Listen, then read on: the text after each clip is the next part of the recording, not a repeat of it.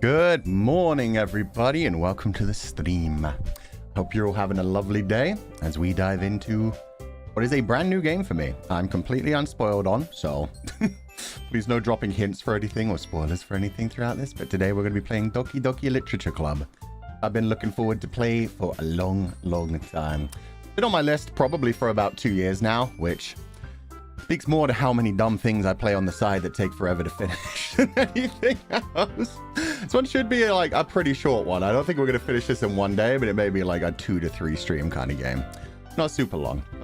From what I've heard, this does have some horror elements in it. It apparently is kind of dark. So if you want to look up any content warnings for yourself, please do look them up. The game even begins with a little warning about it and says if you'd like to click a button to look at the content warnings, you can. I want to go into this completely blind. I do not want to know what the content warnings are. And I definitely don't want people dropping comments in the chat while we're playing, warning people about them. In the Fulgur Ovid streams, we trust people to curate their own content, essentially. You come into a game, we played a lot of dark games. Tagaina no Chi, Fata Morgana, all kinds of things that involve murder, abuse, horror, sexual content, all kinds of shit. So by now, most people should know it, but if you're new here, please no spamming content warnings. Please no spamming warnings. Please just, if you need them, look them up for yourself. As always, I trust you guys to be mature and look after yourselves. We just definitely don't want people getting spoiled if this is their first time embracing the story, as it is for me. So yeah. Why is the Doki Doki a literature club? I don't know, you know. Maybe it's something to do with the telltale heart. Maybe somebody's trying to be an Edgar Allan Poe kind of thing. Maybe that's what the Doki Doki is. It's the heart hidden underneath the floorboards. But anyway, this is apparently going to be a bit of a spoopy stream. But as far as I know, it starts cute and we're just going to be reading a bunch of poems and doing some silly stuffs like that. So yeah, thank you guys so much for being here. As I said, going in blind, no spoilers. Let's see how it goes. Don't know much about this game other than what I've said so far. And just Monica is apparently a thing that I see quite a bit about this one. First impressions of the girls. Girl at the back is my favorite. Girl at the front is second favorite. The other two, one looks tsundere. What's up, tsundere Rosemi? One looks way too Genki. I'm going to guess the Genki one is a childhood friend. The one on the back is a proper literature nerd that pretends to be nerdy but is probably kind of freaky.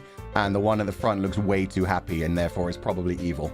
These are my theories for the characters. Also, tsundere Rosemi is just a tsundere. Tsunderes very rarely get any characterization beyond that, so that's my thoughts. Let's dive in. Please enter. Oh, was that my name? Yeah, enter your name only using letters, hyphens, and apostrophes. Hit me again. Okay. Fu-chan.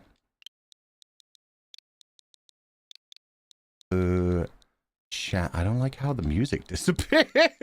That feels threatening already. It's just uncomfortable after all the lighthearted music for so long. Yeah, Fu-chan? Am I wrong?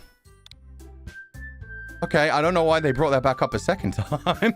Why the music stopped? I don't know. Shit's scary, man. Fu-chan! Fu-cha? No, why does it keep clicking it? I'm not pressing A. I'm not pressing anything. Okay. It's already haunted. It's Sally all over again. Oh my god. The horror's already begun. Yeah, something's getting twisted. Hey! I see an annoying girl running toward me from the distance, waving her arms in the air like she's totally oblivious to any attention she might draw to herself. You don't get it, my dude. She's clearly the protagonist. You're lucky she didn't run into you full force with toast in her mouth. Especially peanut butter covered toast that would give you an allergic reaction to peanuts, put you into dyslexic shock and kill you. How about that? How about that? That girl is Sayori, my neighbor and good friend since we were children. And it's the tsundere? No, the other one. The other one is the more Genki one. I bet it's the orange-haired one. Yeah, I meant anaphylactic shock. I don't know how it turned into dyslexic shock. Similar things when you're in a literature club, I guess. Not bad. You know the kind of friend you never see yourself making today, but it just kind of works out because you've known each other for so long? So true. We used to walk to school together on days like this, but starting around high school, she would oversleep more and more frequently. I would get tired of waking up. But if she's going to chase after me like this, I almost feel better off running away. However, I just sigh and idle in front of the crosswalk and let Sayori catch up with me.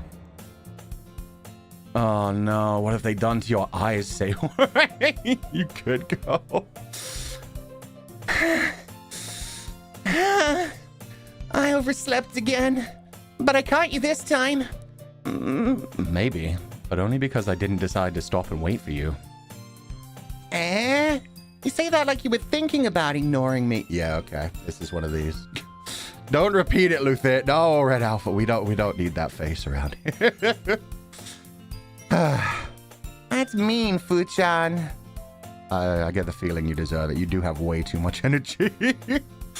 Well, if people stare at you for acting weird, then I don't want them to think we're a couple or something. Fine. Well, she bounced back quickly. But you did wait for me after all. I guess you don't have it in you to be mean, even if you want to. Whatever you say, Sayori. This is the pick-me girl. But to be fair, I also seem to be a bit of a pick-me boy. I'm doing the whole like, oh, she's so annoying. God, I wish she'd leave me alone. Anyway, I'm gonna wait for her to catch up and not tell her to go away or anything. It'll be fine. He's the typical anime protagonist. Some people have all the luck in life. We cross the street together and make our way to school. As we draw near, the streets become increasingly speckled with other students making their daily commute. By the way, Fu-chan, have you decided to join a club yet? A club? I told you already, I'm really not interested in joining any clubs. I haven't been looking either. That's not true. Yeah. Okay, I know they're going to be playing on tropes a lot during this one. Everything you read from her just sounds like the school childhood friend. You told me you would join a club this year. Did I? I'm sure it's possible that I did in one of our many conversations where I dismissively go along with whatever she's talking about. Sayori likes to worry a little too much about me when I'm perfectly content just getting by on the average while spending my free time on games and anime. Yo, such a true self insert. Go home, watch anime, play video games, do it all again the next day. It's fine. We don't need a club. What's social interaction for anyway? I get my social interaction online telling people they should end themselves on Call of Duty. Uh-huh. I was talking about how I'm worried that you won't learn how to socialize or have any skills before college. Your happiness is really important to me, you know. Oh, that's kind of cute. I know you're happy now, but I'd die at the thought of you becoming a need in a few years because you're not used to the real world. You trust me, right? What made me keep worrying about you? Aww. I feel like the word neat has gone out of fashion nowadays. You know what neat is just basically someone who isn't up to much. They're not like working, they're not being educated, they're just not doing much of anything right now. Stands for not in education, employment, or training. And I never hear that anymore. People just always talk about the unemployed. They never really worried about the younger versions. I aspire to be a neat. So true. If I ever win the lottery, that's my dream. Just a huge freaking library.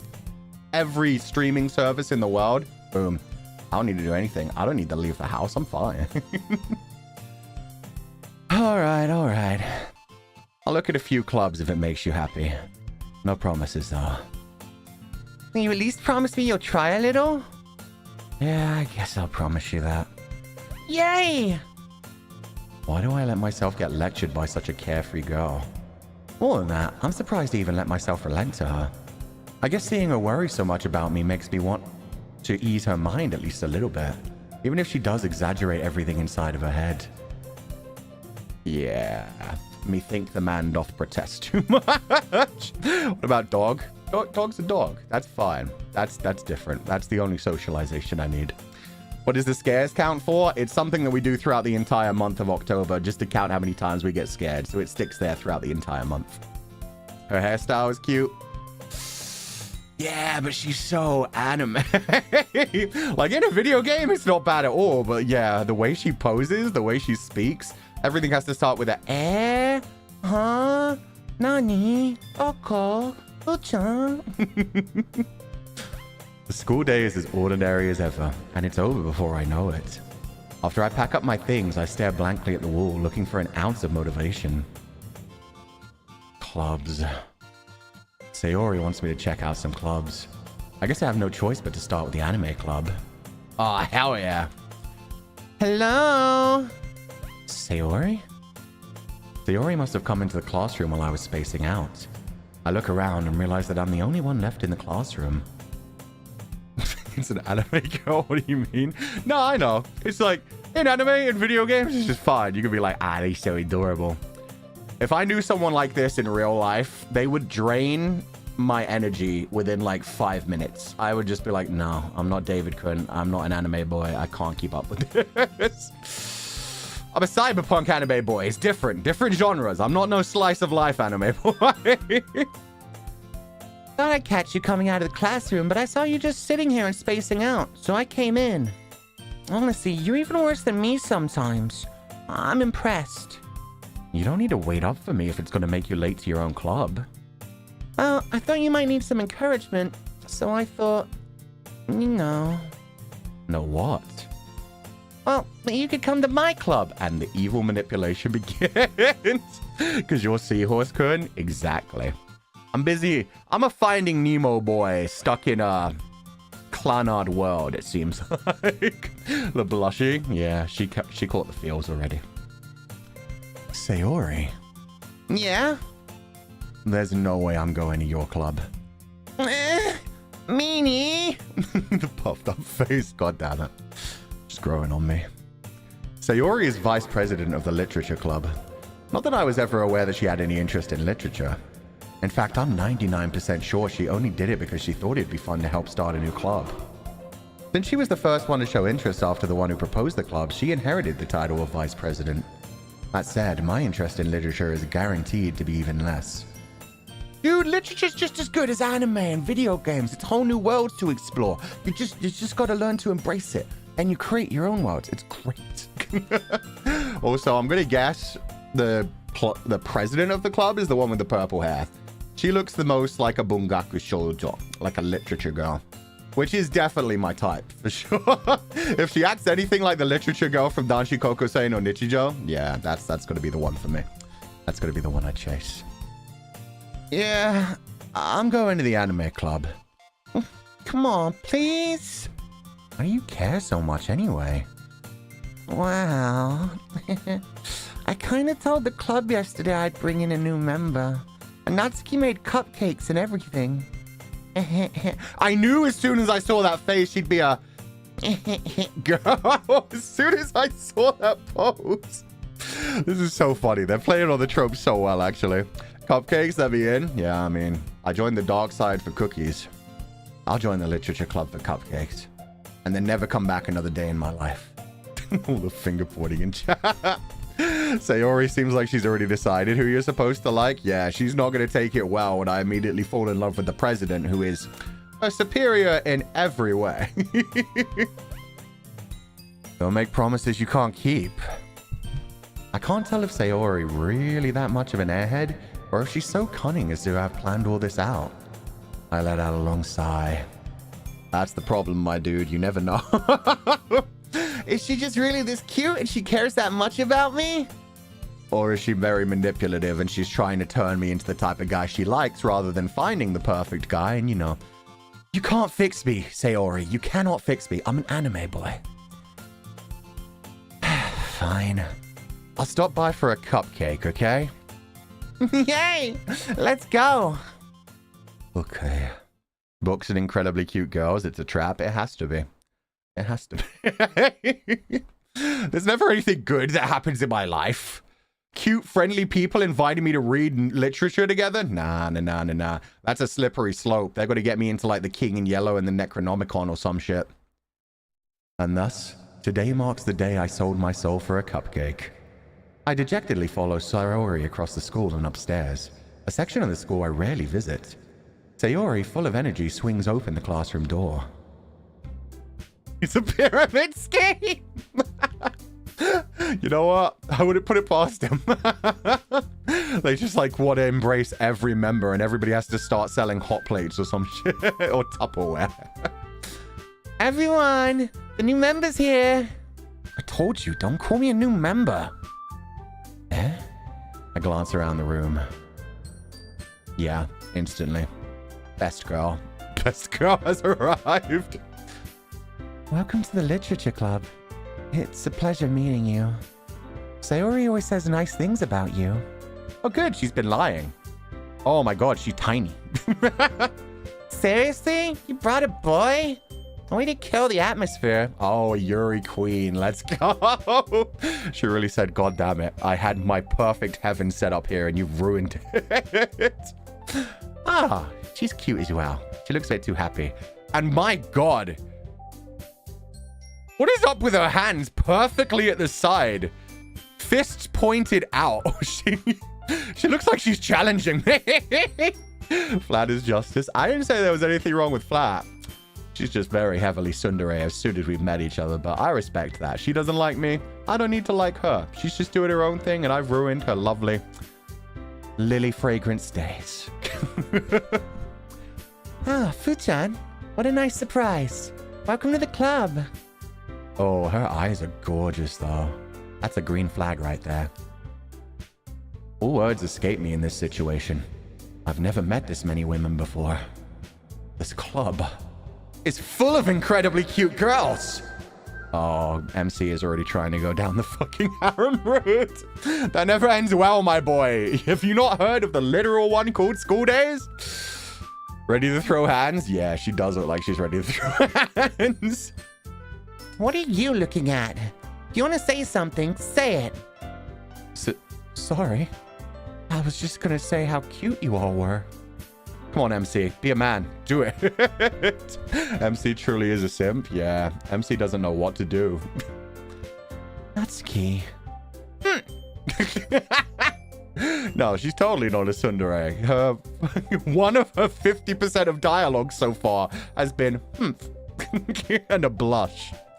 The girl with the sour attitude, whose name is apparently Natsuki, is one I don't recognize. Her small figure makes her look like a first-year student. She's also the one who made cupcakes, according to Sayori. You can just ignore her when she gets moody. Sayori says that quietly into my ear, then turns back toward the other girls. Anyway, this is Natsuki. Always full of energy. As I said, just ignore her. She's stupid. In fact, don't pay attention to any of the other girls. Just spend time with me. Wait. That's not the right name. And this is Yuri, the smartest of the club. Aw, oh my god. Look at her teasing her own hair. She's so shy and cute. Aw. Don't say things like that. Yuri, who appears comparably more mature and timid, seems to have a hard time keeping up with people like Sayori and Natsuki. Well, it's nice to meet both of you. It sounds like you already know Monica. Is that right? No. Wait. Huh? Are we in the same class? Are we also childhood friends? Chat is covering Yuri. Yeah, no Yuri for you guys. She belongs to me. I'm sorry, guys. That's right. It's great to see you again, Fuchan. Monica smiles sweetly. The pose, though. Just tried a bit hard, but... Aw. How do we know each other? You did know my name. And yeah, this is the Switch version. It's Doki Doki Literature Club Plus. We do know each other. Well, we rarely talked. But we were in the same class last year. Monica was probably the most popular girl in class. Smart, beautiful, athletic. Basically completely out of my league. I did get to sniff her hair once when I was sat behind her. Ah, best day of my life. So having her smile at me so genuinely feels a little... You too, Monica. Not the you too. God. The ad-libs. Was I wrong, though? He hit her with the you too. We're very lucky he didn't hit her with a milady top tips fedora. Athletic, so that's why she poses like that. She's just ruining her spine, man. It's not good for anybody. Come sit down, Fuchan. We made room for you at the table so you can sit next to me or Monica. I wonder which one I'm going to choose, Sayori. Yeah, we're just going to keep kicking Sayori while she's down. I'll get the cupcakes. Hey, I made them. I'll get them. Sorry, I got a little too excited.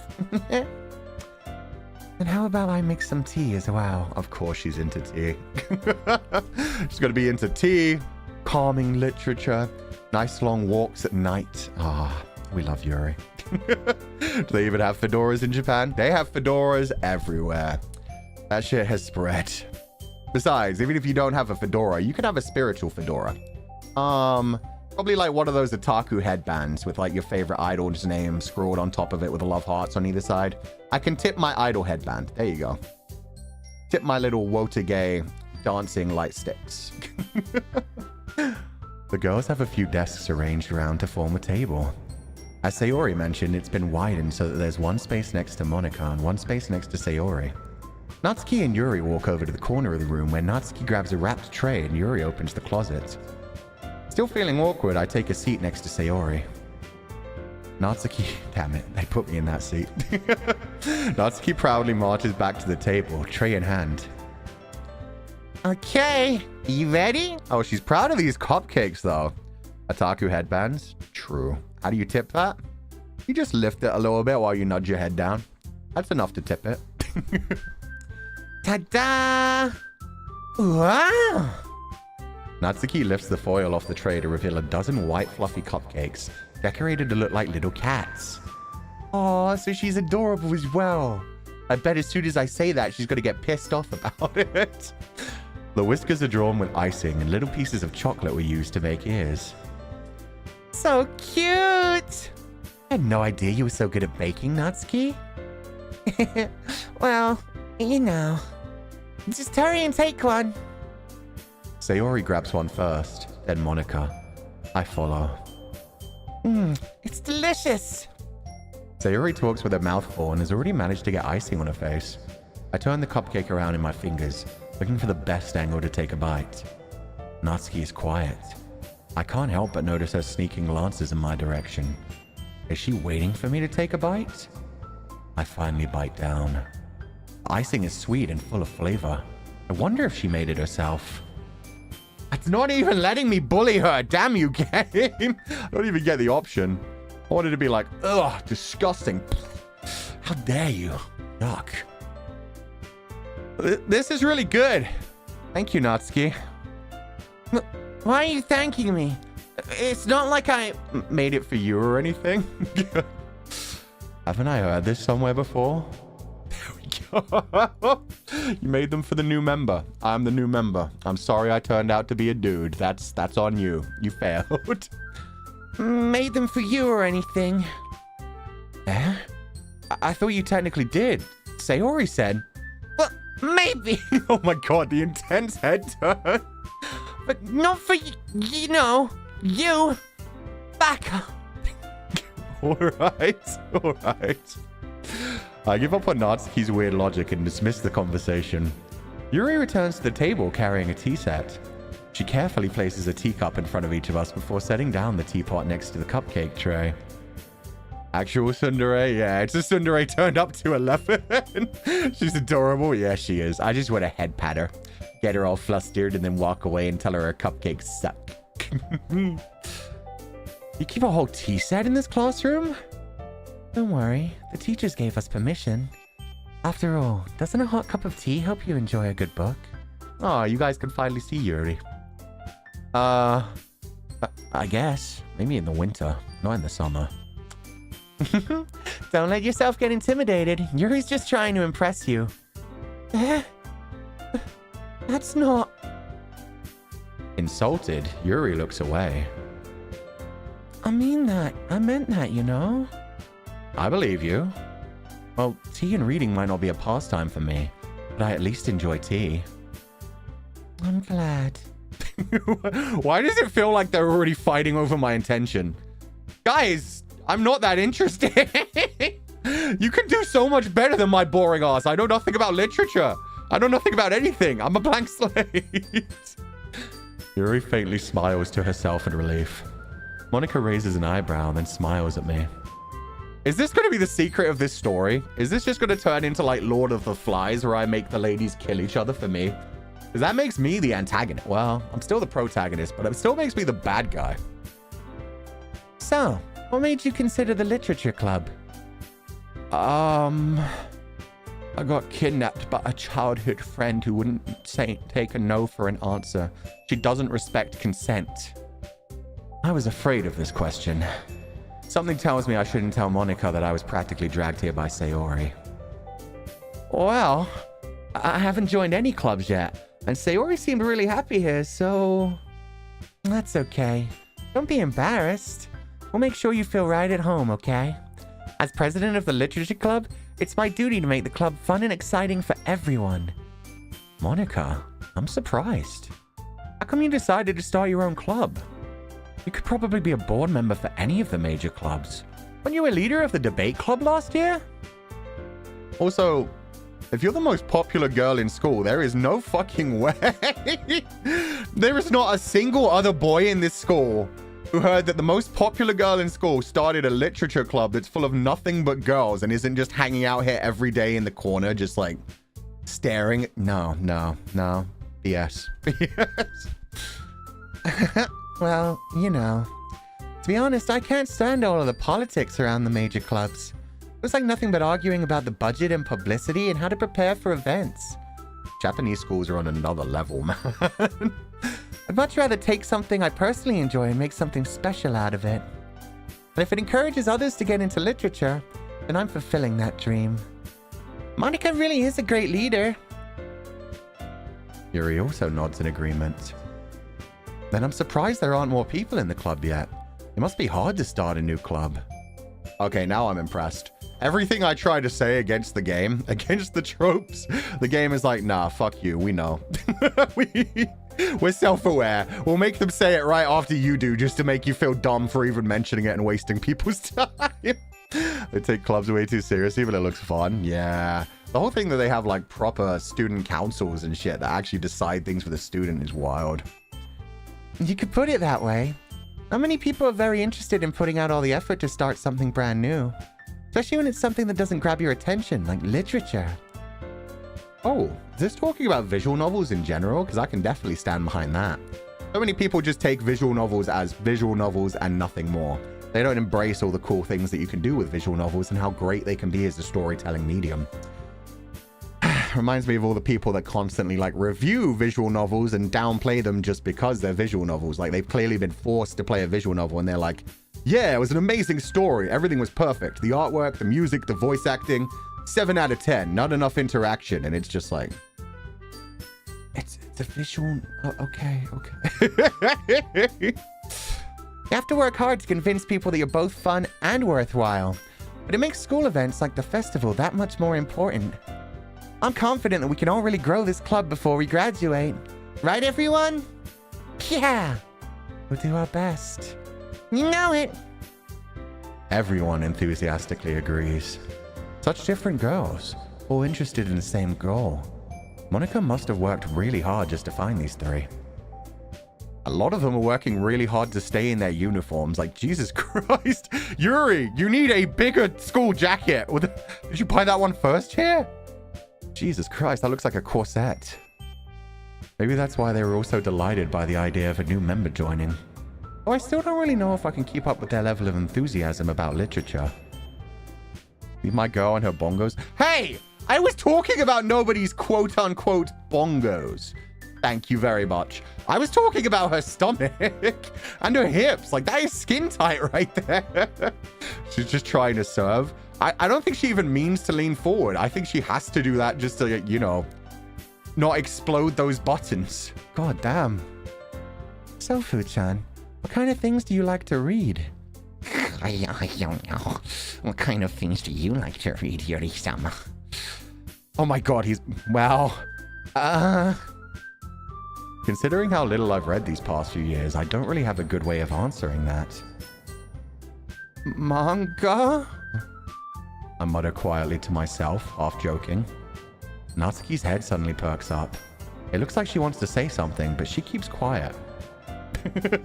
I don't even know which direction that's going. I don't know if she's like, oh, you fucking plebeian, get out of our club room. Or if she's like, I like comics books too. That would be cute, actually. If she secretly likes manga as well and she's a bit scared to say it in front of everybody else. Just tell her you read BL. I can't do that. That's so embarrassing. It's high school. I'm supposed to be closeted right now. Not much of a reader, I guess. Oh, I let Yuri down. Well, that can change. I can change for you, Yuri. I swear. What am I saying? I spoke without thinking after seeing Yuri's sad smile. Anyway, what about you, Yuri? Well, let's see. Yuri traces the rim of her teacup with her finger. My favorites are usually novels that build deep and complex fantasy worlds. Samesies! And with a lot of smut, too, preferably. And some darkness. A lot of darkness. Angst, suffering. Then we're good. The level of creativity and craftsmanship behind them is amazing to me. And telling a good story in such a foreign world is equally impressive. Yes! Especially when it connects to the real world. Especially because fantasy can make such a good way to, like, work through real modern life problems in a fantasy way that's a way we all embrace it. A woman of taste? Yeah, she gets me. She's perfect so far. Yes, she is. So this is the thing. I could shit on every anime archetype as I want. Doesn't change the fact that they're anime archetypes for a reason. They're perfect to somebody. Yuri goes on, clearly passionate about her reading. She seemed so reserved and timid since the moment I walked in, but it's obvious by the way her eyes light up that she finds her comfort in the world of books, not people. You ever heard of Tusk Love, Yuri? I feel like you'd love it. In fact, I feel like you'd love Dungeons and Dragons in general. But you know, I like a lot of things. Stories with deep psychological elements usually immerse me as well. Oh, hell yeah. Psychological horror? It's cool. Isn't it amazing how a writer can so deliberately take advantage of your own lack of imagination to completely throw you through a loop?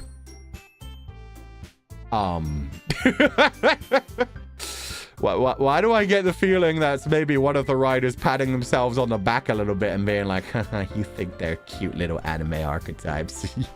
We're gonna use that against you, you dumb fuck. Why do you think they're like this? Oh god, it is gonna be that kind of game, isn't it? It's gonna be the Madoka Maho Shoujo Madoka of this genre. Shush? Yeah, I'll shush. Anyway, I've been reading a lot of horror lately. Same! Happy Spoopy Month. Oh, I read a horror book once. It was called Goosebumps. I'm not sure if you've heard of it. I desperately grasp something I can relate to at the minimal level. At this rate, Yuri might as well be having a conversation with a rock. Really? I wouldn't have expected that, Yuri. Yay, now she's covered up. You can't even see her smile. It's just a fuchan for her mouth. For someone as gentle as you, I guess you could say that. But if a story makes me think or takes me to another world, and I really can't put it down. Surreal horror is often very successful at changing the way you look at the world, if only for a brief moment. Yes! So true! Surreal horror is the best because it's just like she said, it can fuck with you on a psychological level. It doesn't just have to be things that you've embraced in the real world. It can be things that just, make you think, oh, that flickering light, is that something else? Maybe time is moving a bit strange today. Maybe this isn't reality. Did I take the blue pill or the red pill? I hate horror. Oh, you afraid of it, you little baby? You little baby. Oh, why's that? Well, I just... Natsuki's eyes dart over to me for a split second. Never mind. That's all right. You usually like to write about cute things, don't you, Natsuki? What? What gives you that idea? You left a piece of scrap paper behind last club meeting. It looked like you were working on a poem called... Don't say it out loud! Give me that back! Fine. Aww. It's fine. That's cute. We like some cute little coded things every now and then. Maybe she's just writing fan fiction. And that's why she actually needs it back. She's like, oh, you like cute things, don't you? Like this one. It's called 50 Shades of Naru Sasu. God, you sure know how to work knots, huh? Your cupcakes, your poems, everything you do is just as cute as you are. Sayori sidles up behind Natsuki and puts a hand on her shoulders. I'm not cute. Oh no, she turned anime. Oh, the little single tooth. Okay, yeah. Natsuki may not be my type, but she's perfect for what she is. Natsuki, you write your own poems? Well, I guess sometimes. Why do you care? I think that's impressive. Why don't you share sometimes? No. Natsuki averts her eyes. You wouldn't like them. You don't even read real books, you fucking nerd. You're like a nerd. We're like geeks around here. You're more of a nerd. Not a very confident writer yet. I understand how Natsuki feels. Sharing that level of writing takes more than just confidence. The truest form of writing is writing to oneself. You must be willing to open up to your readers, exposing your vulnerabilities, and showing even the deepest reaches of your heart. That's so freaking true. Otherwise, you're just writing surface level shit. You've got to be able to actually explore different parts of yourself and put them on paper. Be able to figure out what you're thinking. It takes a lot of introspection.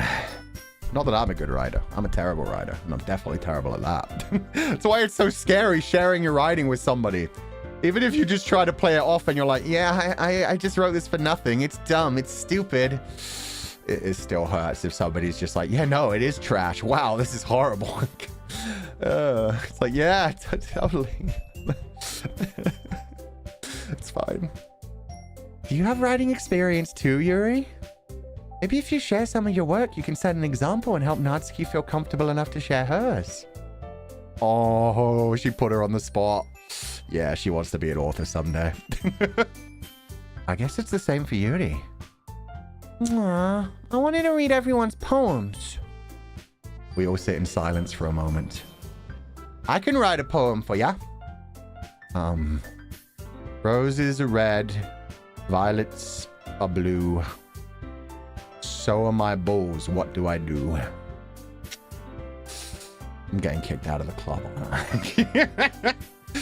So your writing's great. Thank you. I'm glad you appreciated the poem. I'm going to frame that comment. Kat Kitoshi, I'm so glad you enjoyed that one. Okay, I have an idea, everyone. Nat and Yuri? Oh, that's cute. Natsuki and Yuri look quizzically at Monica. Let's all go home and write a poem of our own. The next time we meet, we'll all share them with each other. That way everyone is even. Yeah, let's do it. Boss, now that we have a new member, I think it'll help us get a little more comfortable with each other and strengthen the bonds of the club. Isn't that right, Fu-chan? Monica smiles warmly at me once again. Fuck. She's an extrovert. What is she doing in this club? This isn't right.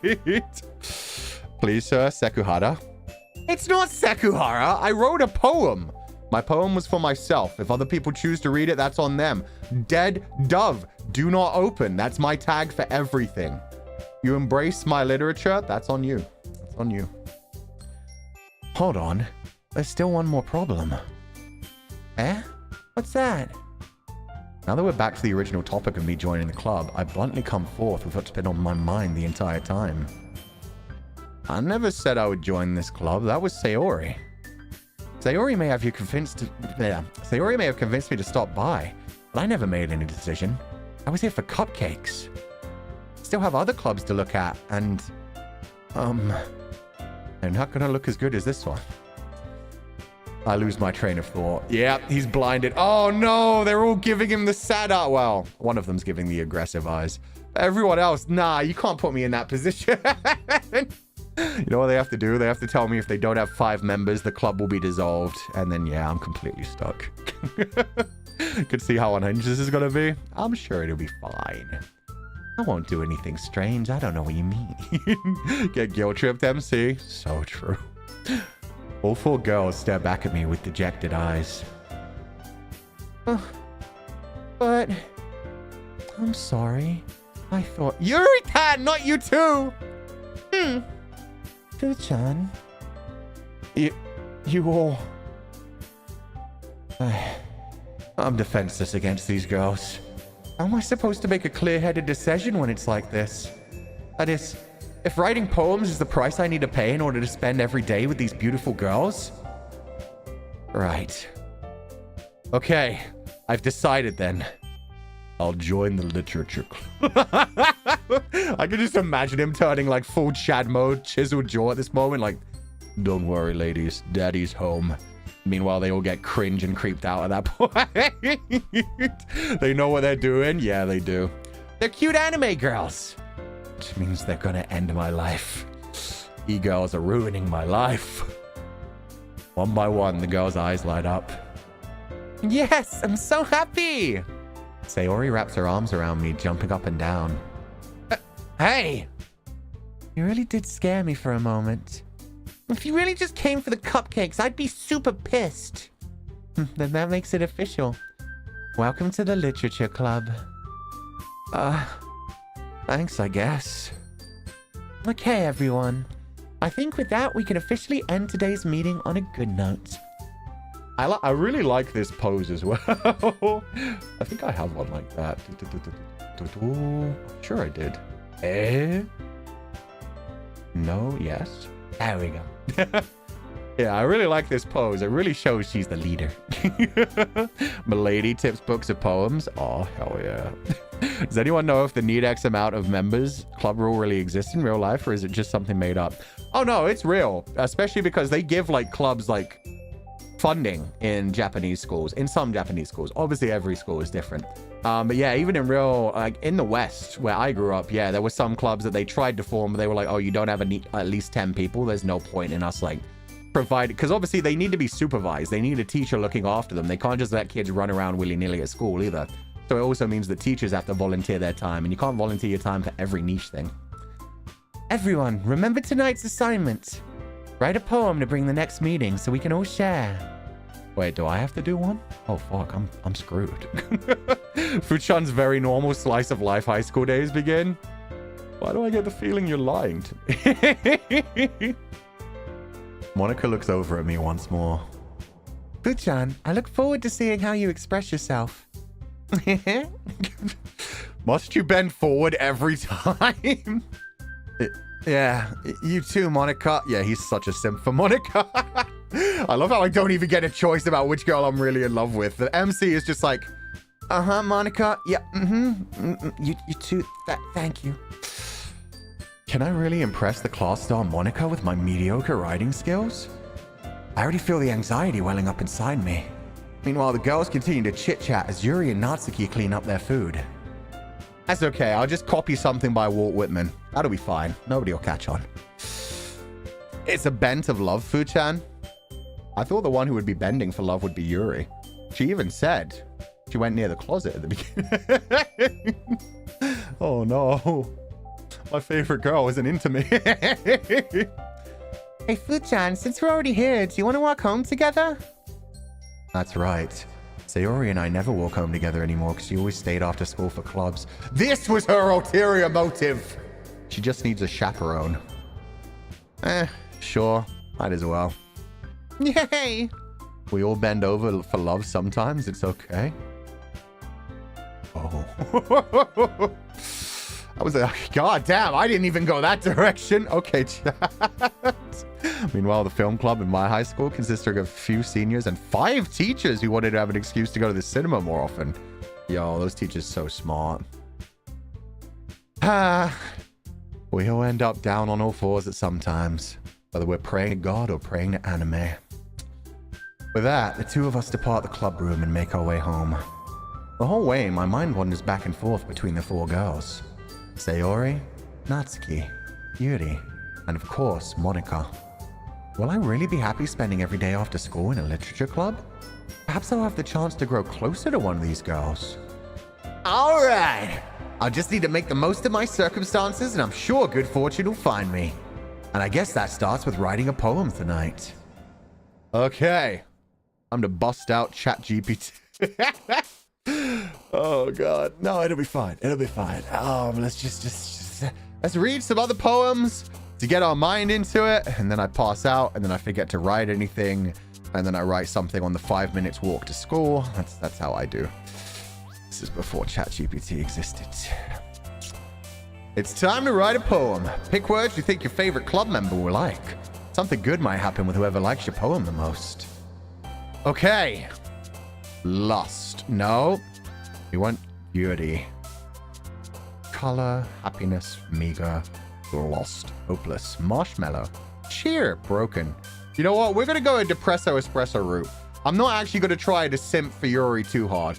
I'm going to embrace my inner Chuny and cringe. I'm broken. Crimson, sugar. Unstable. Spinning, clumsy, electricity, playground 12, vibrant, heaven sent. Unstable. Nobody. My life is unstable. I am a broken creature. I'm a Samu Dazai, it sounds like. Calm, adventure, dark, beauty, intellectual. Headphones, question, cage, hair, extraordinary. Okay, I could go do it 2 ways. I could go dark flame master, or I could go pompous asshole. I could do the whole like, yeah, I'm so intelligent, no one can understand me. I'm far ahead of my time. I'm just a misunderstood writer. Nobody can understand. A couple 100 years, they'll find my manuscripts and they'll get it. That's it. People just aren't progressive enough for me. They're just not intelligent enough. They don't understand yet. 2 years ahead, 2,000 years ahead, more like. Intellectual. Oh God, there's 20 of these? Fuck. Okay. Waterfall, cry, love, extreme, bubbles, peaceful, forgive, aura, melancholy. Melancholy I like. That's better than like cry. Wait, does it make the girls jump if you select their ones? Childhood, vivid, fantasy. Let's go fantasy. Will this make Yuri jump? No, that made her jump. Okay, maybe it's random. Philosophy, explode, infallible, loud, time, existence. Ooh, yeah, let's get existential. That'll be depressing. Okay, maybe it does make the ones jump that you do, like, actually trigger. Pain, bouncy, milk, after image, landscape, sweet, chocolate, anime, essence, effulgent. Milk. Yo, we still got to rep the young Nai. Of course that went for the child. Holiday proof, variant, sparkle, unrestrained, giggle, sensation, party, unending. My suffering is unending. I'm a broken, misunderstood individual. My life is unsteady. Oh, I think I'm matching Yuri's freak. I think this is also a fun way to find out what kind of people are, like what kind of personalities they're hiding beneath. Let's go horror. Let's see if that does work for Yuri. It'd be funny if that actually works for Natsuki. Maybe she got defensive about it because she secretly loves horror. No, okay. Yuri's into horror too. I bet she's a monster fricker. This is going to be fun. Journey, play, shame, lazy, family, kitty, ribbon, valentine, whistle, wrath. I'll go with shame. Yeah, riding your way out of shame is always a fun one. Explaining why you feel bare and naked to the world. Satsuki? Shocking. Uncontrollable, tears, skipping, boop, melody, vitality, disarray, shiny, comfort, skirt. Disarray. Oh God. Yuri, why are you like this? Treasure, incongruent, vertigo, marriage, jump, hop, raindrops, clouds, flying pure. I'm also just realizing Monica does not give a fuck about what I write, it seems like. It's only these three. Vertigo. I like that one. I could turn that into an interesting one. Raindrops! Even better, actually. Whisper, flower, rose despised. Doki Doki! Determination, wonderful, disoriented, promise, dream. Let's go with dream. Well, that'll probably match Natsuki as well. Oh, no. Okay, she's got dreams too. Satsuki? Did I say Satsuki? Sorry. Natsuki and Sayori together make Satsuki. In my mind, they're just the annoying pair. Amazing. Suicide? Disaster, entropy, frightening swimsuit, vanilla dazzle, candy socks. Let's not go that deep. I don't want to know which girl was thinking about that. Let's go entropy. Entropy sounds good. Yeah. The heat death of the universe. That's less depressing somehow. If we all die together, it's a lot less sad. One of these is not like the other. Yeah, for real. Hope, warm, portrait, grief, depression. Why are these getting more and more fucked up? Cheeks. Yeah, as in, let me clap them. Depression, please. Sayori? Are none of you having a good school life? Analysis, rainbow, sing, contamination, hurt together, destiny, peace, blanket, vacation. Analysis. Heart, defeat, kiss, dance, charm, festa, climax. Okay, so wait, there's 5 pairs of everything. I think there is secretly one for Monica as well, and they're just not showing me yet. I wonder if Monica's the sexual ones. I'm gonna go with festa. Captive awesome, tenacious romance, passion lollipop, starscape incapable, parfait papa. I swear to God, if this one... is it just Mildred in the middle? I knew it. Okay. Pout, smile, daydream, inferno. Agonizing, breathe. Ambient, tragedy. Judgment, memories. Tragedy. Wow, Sayori needs some help. Secretive, massacre, nightgown, nature. Flee, sunset. Desire, misery. Bunny, insight. You know what? Let's see who does like the sexual ones. Let's go one final sexual one. Oh, I chose the right girl. I knew it. I bet she writes her own fan fiction. Maybe she writes her own version of Tusk Love. Which monster you most into, Yuri? Hi again, Fuchan. Glad to see you didn't run away on us. You can't escape. Nah, don't worry. This might be a little strange for me, but I at least keep my word. Well, I'm back at the Literature Club. I was the last to come in, so everyone else is already hanging out. Thanks for keeping your promise, Fuchan. I hope this isn't too overwhelming of a commitment for you. Making you dive headfirst into literature when you're not accustomed to it? Oh, come on, like he deserves any slack. Sayori told me you didn't even want to join any clubs this year. And last year, too. I don't know if you plan to just come here and hang out or what, but if you don't take us seriously, then you won't see the end of it. Natsuki, you certainly have a big mouth for someone who keeps her manga collection in the cupboard. Oh, she does just read comics. Oh, it's so cute. MC Fuchan probably can't outrun Monica. I don't think I can outrun anyone. No save yet? Nah, I mean, it hasn't really... Oh, I guess, no, writing the poem was my option. Oh, well, we're fucked. I don't even know how to press them. Oh, we press start. Autosave. Okay, we've got autosaves. I probably should have saved before I wrote my poem. Fuck it, we ball.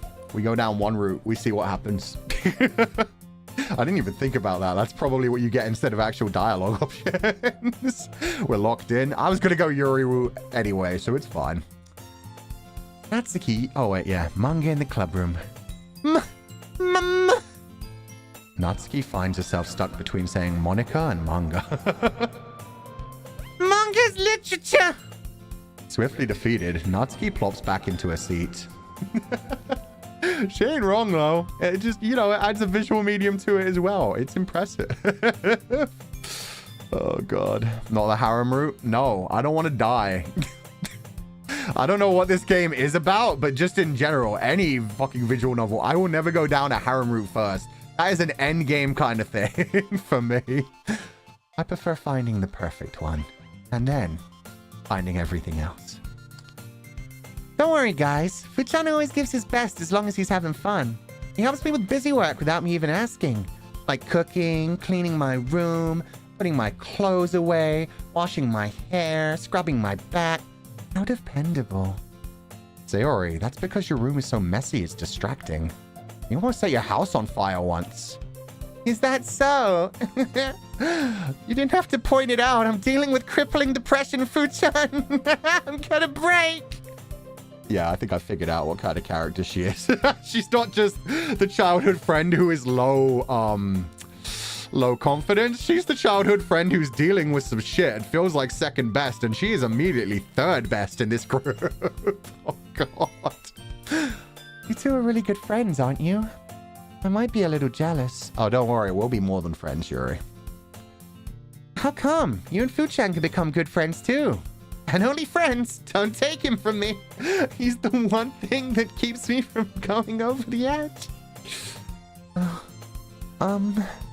Sayori?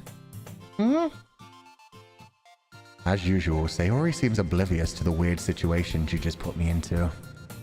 Oh, Yuri even brought you something today, you know? Wait, Sayori. Oh, her face is so cute when she gets shy.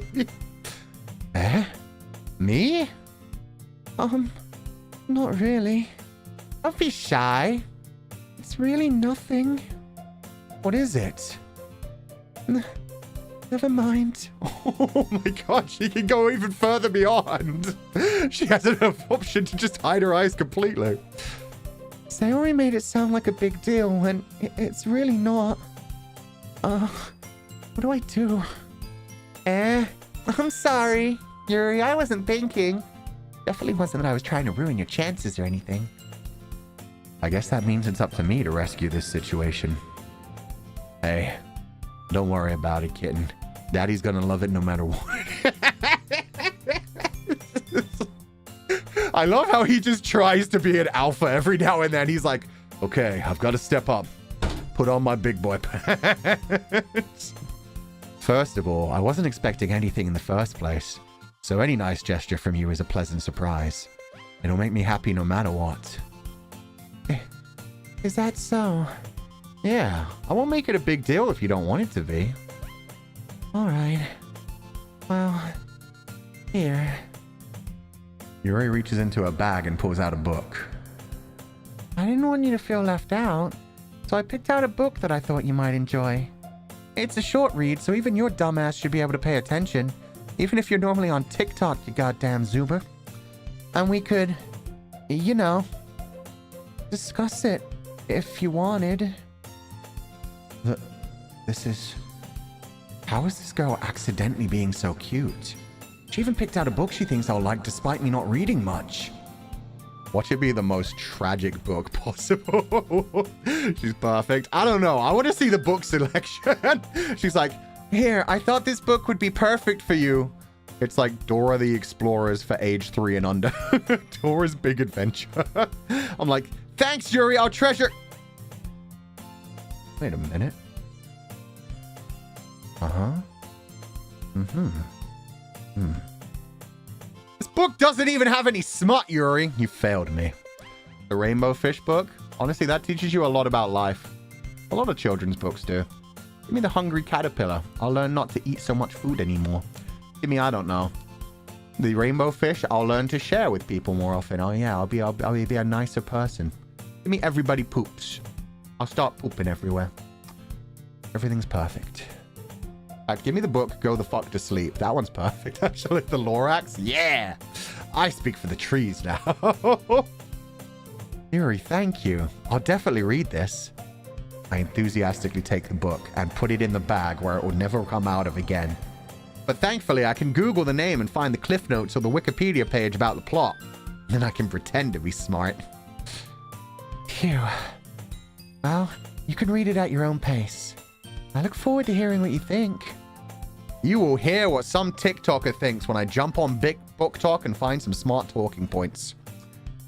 Now that everyone's settled in, I expected Monica to kick off some scheduled activities for the club. But that doesn't seem to be the case. Sayori and Monica are having a cheery conversation in the corner. Yuri's face is already buried in a book. I can't help but notice her intense expression, like she was waiting for this chance. Meanwhile, Natsuki is rummaging around in the closet.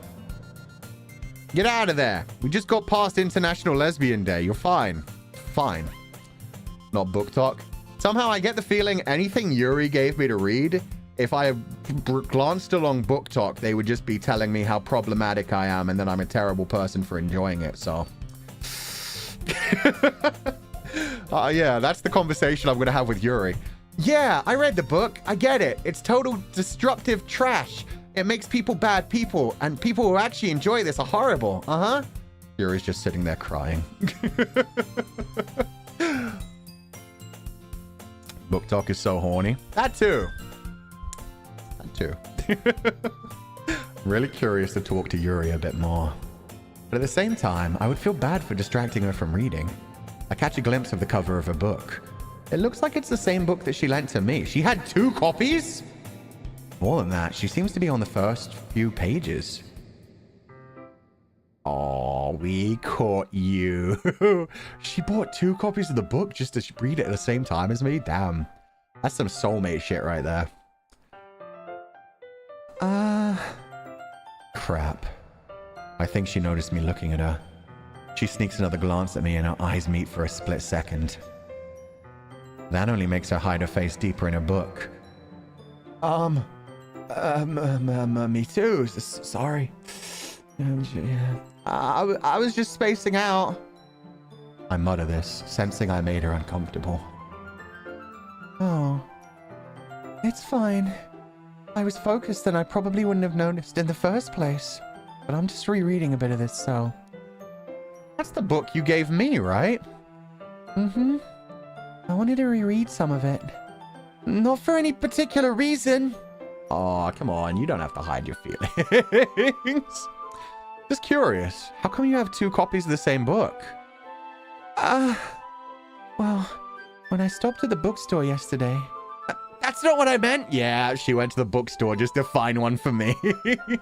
I mean... I... just happened to buy 2 of them. Ah, I see. There's something fairly obvious here that Yuri isn't telling me, but I decide to let it go. I'll definitely start reading it soon. I'm glad to hear. Once it starts to pick up, you might have a hard time putting it down. It's a very engaging and relatable story. Is that so? What's it about anyway? Oh, it's about this woman who gets kidnapped and taken to another world by a giant werewolf man. But once she gets there, there's also a dragon that wants to steal her. The kingdom ends up fighting over her, and together they end up having a tournament to see who deserves the queen the most. They kill each other, but then they fuck each other, and then they fuck her, and then they fuck together. It's great. I need to blow my nose. 1 second. Sounds like a dream book? Yep.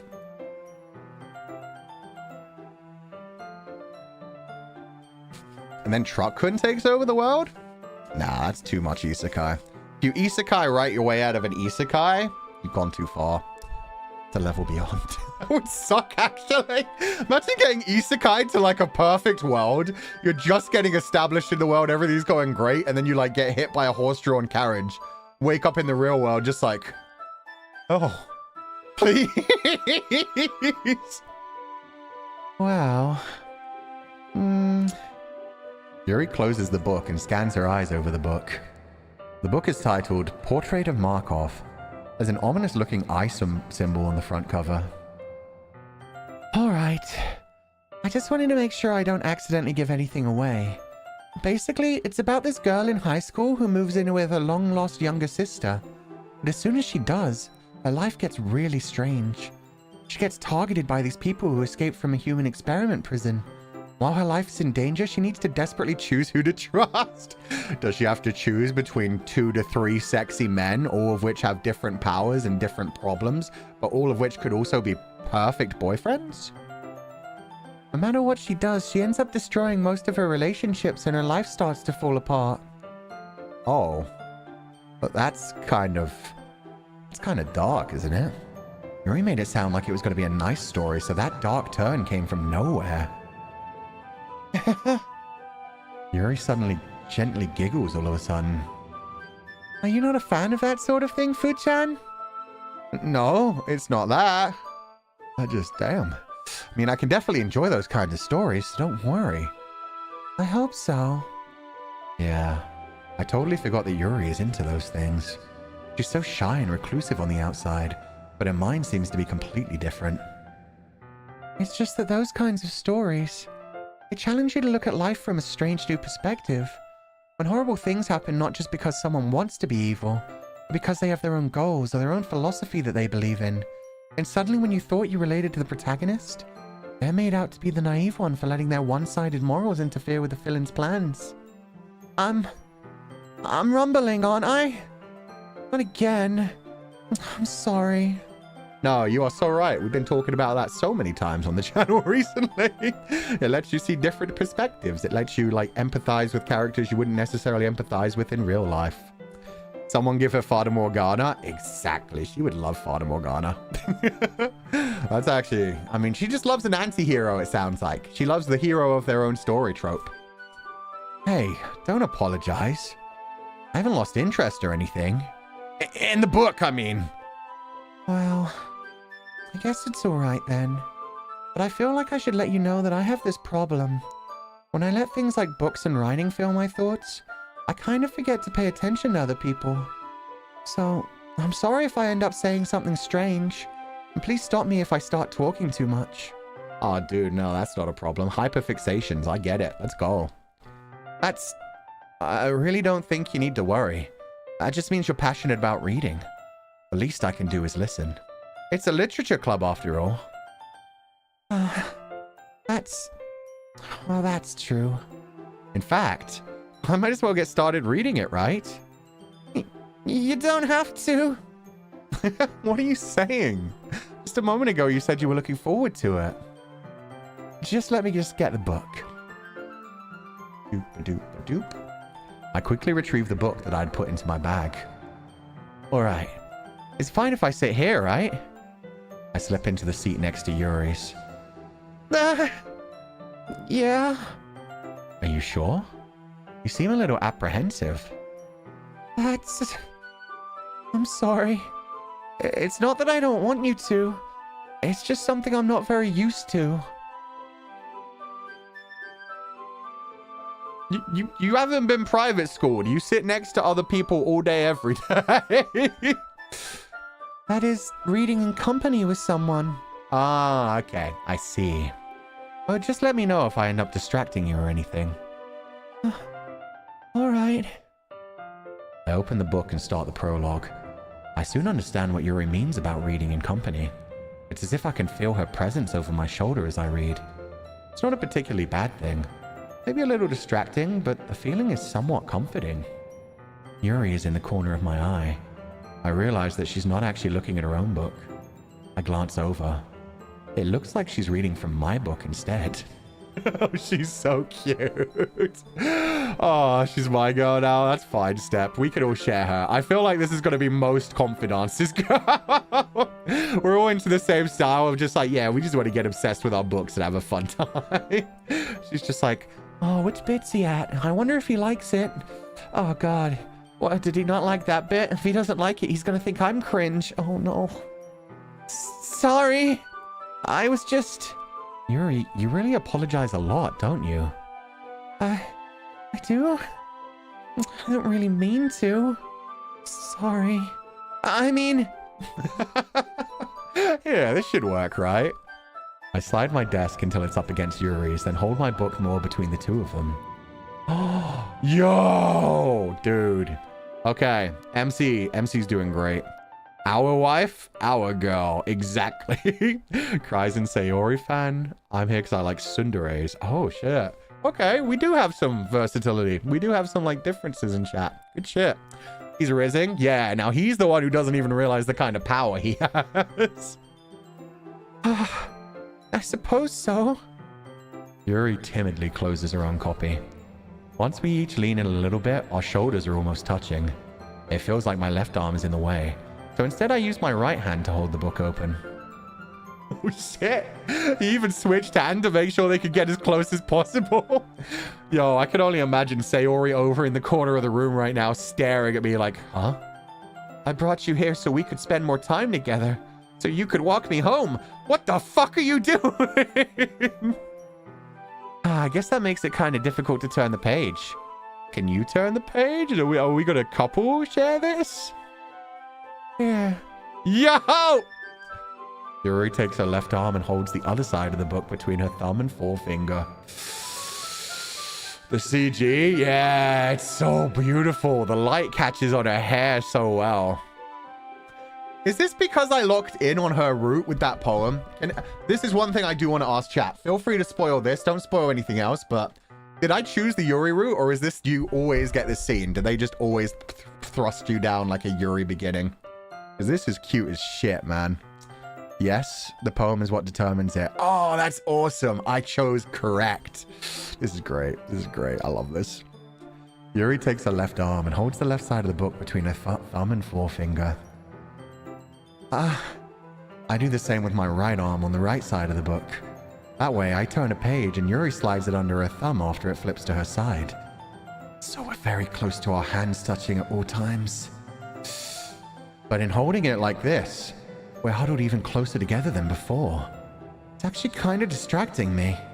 As if I can feel the warmth of Yuri's face and she's in the corner of my vision.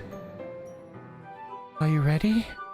Oh, the way her eye turned to face me as well. Yeah, okay. I'll be gentle, don't worry. To turn the page. Oh, yes. Yeah, I will gently turn the page for you. Sorry. I think I got a bit distracted for a second. I glance over at Yuri's face again and our eyes meet. I don't know how I'll be able to keep up with her. It's okay.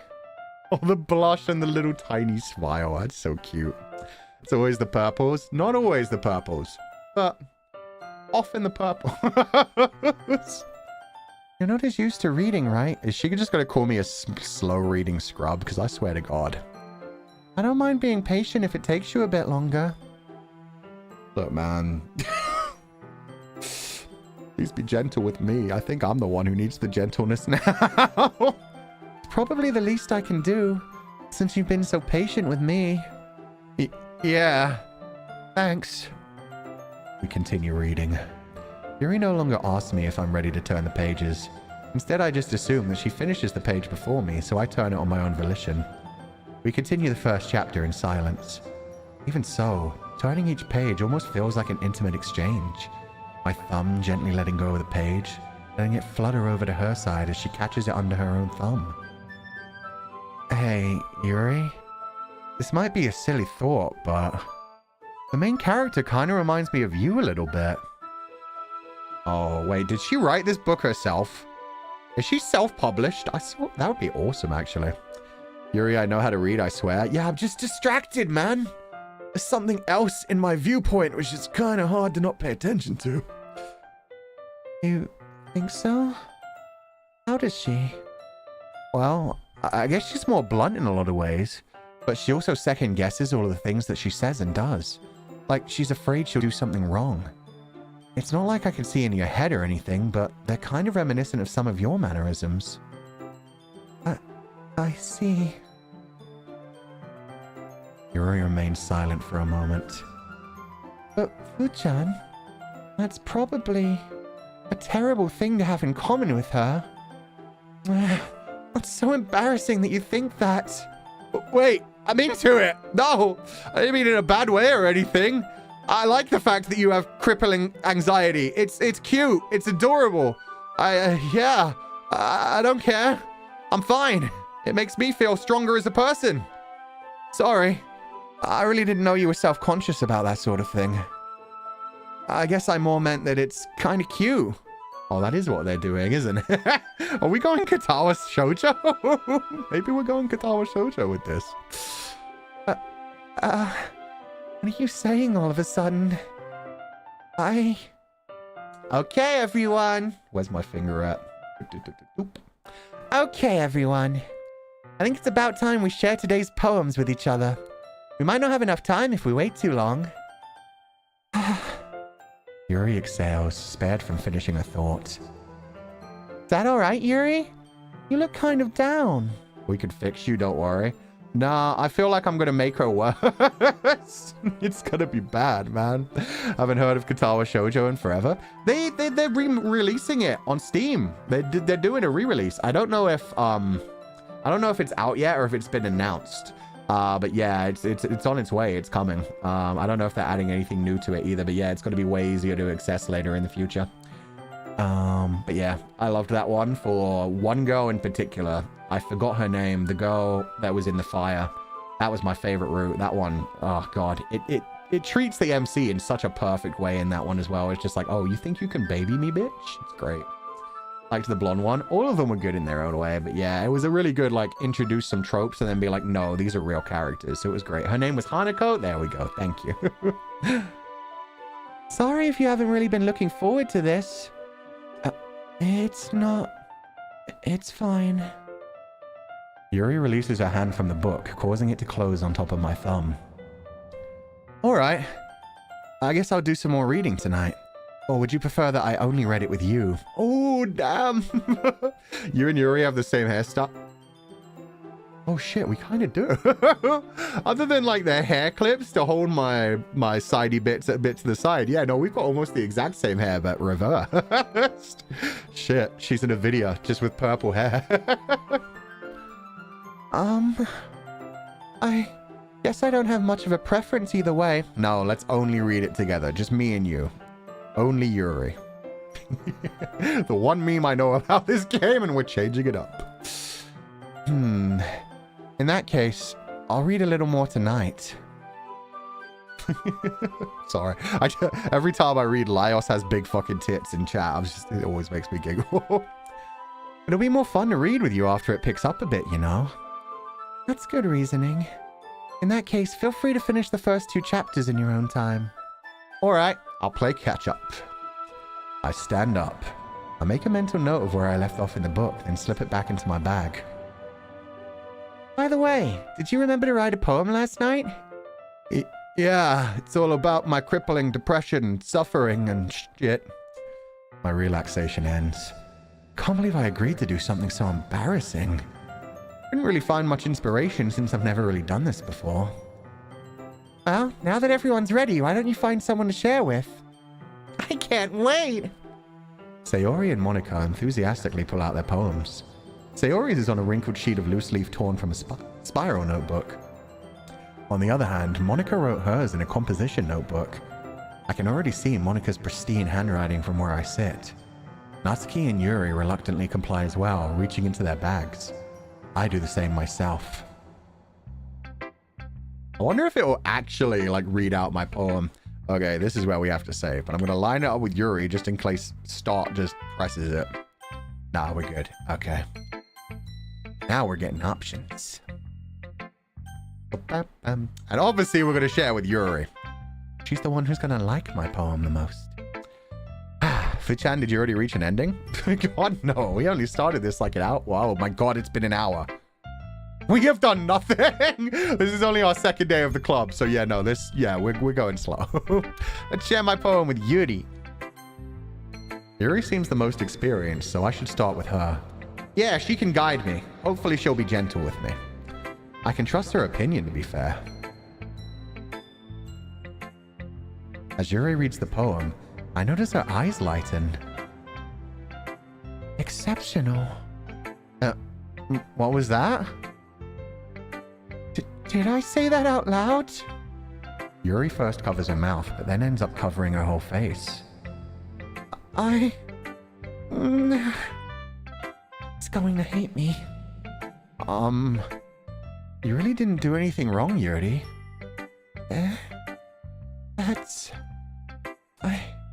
I guess you're right. What am I getting nervous for? Yuri takes a breath. So, what kind of writing experience do you have? Your use of imagery and metaphors indicates that you've written a lot of poetry before. Really? Damn, I just plugged some shit into ChatGPT. It pumped that out. I'm glad you like it. I am something of what they call an AI engineer. It's a very tough job, very hard to achieve. That's a huge compliment coming from you. This is actually my first time, really. Huh? Yuri stares at me blankly, then looks at my poem again. Well, I know that. I just meant, Yuri trails off, unable to find an excuse. She traces her finger along the words of the poem as if breaking it down more thoroughly. Aw, she's seen into my soul. My soul, which I totally didn't try to dictate in a direction that she might like. Only at the beginning. It's fine. Then I just went chuny. We've chosen right. Although, we're also going to get kind of broken later on, because I imagine she's just getting more and more socially anxious, and yeah, eventually things are going to go painful. Not the ChatGPT AI engineer, you're hurting all the writers in chat, Fu-chan. That's kind of the point. The point is, it sucks. Yeah. AI is a very powerful tool, which is good for a lot of things. It's also being misused in a lot of stupid ways. There you go. Let's move on. Yeah. Okay. This is the reason I was able to tell. It's just that there are specific writing habits that are usually typical of new writers. I haven't been through that myself. I kind of learned to pick up on them. I think the most noticeable thing I recognize in new writers is they try to make their style very deliberate. Oh, she is calling me out for Goddess 505. Oh, no. She's just like, yeah, you know, they tend to ramble on a bit too much about certain things, get a bit snarky, and, you know, they try to be, like, angsty. They go, like, over-the-top angst, and it comes off as cringe and dumb. In other words, they tend to pick a writing style separate from the topic matter. They form-fit the two together. Oh, she's read my shit. She knows. It burns? Yeah, it does. The end result is that both the style and the expressiveness are weakened. Once Yuri finds her train of thought, it's as if her demeanor totally changes. Her stammering is completely gone and she sounds like an expert. There we go. Now she's confident. She knows this. Of course, that's not something you can be blamed for. There are so many different skills and techniques that go into writing even a simple poem. Not just finding them and building them, but getting them to work together is probably the most challenging part. It might take you some time, but it all comes with practice and learning by example and trying new things. I also hope that everyone else in the club gives you valuable feedback. Natsuki can be a little bit biased, though. Oh, does she not like your dark literature? She said get wrecked? Yeah. I like how she started it as if she was going to be nice about it. She was just like, wow, you must be really used to writing poems. And I was like, nah. And she was like, oh, yeah, I guess so. Because, I mean, beginning writers do this dumb shit and that dumb shit. But it's okay. You'll learn to get past that. I thought she was going to be like, yeah, your writing has no examples of that. But yeah, oof. That's fine. Biased? How? Well, never mind. I shouldn't be talking about people like that. Sorry. It's fine. You can let your negative side slip out too. You don't have to hide it from me. I agree. She is a bitch. No, she's not. Sorry. I'm not sure if Yuri is apologizing to herself, to me, or to Natsuki. Do you mind if I read your poem now? Please do. Love to share my thought process behind it. Yuri smiles dreamily, as if that's a rare opportunity for her. Which itself is kind of funny. After all, isn't this supposed to be a literature club? Yeah, have you guys just been sitting around here reading your own books? I mean, that's fine. It's both sides of literature. They actually give us poems? Oh, let's go. Oh, it's got its own soundtrack as well. Sick. Ghost under the light. The tendrils of my hair illuminate beneath the amber glow. Bathing. It must be this one. The last remaining streetlight to have withstood the test of time. The last yet to be replaced by the sickening blue-green hue of the future. I bathe, calm, breathing air of the purest of the breathing air of the present, but living in the past. The light flickers. I flicker back. Okay, that's beautiful. I love that. It's also kind of sad. If I were to analyze this one, she longs for nostalgia. At the same time, she's feeling a bit weakened herself. She feels like she's going to be replaced. This one has stuck around. This one has stayed for a while. It brings her comfort, something that she can feel has been there forever and will always be there for her. But at the same time, it's already beginning to flicker. And like it, she is reaching the end of her limit. She's feeling like she can't go in anymore. And maybe she should just be replaced. Maybe she should just give up. But she goes on, in the hopes that maybe somebody else will find comfort from her writing, in the hopes that there will be other lights in the future to join her. She's doing her best. She's showing that she cares. She flickers back. Also, a lot of bathing imagery, which makes me feel like she's also a little bit horny, which is good for me. I'm sorry. I have such terrible handwriting. Are you fucking me? That was incredible cursive. Wait, do they all have different handwriting? That'd be sick, actually. This is why I wanted to watch you play this game. I mean, that wasn't a particularly deep analysis either. I mean, I could have really gone down into like the single word sentences and stuff and how those, you know, that's not, it's fine. What? I wasn't thinking that at all. But it took you a long time to read. Well, I just don't read script very often. I actually think your handwriting is pretty. Yeah, that's a relief. Also, I liked the poem. Even though it's short, it was really descriptive. It wasn't too short.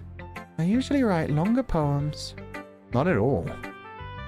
I'm really glad you like it. I'll be honest. Since it's our first time sharing, I wanted to write something a little more mild. Something easy to digest, I suppose. Are you into ghosts, Yuri? Wait, with the hoo-hoo? Actually, the story isn't about a ghost at all, Fu-chan. It's about you, I know. Really? I must have totally missed the point. Oh, I suppose you did only glance over it after all. No, I get it. I get it. You're going through depression. You're feeling like you need to be replaced. You feel like you're flickering and barely holding on. I get that completely. Remember that poets often express their own thoughts, feelings, and experiences in their work. They usually do more than tell a simple story or paint a picture. Especially when they literally bring up bathing that often. It wasn't even sexual, you stupid horny fuck. It was about me exposing my soul and the fact that I'll probably just be replaced because nobody wants to read what I provide to the world. I don't know if I can expose myself, and that's me being under the spotlight, you dumb fuck! I mean, in this case, perhaps the subject of the poem is only being symbolically compared to a ghost? Lingering in her last remaining place of comfort, unable to let go of the past, and soon to be left with nothing. That's a lot more solemn putting it that way. It's like you're not really living, you're just surviving. Boy, do I have a song for Yuri to listen to. Get close to home, sir? No, I mean, I would love for her to explode on me like that and be like, Fu-chan, I'm bearing my soul to you. I'm telling you I'm depressed, and you're saying, haha, ghosts are cute. You fucking asshole. I hadn't even thought of that. That's impressive. It's nothing really. Yours was impressive too, so... Nah. Anything, I could probably learn a thing or two from you. You think so? Yeah, of course. You know, I was really nervous about doing all this. But in the end, I enjoyed it. I'm gonna keep doing my best for you, Fu-chan. Oh. Girl, you have known me for 2 days. This don't rely on me. I cannot fix you. Yeah, no. All characters in this game are 18 and older. It said that when I turned it on. I am an 18-year-old horny boy. Do not rely on me for your self-improvement. That's a bad direction to take. Me too. Uh-huh. Who should I show my poem to next? Anyone but Sayori. Let's torture Sayori. Monica! I don't know how she'll react to it. She didn't have any reactions when we were writing it. Hi, Fu-chan. Having a good time so far? Yeah. Good. Glad to hear it. By the way, since you're new and everything, do you ever have any suggestions for the club? Like new activities or things we can do better? I'm always listening. Don't be afraid to bring things up, okay? All right. I'll keep that in mind. Of course I'll be afraid to bring things up. I'm much better off just going with the flow until I'm more settled in. Anyway, want to share your poem with me? It's kind of embarrassing, but I guess I have to. Don't worry, Fu-chan. We're all a little embarrassed today, you know. I don't know, man. Every time you bend forward, somehow a magical thing of air manages to blow your skirt up, which it shouldn't be doing if your legs are together. I don't get how... sure. But it's that sort of barrier that we'll all learn to get past soon. Yeah, that's true. I hand Monica my poem. That's a romance speedrun if you've already seen it. True. But Chan, then you always say you can make them worse. Yeah, but I like Yuri. I don't think I'm going to make her worse in like a sexy stabby way. I think I'm going to make her worse in like a depressive spiral way where she realizes that if she does bare her soul to me, I'm not sure if this MC is going to be able to handle that. He couldn't analyze that first poem. She's going to write a poem that's literally like, please, somebody save me. Please, somebody tell me I'm okay. Please tell me it's fine to make mistakes and not know who you are as a person and not want to share yourself with the world because you're scared how people react to it. And I'm just going to be like, yeah, that was cute. Anyway, you're cute too. God. Great job, Fu-chan. I was going, ooh, in my head while reading it. It's really metaphorical. Not sure why, but I didn't expect you to go for something so deep. I guess I underestimated you. You're not as dumb as I thought. Just a little dumb. It's easiest for me to keep everyone's expectations low.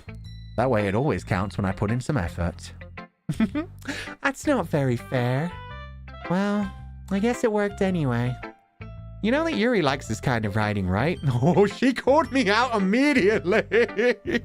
She was just like, it almost seems like you didn't write this yourself. It almost seems like you were trying to write it for somebody else to read. Like you were trying to make friends with someone, or maybe something more. Like you don't have anything to say about yourself. Like you just want another certain person to be interested in you. Writing that's full of imagery and symbolism. Unlike Sayori, who likes using simple and direct words to describe happiness and sadness, Yuri likes it when readers are left to derive their own meaning out of it. It's very challenging to write like that effectively, both allowing people to get something out of it just by feel, or letting them deeply analyze all of the nuances. It could take years of practice, which I'm assuming Yuri has at this point. I never really asked, though. She's such a quiet girl. We all just kind of let her do her own thing.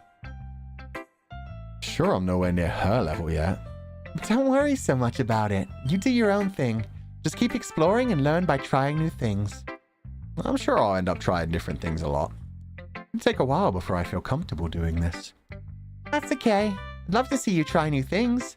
That's the best way to find the kind of style that suits you. Is she telling me to go down the harem route? Yeah, I think she's saying, here's what other people like if you happen to accidentally get the wrong girl. We'll spell it out more obviously for you. Everyone else might be a little biased towards their own kind of styles, but I'll always help you find the style that suits you the most. I guess she's saying, I'm not like those other girls. You can't please me by just trying to make me happy. You have to do something actually unique, you pleb. fucking work for it, bitch. So don't force yourself to write the way everyone else wants you to write. It's not like you have to worry about impressing them or anything. Yeah. She fucking read me like a book. She read me like a book. Anyway, do you want to read my poem now? Don't worry, I'm not very good. You sound pretty confident for someone who claims to not be very good. Well, that's because I have to sound confident. That doesn't mean I always feel that way, you know. I see. Well, let's read it then. Oh, yeah, they do have their own music for each one. Hole in wall. Tasukete Nichan, I'm stuck. Help me, stepbro. I thought I could get the washing out of the laundry hole. Unfortunately, it was too tight. Now, help me, Oni-chan. Tasukete. Hole in wall. It couldn't have been me. See? The direction the sparkle protrudes. A noisy neighbor. An angry boyfriend. I'll never know. I wasn't home. I peer inside for a clue. No, I can't see. I reel, blind like a film left out in the sun. But it's too late. My retinas, already scorched with a permanent copy of the meaningless image. It's just a little hole. It wasn't too bright. It was too deep, stretching forever into everything. A hole of infinite choices. I realize now that I wasn't looking in. I was looking out. And he, on the other side, was looking in. Huh. He on the other side was looking in. Huh. So... she felt like she was locked in a room until a small hole opened. She thought she was looking out of the hole and it was too bright. She was scared to leave. She was scared to leave her tiny little world and look through the hole, which wasn't too big, but was very bright. It was very deep. It blinded her, but then it also, like, penetrated her. It got inside her. It made something feel stronger. And now she can't put that back. It's become a part of her. The hole is part of her. It's like gazing into the abyss and gazing back out. There's more to it, though. Can't see her real, I'm blind. Noisy neighbor and angry boyfriend. I'll never know I wasn't home. Sure. It sounds like it's something literally being described as a hole inside her bedroom or a hole inside her house that she knows she didn't have it. Stretching forever into everything, a hole of infinite choices. Yeah, so I've opened like a whole brand new world for her. Now she sees there's a whole bigger world out there. Or maybe it's scary to her. Maybe that's more of it. Maybe I've opened something up in her she didn't know was possible, and that's gonna fuck with her a little bit later on. Who knows? Glory hole? See, that wasn't the direction I was going, but that works too. When I happen to write an insert of myself, I definitely want to show my own weaknesses. Gary stewing is just not fulfilling. Yeah, there's a time and a place for like Gary stews and like power fantasies. They can be useful, but Yeah, they do kind of get boring for me as well. I'd rather expose my weaknesses to the world to see if anybody connects with that. So when people do connect with that, it can often help them grow as a person as well. When they're like, oh, this character does this dark thing or has this thing about them that they know is detrimental to them, but they keep doing. Maybe I should overcome that as well. That is something I feel is a weakness in myself. Or just accept that it's a part of you and live with it. Learn to cope with it. So, what do you think? I think it's kind of scary. It also has kind of like a existentialism quality to it, where like your whole world has changed. It's very deep feeling and you don't know if it's going to be good or bad for you. Yeah, I don't know. There's a lot of options in this one. It's very freeform. Is that what you call it? Sorry, I'm not really the right person to ask for feedback. It's okay. Yeah, that kind of style has gotten pretty popular nowadays. That is, a lot of poems have been putting emphasis on the timing between words and lines. When performed out loud, it can be really powerful. What was the inspiration behind this one? Well, I'm not sure how to put it. I guess you could say that I had some kind of epiphany recently. It's been influencing my poems a bit. An epiphany? Yeah, something like that. I'm kind of nervous to talk about deep stuff like that because it's kind of coming on strongly. Maybe after everyone is better friends with each other.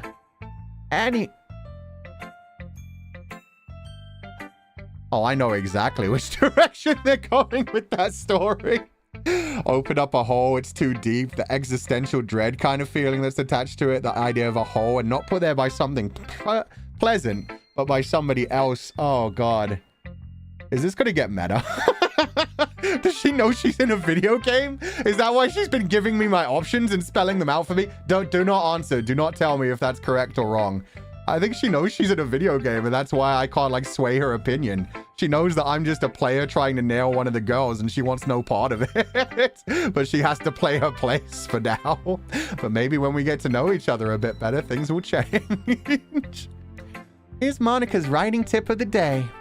Sometimes when you're writing a poem or a story, your brain gets too fixated on a specific point.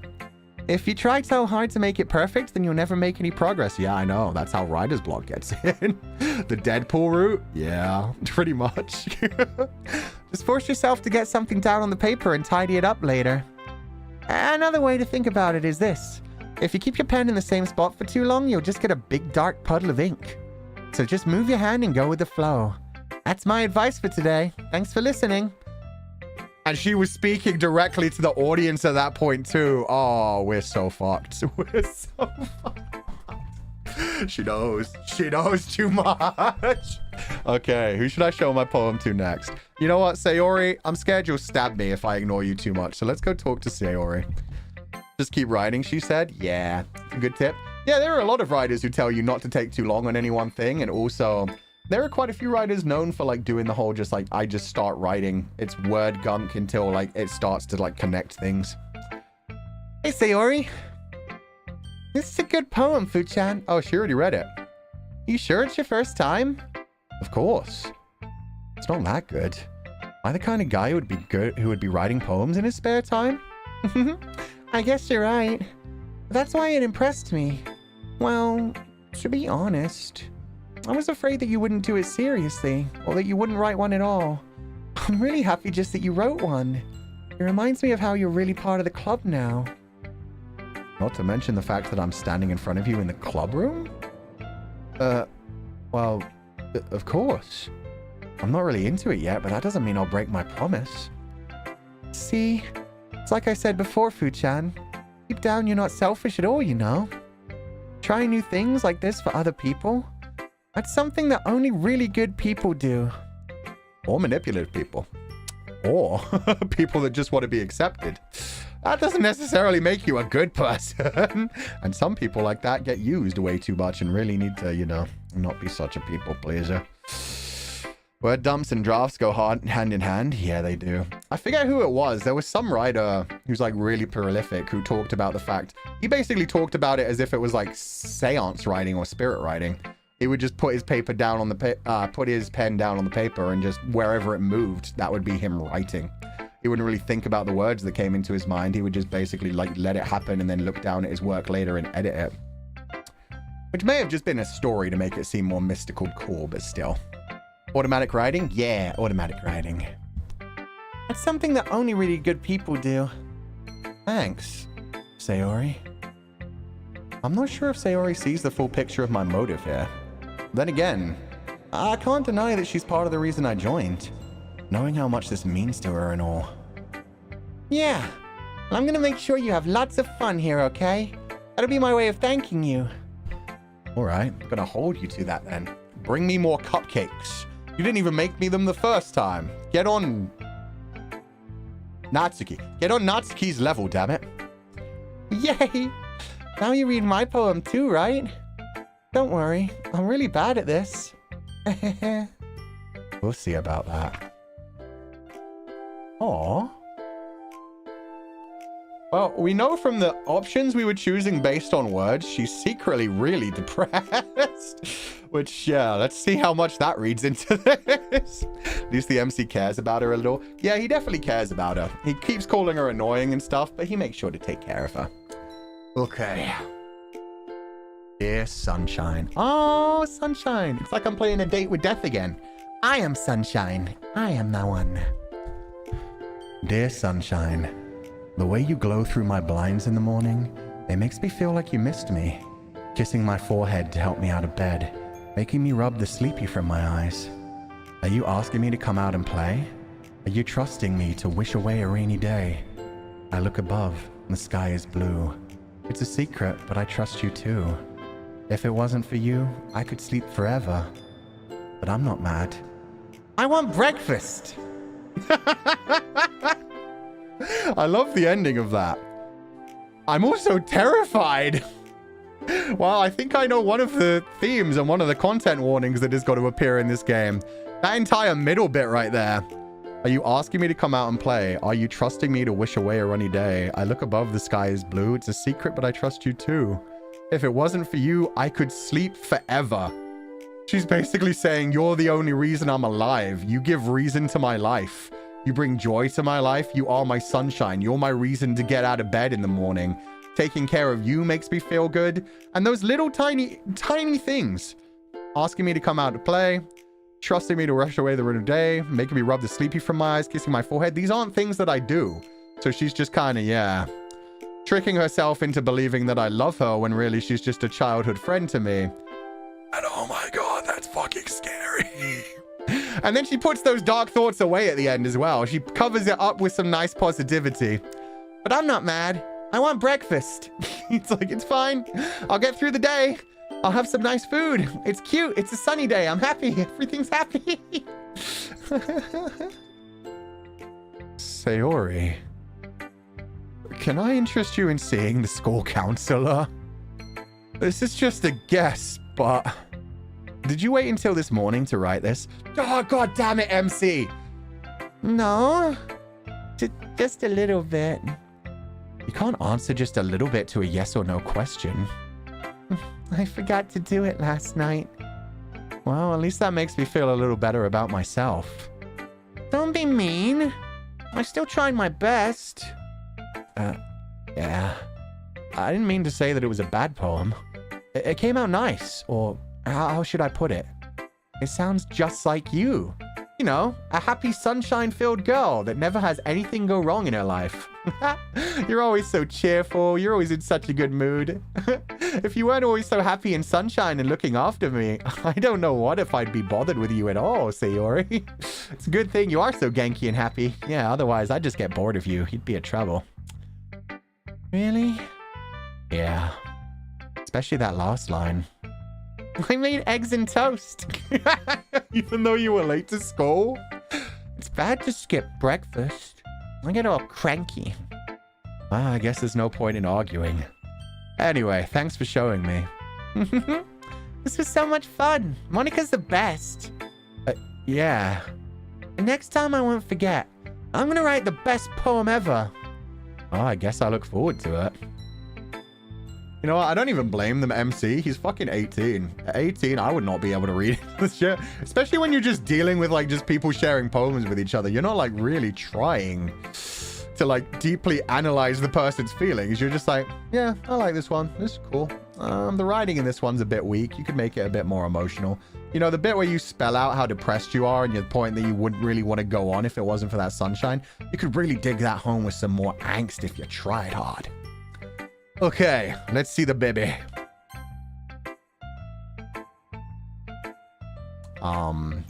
Hi? Fichan, if you're not gonna take this club seriously, then go home. What? Harsh. What? You expect me to believe that you actually put effort into this? Do you think I'm stupid? Wow. Oh, she really doesn't like my poem. I didn't realize this was after I showed her my poem. Damn. I'm not a writer. Maybe it's not very good, but yeah, I did put in effort. It will start somewhere, right? If you're still proud of the first poem you ever wrote, then I'd like to read it. Painful to think about. What did you write about? Unicorns, puppy dogs, rainbows? Fine. Well, sorry. You'll get better anyway. I tell you what to improve, but you're better off just trying again. Ah, so you have no analysis for me. Useless. Fair enough. Well, to each their own, I guess. Anyway, I guess I gotta share mine now. Not like I want to read it to you or anything. Knowing you, you'll probably think it's stupid. Oh, this one's short. Eagles can fly. Monkeys can climb. Crickets can leap. Horses can race. Owls can seek. Cheetahs can run. Eagles can fly. People can try. But that's about it. That one's cute. If I wanted to, like, properly try to analyze this one, I'd think it meant that she feels like there are things she can't do. There are things she's not able to do. If I wanted to take it into a depressive route, I could take it into, like, a, oh, she feels like there's nothing she can do. She feels like she's always lacking. Everybody else has some sort of speciality, and she's just a little baby. She just likes sweet and innocent things, and that's all she'll ever be. But other than that, it's actually a good... I could take this one in a positive direction as well, that everybody has their own thing. People can try, sure, but people are also the only conscious things in the world. People are the only ones that can actually think about their place in the world, can actually reflect on things properly with their consciousness. So people could try anything. People can go in any direction. We don't have to specify. We are blank slates and we can do what we want in the world. So yeah, let's take this as the only positive poem in the whole stream so far. Also, what's up? We got a Wilson and Ver raid. Ver, thank you so much for the raid. Willie, I'm going to guess the Wilson ears were with Ver before we got here, but welcome. It's lovely to have you here. Oh, it's the villains and the Wilson ears. Yeah, thank you guys so much. I hope you're all having a good day.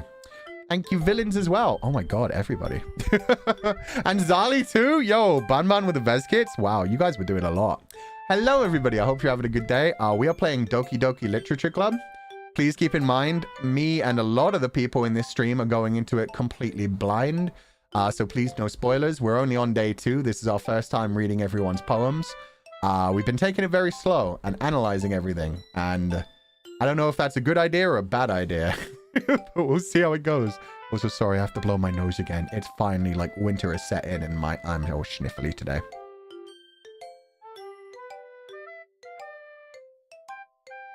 But thank you so much for staying. Thank you so much for the triple raid. I hope you guys all had fun with the streams this morning. If you need to head out, no worries whatsoever. If you want to stick around, if you do need content warnings, please Google them up. I've heard this game gets very dark. And just from some of the things that I've analyzed into the game so far, it feels like there's going to be a lot of depression going on and possibly some dark themes from that. So yeah, take it at your own time. If this isn't the kind of game for you, feel free to head out. But thank you so much for being here. Storyline so far, literally, I'm just a dude in high school. Everyone's 18 years old. I've joined the literature club and all the girls and me are sharing our poems with each other. One of them seems self-aware. One of them seems depressed. One of them seems incredibly depressed. One of them is like depressed, but just like hiding herself from the world kind of thing. The other one's depressed as in like she's barely hanging on, it sounds like. Oh god, one of them's having like existential dread, and the other one full on like, oh god, what? It's not worth living without this one thing. This girl's just cute though. She's adorable. Other than the fact that she feels like she can't do anything, possibly. She feels like she's weak and useless. But let's just pretend this is the happy one for a while. This is just humans can do anything. Yeah. I told you that you weren't gonna like it. I like it. What? Just be honest. I am. Why are you so convinced that I wouldn't like it? Well, because everyone in high school thinks that writing has to be all sophisticated and stuff. People don't even try to take my writing seriously. And isn't the point of poems for people to express themselves? Exactly. If anything, I am the freaking opposite. I am, like, we talked about this yesterday when I was talking about deep topics, that I hate the way that I approach things because I just ramble. I never have, like, the specific smart words, and I always just have to, like, ramble out word salad until everything leaks. So yeah, people that can say things in simple words so that anybody can correct and collect the, like, straightforward meaning is impressive to me. Who's your favorite? Yuri. It's not even close. Yuri. Yuri's 10 out of 10. Everyone else? Monica's like a 7 out of 10. The other ones are like a 5 to 4 out of 10. Isn't the point of poems to express yourself? Your writing style wouldn't make your message any less valid. Yes, exactly. It's like when it's easy to read, but it hits you hard. Like in this poem, seeing everyone around you do great things can be really disheartening. Okay, there we go. It is the sad meaning. Fuck. So I decided to write about it. Yeah, I understand. It's because you're so tiny and baby. You can't even reach the top shelf. Of course you feel like you're less than. But you're not. You're just a different type of person. It's fine. The other thing about simple writing is that it puts more weight on the wordplay.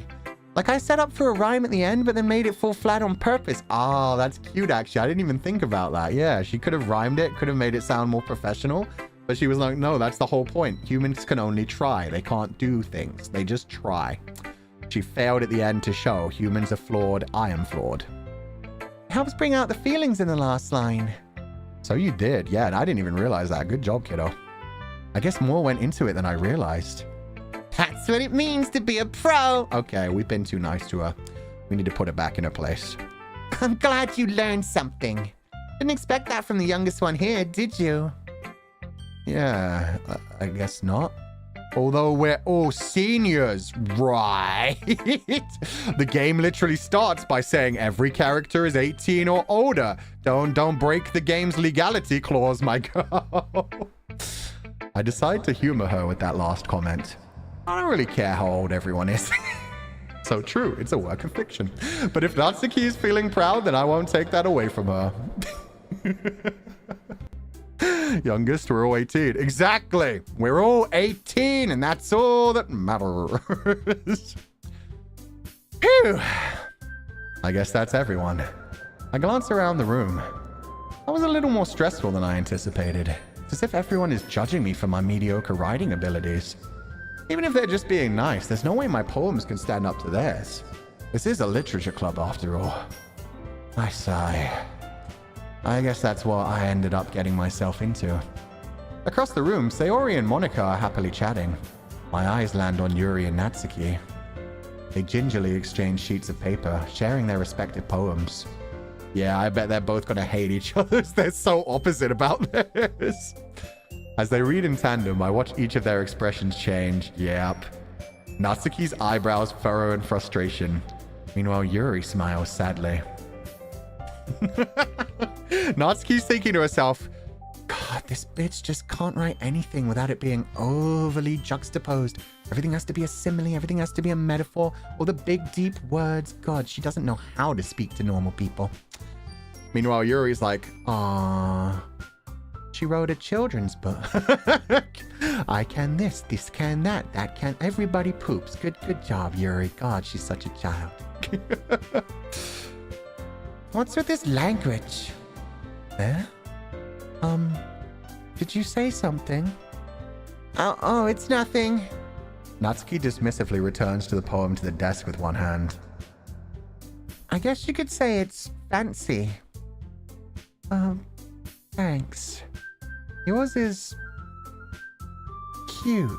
Adorable, one might call it. Cute? Did you completely miss the symbolism or something? It's clearly about the feeling of giving up. How can that be cute? I know that. I just meant language, I guess. I was trying to say something nice. You mean you have to try that hard to come up with something nice to say? Thanks, but it really didn't come out nice at all. Well, I do have a couple of suggestions. If I was looking for suggestions, I would have asked someone who actually liked it. Huh? That's not how you get suggestions. That's how you get confirmations and affirmations. No, you need to listen to people who don't like it too, as long as they're not just being a dick about it. Which people did, by the way. Sayori liked it, and Fuchan did too. So based on that, I'll gladly give you some suggestions of my own. First of all, excuse me. I appreciate the offer, but I've spent a long time establishing my writing style. I don't expect it to change anytime soon. Unless, of course, I come across something particularly inspiring, which I haven't yet. Fuck. That was the biggest, subtle jab I've ever heard. If something manages to convince me that my writing is low tier, then I guess I'll change, but... You complaining about it? You with your simplistic writing? Nah. Nothing inspiring over in this direction. I guess you could say it's not fully matured yet. There's nothing growing over on that field. C.S. Lewis and J.R.R. Tolkien talking about anime cows, pretty much. And Fuchan liked my poem too, you know. He even told me he was impressed by it. I told everyone I was impressed by theirs. I'm a people pleaser. I'm scared to tell people proper things, proper criticism. Natsuki suddenly stands up. Oh, I didn't realize you were so invested in trying to impress our new member, Yuri. That's not what I... You're just... Yuri stands up as well. Maybe you're just jealous that Fuchan appreciates my advice more than he appreciated yours. Huh? How do you know he didn't appreciate my advice more? Are you that full of yourself? No. If I was full of myself, I would deliberately go out of my way to make everything I do overly cutesy. Oh my god. Yuri cuts right to the fucking point, man. She doesn't have to say much to just destroy people. Fuchan, you're popular. Yeah, I love the way this game is doing this as well. If you just read this surface level, this is just, the girls are fighting over me. Typical harem BS. It is a galgay after all. Meanwhile, they're fighting over the fact that their writing styles are so different and what they want from life is so different. They're both struggling with their own problems. But one of them is putting up shields in one way, one of them in another way. Eesh. Is everyone okay? Well, you know what? I wasn't the one whose boobs magically grew a size bigger as soon as Fuchan started showing up. What the fuck? Natsuki? Natsuki, that's a little... This doesn't involve you! I don't like fighting, guys. Suddenly both girls turn towards me as if they just noticed I was standing there. Wait, so is this gonna... What's the name for when you, break down something? For when you pretend that something is of a certain genre, but really you're, breaking it down and showing why that just wouldn't work and would fuck up everything? Because I think that's what this is. I think, yeah, it's the fact that if I just, choose one person, it's going to break everyone else's heart. Deconstruction. Yes, thank you. Thank you. The idea of a galgay where girls instantly fall in love with you and base their whole personalities around trying to please you. If girls were actually like that in real life, they, that would not work out. That's not how you find happiness. You have to find your own coping mechanisms, find your ways to deal with life. A man isn't going to suddenly appear and make everything magically perfect for you. Same for a woman with the manic pixie dream girl. We've all seen the fucking deconstructions of those where they turn terrifying, so I think that's what they're going for. Fuchan, she's just trying to make me look bad. That's not true. She started it. She could get over herself and learn to appreciate that simple writing is more effective, and this wouldn't have happened in the first place. What's the point in making your poems all convoluted for no reason? The meaning should just jump out at the reader, not force them to have figured it out. Help me explain that to her, Fu-chan. Oh, wait. There's a reason we have so many deep and expressive words in our language. It's the only way to convey complex feelings and meaning the most effectively. Avoiding them's not only necessarily limiting yourself, it's also a waste. You understand that, right, Fu-chan? You're both right. You use different things with different texts. You don't even need words. Music can do that. Animation can do that. Fuck. Sometimes, like, literally sunshine can... Well... How did I get dragged into this in the first place? It's not like I know anything about writing. But whomever I agree with, they'll probably think more highly of me. Why is that your thought process?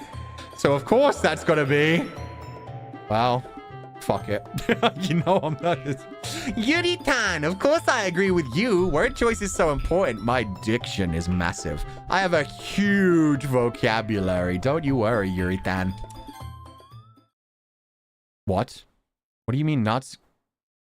Fuck, what? I chose Yuri. Oh, I hate this game already. How fucking dare you, game? You're right that I liked your poem. See? You misclicked? Wait. Did I? No, wait, 1 minute. I'm saving again. I'm saving. I'm going back. I am so sure that I clicked right. I really just misclick? You can use a skip. Yeah, that's what we... Oh, I love that. They're even just straight up saying, okay, Yuri, how do I skip? Just fast forward, please. Just skip to the next. Oh, okay. This is going to be a while. Okay. Which order did I do? I did Monica. Go ahead. Skip.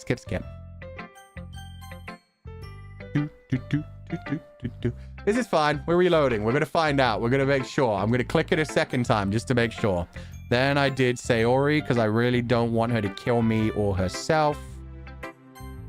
Then I did Natsuki, who bullied me.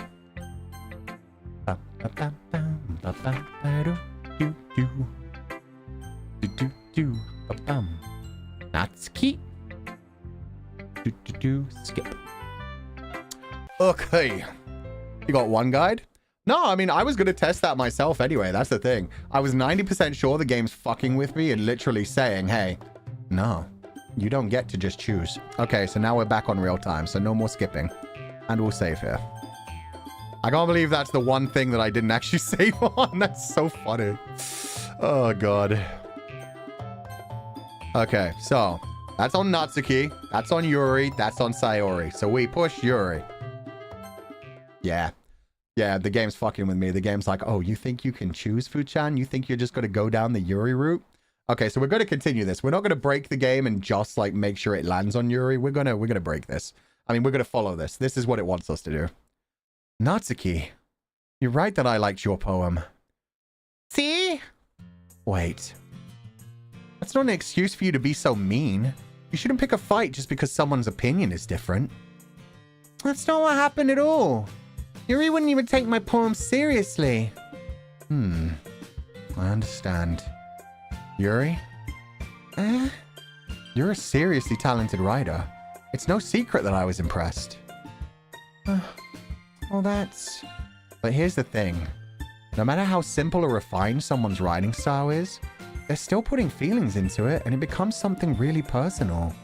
That's why Natsuki felt threatened when you said her poem was cute. I see. I didn't notice that. I'm sorry. And Natsuki, you took it way too far. Yuri means well, and if you just told her how you felt, this wouldn't have even happened in the first place. Are you kidding? It's exactly what I did. It was her that... Natsuki, I think that's enough. You both said some things that you didn't mean. Yuri apologized. Don't you think you should too? Natsuki clenches her fists. In the end, nobody has taken her side. I literally took her side! What are you talking about? It made me take her side. I didn't mean to, but I defended her. I tried to be a people pleaser. I hit the middle ground. Even though I'm just trying to stay loyal to my wife, Yuri-tan, they're making me go the harem route. which I'm guessing, again, is what they're going for. They're deconstructing their harem general idea of, like, yeah, gal games. She's trapped at this point, being defiant only because she can't handle the pressure. I end up feeling bad for her. Sometimes when I'm hurt, it helps to go for a walk and clear my head. Sayori, she doesn't need to... You know what? I'm going to do that. Spare me from having to look at all your faces right now. Without warning, Natsuki snatches her own poem up from the desk and storms out. On her way out, she crumples up the poem with her hands and throws it in the trash. Oh no, the poem was good! I liked that one. God damn it. That's fine. So they're very, like, they're both, you know, pissed and depressed and hiding things in their own way. For her, she pretends she doesn't care about anyone else's feelings. For Natsuki, she pretends she doesn't care about anyone else's feelings when clearly she's affected by them. For Yuri, it's more that she's used to just hiding herself behind fancy words, and she thinks, like, that layer of, like, intellectualism and being, like, the perfect little Yamato Nadeshiko, she's just shy. It's not that deep down she worries that she's a bad person, that life has no reason for existence, and that she's just got to be replaced and might as well just end things early. So yeah, they're both hiding deep emotional issues. That's key. She really didn't need to do that. I look across the room. Yuri has her chin buried in her hands while she stares down at her desk. I gingerly approach her and sit in an adjacent chair. Everything all right? I'm so embarrassed. I can't believe I acted like that. You probably hate me now. No! Yuri! How could anyone not have gotten frustrated after being treated like that? My queen, you handled it as well as anyone could. Nobody could have possibly done better. Yuri-tan never does anything wrong. I understand you. I analyzed your writing. I get it. I see your soul while no one else does. I don't think any less of you. Oh. All right, I believe you. Thanks, Fu-chan. You're too kind. Thankful to have you as part of this club now. It's nothing, my queen. Anything for you. One more thing. That one thing that Natsuki said about, you know, I would never do anything so shameful. So... I didn't think you stuffed your bra! I definitely, no, God, no, that's not me. Hey, Vansacrew. Hey, Van, thank you so much for the raid. Oh, Van played this game recently, so yeah, I'd imagine the Vansacrew aren't spoiled. But if you haven't played this game before, if you haven't seen Van's playthrough yet, and you want to check out Van's Blind, definitely go check out Van's. He played this game a couple weeks ago, I believe. Let's go, Yuri Love. I hope you enjoy the game. Yeah, Yuri's my favorite so far. I am 100% Yuri simp. She's so cute. I can't wait for it to turn out that she's going to stab me a bunch of times and end my life and laugh while doing it. It's going to be great. I love the nerd voice. I mean... Yeah. Uchad is so based. We're so alike. Yeah, she's adorable. Even if she's hiding so much, I'm worried about Satsuki. Does Yuri remind you of another purple-haired person that a man as why as you picked Yuri? No, completely fucking different. Completely different. That is a completely different person. 100%. Like, that's not even slightly similar. Are you kidding me? Why does everything have to be about shipping, huh? No, I don't give a fuck. Completely different person. She's an adorable little Yamato Nadeshiko Bungaku Shoujo. She's perfect. What thing did Natsuki say? Satsuki, sorry, I did Satsuki again. Sayori. That's how little I care about Sayori, which is probably why she's in the headspace she is, but yeah. Well, never mind that. I'm gonna go make some tea. Ah, good idea. Make enough for more than one person, okay? Yeah. She just needs to run off.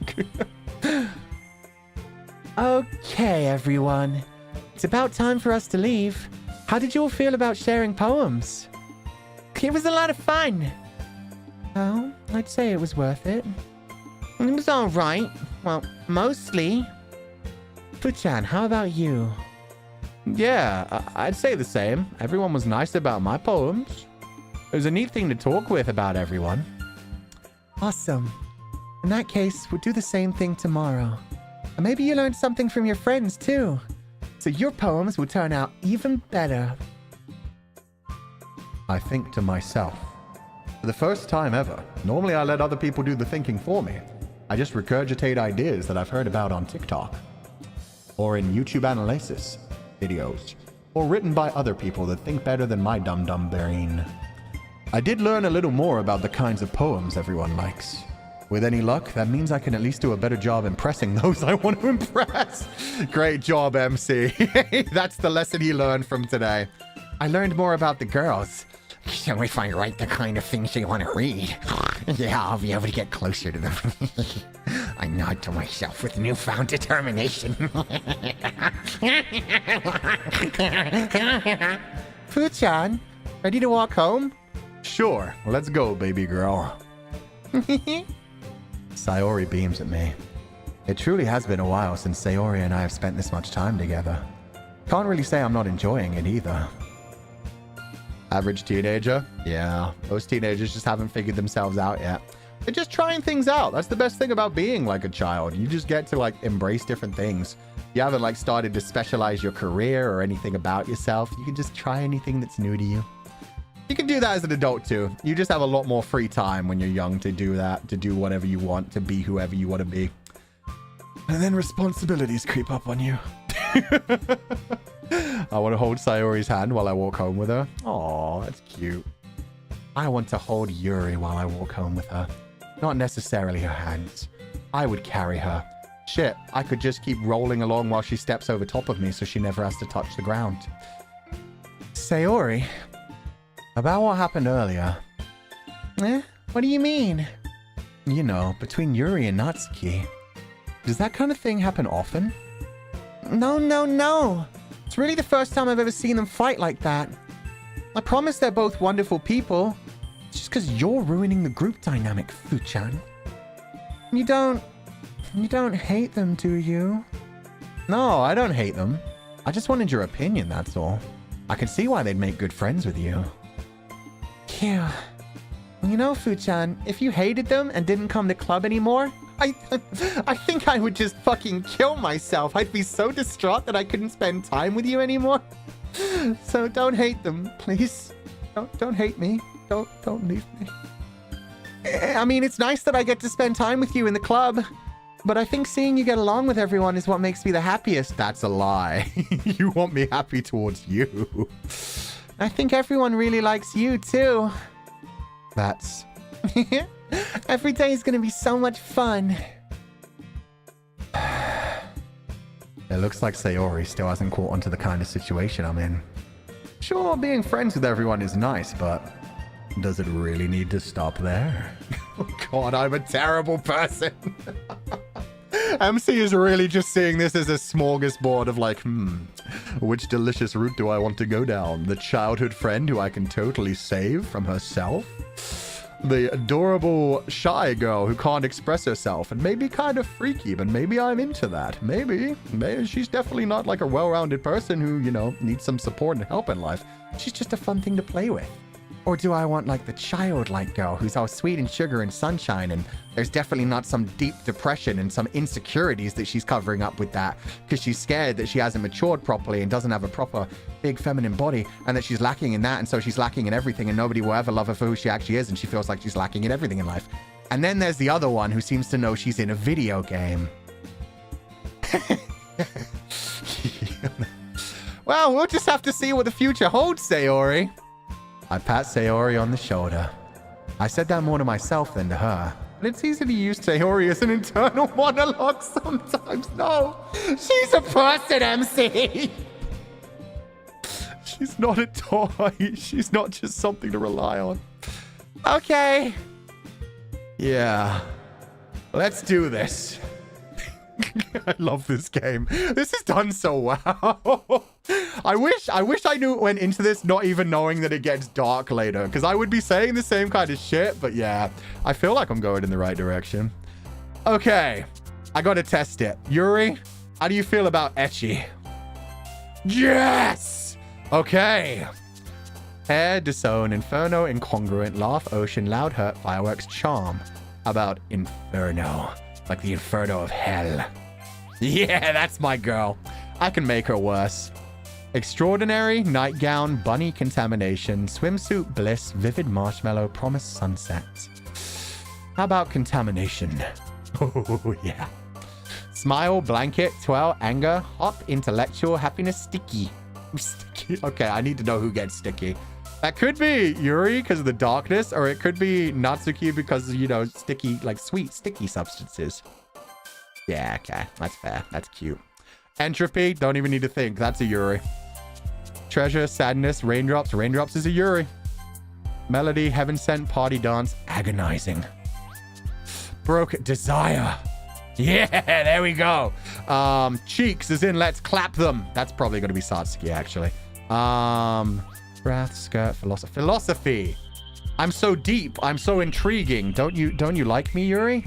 Yep. Parfait, holiday, kiss, landscape, summer, unrequited. Unrequited. How about that? Oh no, of course that's her. That's why she's depressed. Family, incapable, vertigo, excitement, pain, amazing. Pain! Fuck, no, too much. Eternity, wonderful, captive, spinning, fickle, tears, secretive. Yeah, okay, we're back on the route. Whisper, dark, aura, play, journey. Oh, I do got that aura about me. Whisper. How about, oh, dark, whisper, dark. Whisper, secrets. Fuck, why you? Oh. Jumpy, vibrant, pout, judgment, horror. Portrait, cheer, awesome adventure, shiny time, marriage, fluffy, warm, despise. Anxiety. That is your character 100%. Universe, tenacious, papa. No. Misfortune. Yeah. Damn it. Suicide. Nope, still not touching that one. Melancholy. That's a nicer way of putting it. Color, joy, scars, meager, grief, childhood, festa. Frightening fear. Why am I like this? I really am going down the I can make her worse route. Another day passes and it's time for the club meeting already. That has to have worked. I mean, that was like, I'd say that's like a 65% her. Oh, God. Okay. There we go. Another day passes and it's time for the meeting already. I've gotten a little more comfortable here over the past couple of days. Entering the club room, the usual scene greets me. Hi, Fuchan. Yo, Sayori. Looks like you're in a good mood today. I'm still not used to you being in the club, that's all. I see. Why are you hating from outside the club? I can't even get in. I could fix her. I could make her worse. Yes, I can. That's a pretty simple thing to get you in a good mood. But I guess it's always the simple things with you anyway. Dude, are you negging? What the fuck? Look at her sad face. What the fuck, my dude? You really said, well, you are kind of dumb, so. Speaking of which, I'm kind of hungry. Will you come with me to buy a snack? No, thanks. That's not like you at all. Yeah, I'm sorry. My gorgeous Yuri-tan is waiting for me. Go ahead, Sayori. Be by yourself. You're second best, even though you invited me to the club. The third best, even though you invited me to the club room. I have my reasons. Why don't we take a look at your purse, Sayori? Oh, does she have no money? Why that, all of a sudden? No reason, really. I just wanted to look at it. Sayori nervously retrieves her coin purse. She fumbles with the latch and gets it open. Then she turns it upside down and lets its contents spill onto the desk. Only 2 small coins fall out. I knew it. I could see right through you, Sayori. That's not fair. How did you even know? It's simple. If you had enough money in the first place, you would have bought a snack before coming to the club room. So either you're not hungry and wanted an excuse to take a walk, which, why would I care about your emotional well-being? Or you plan to conveniently forget that you spent all your money so that I would lend you some. But there's one more thing. You're always hungry. Holy shit. I really hit her with the full-on, like... Sorry, what she goes, though! I know what you're up to. You can't fool me. And so, that only leaves one option. I give up. Don't make me feel guilty.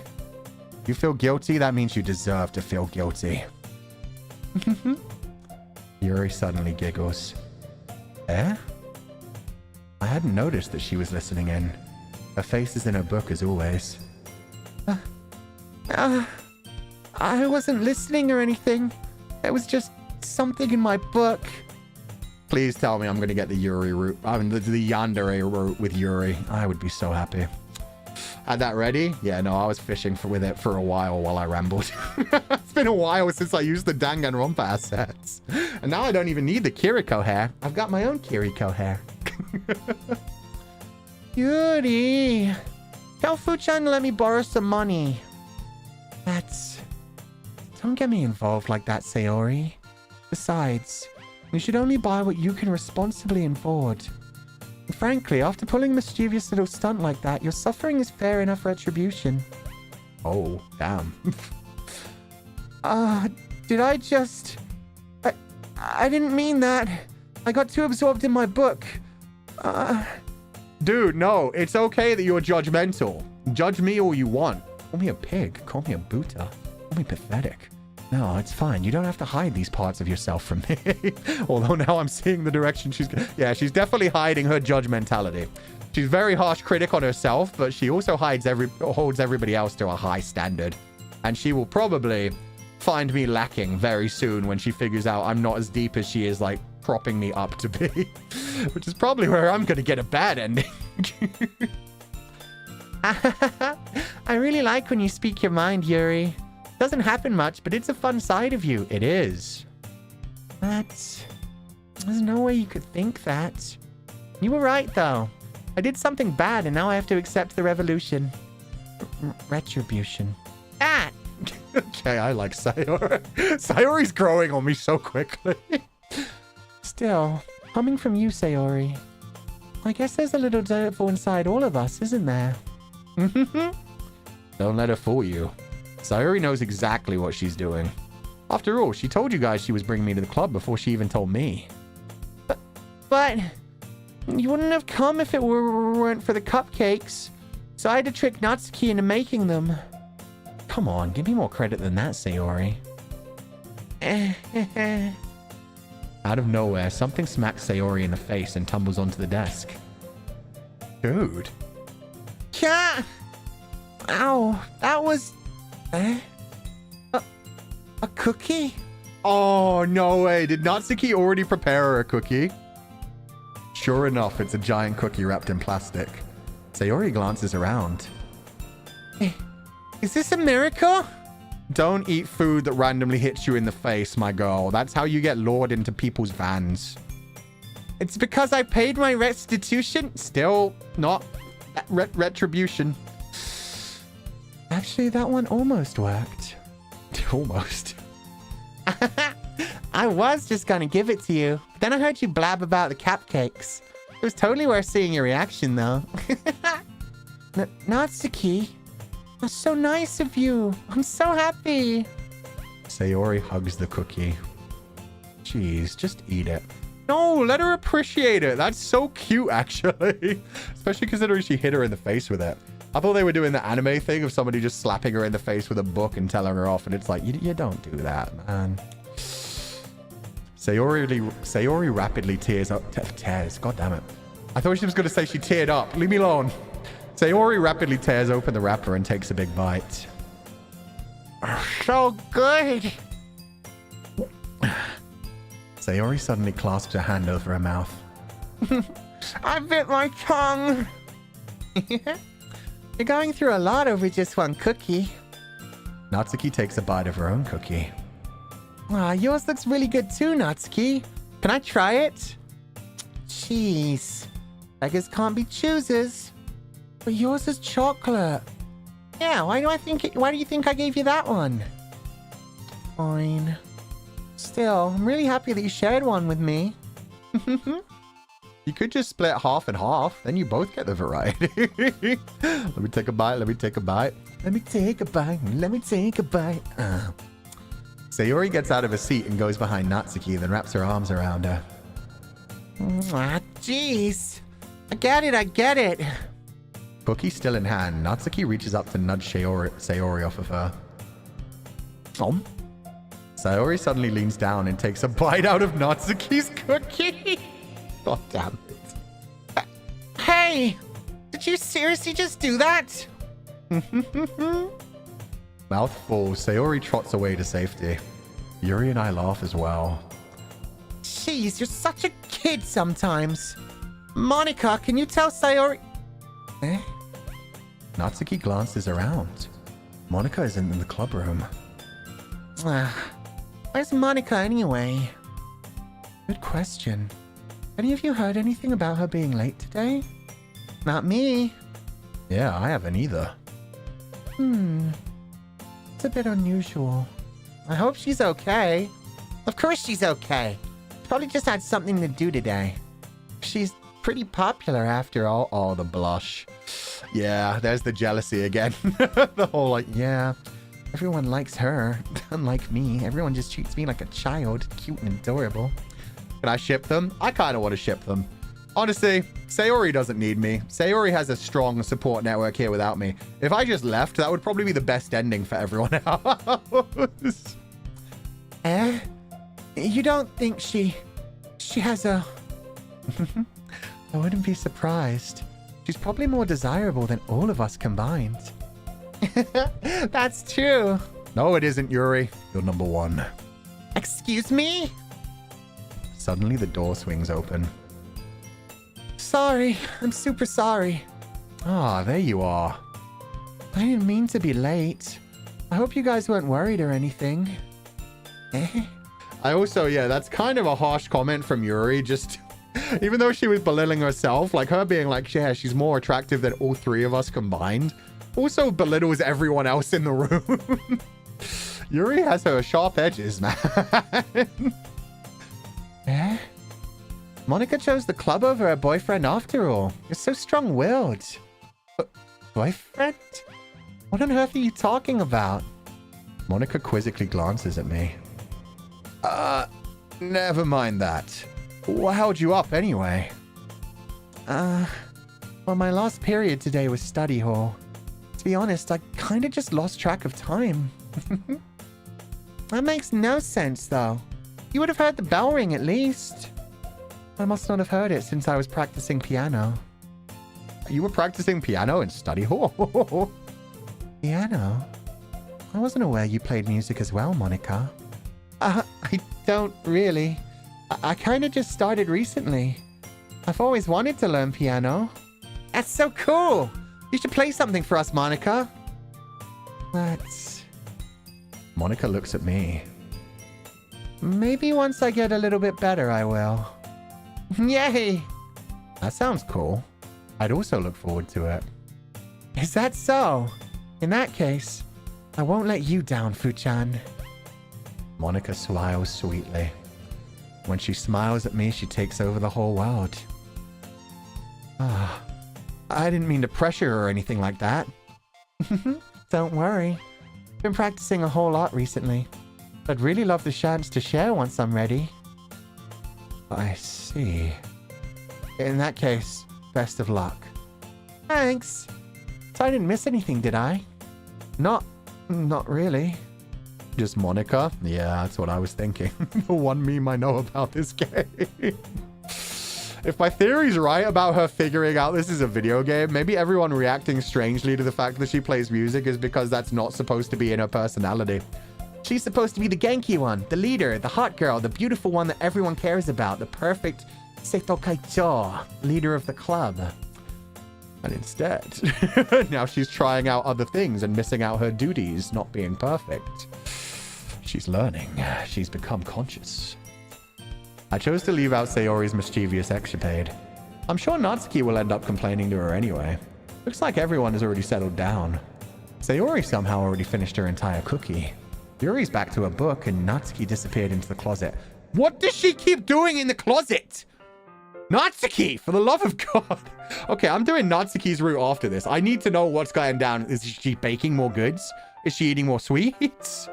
She's in the closet? Yeah, there you go. Our ship is sailing. Sayori and Natsuki. Natsuki just needs to be followed into the closet by Sayori. Hey, Yuri? Eh? God, I don't know what to say. I suddenly noticed that Yuri is reading a different book from the one we've been reading together. Sorry, I didn't mean to interrupt. I didn't know you were cheating on me. Is there another man reading that other book, huh? You ditched me already? Am I not worldly enough for you? Am I not intelligent? Was I not reading fast enough? No. I was just kind of waiting for you. Ah, if that's the case, it's okay. Why don't we go ahead and get started? Yes, let's. Actually, I have a request. Do you mind if I make some tea first? Not at all. Thanks very much. There's one thing that can make my reading time here any better. It's a nice cup of tea. Not to mention for yourself as well.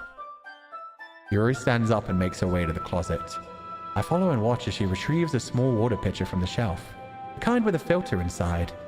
She completely ignores Natsuki, who's apparently hidden somewhere inside the closet.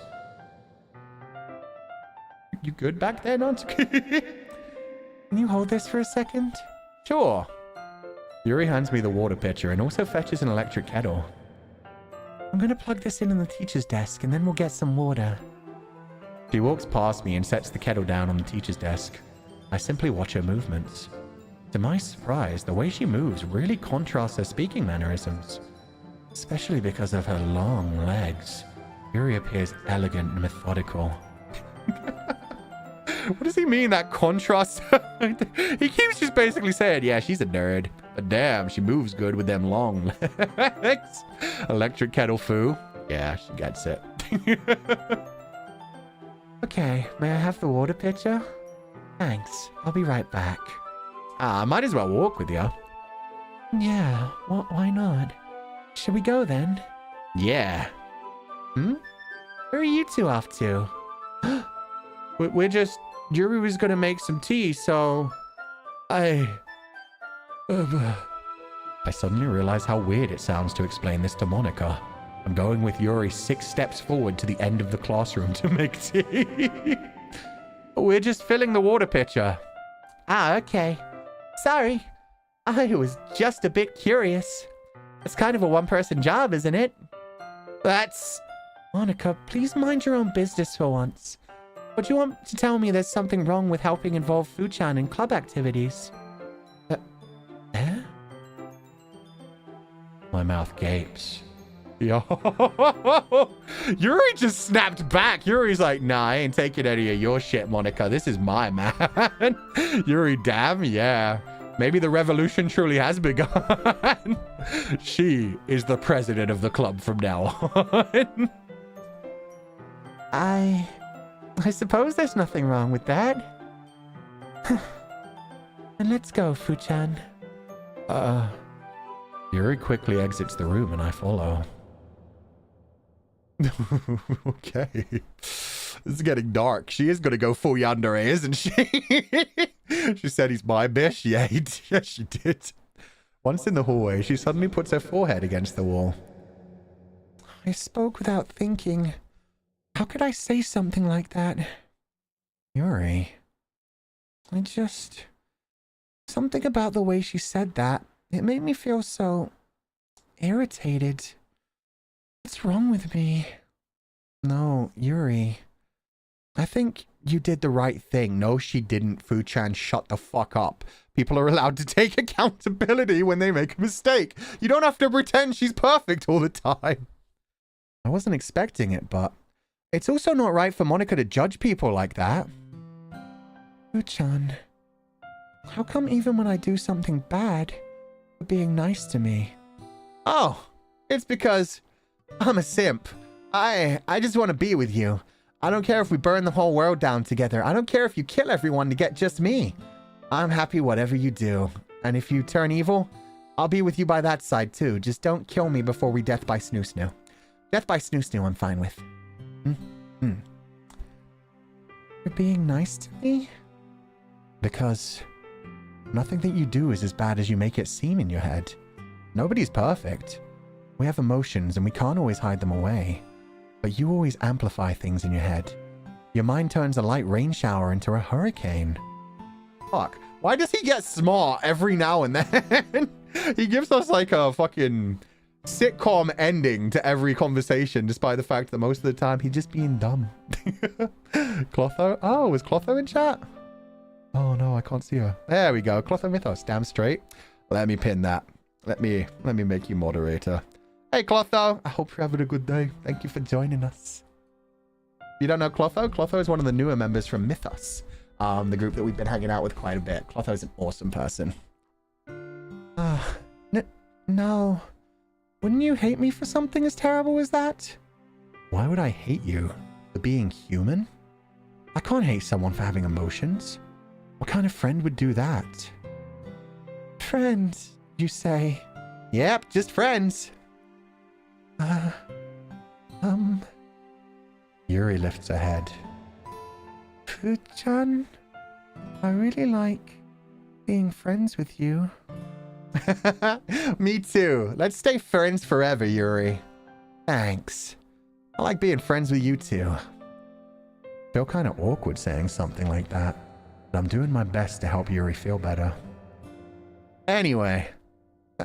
Yeah. Shall we go? Yeah. Yuri and I walk to the nearest water fountain. Once we fill up the water pitcher, we return to the classroom. MC 10% of the time using his brain, the other 90% not exactly using his brain.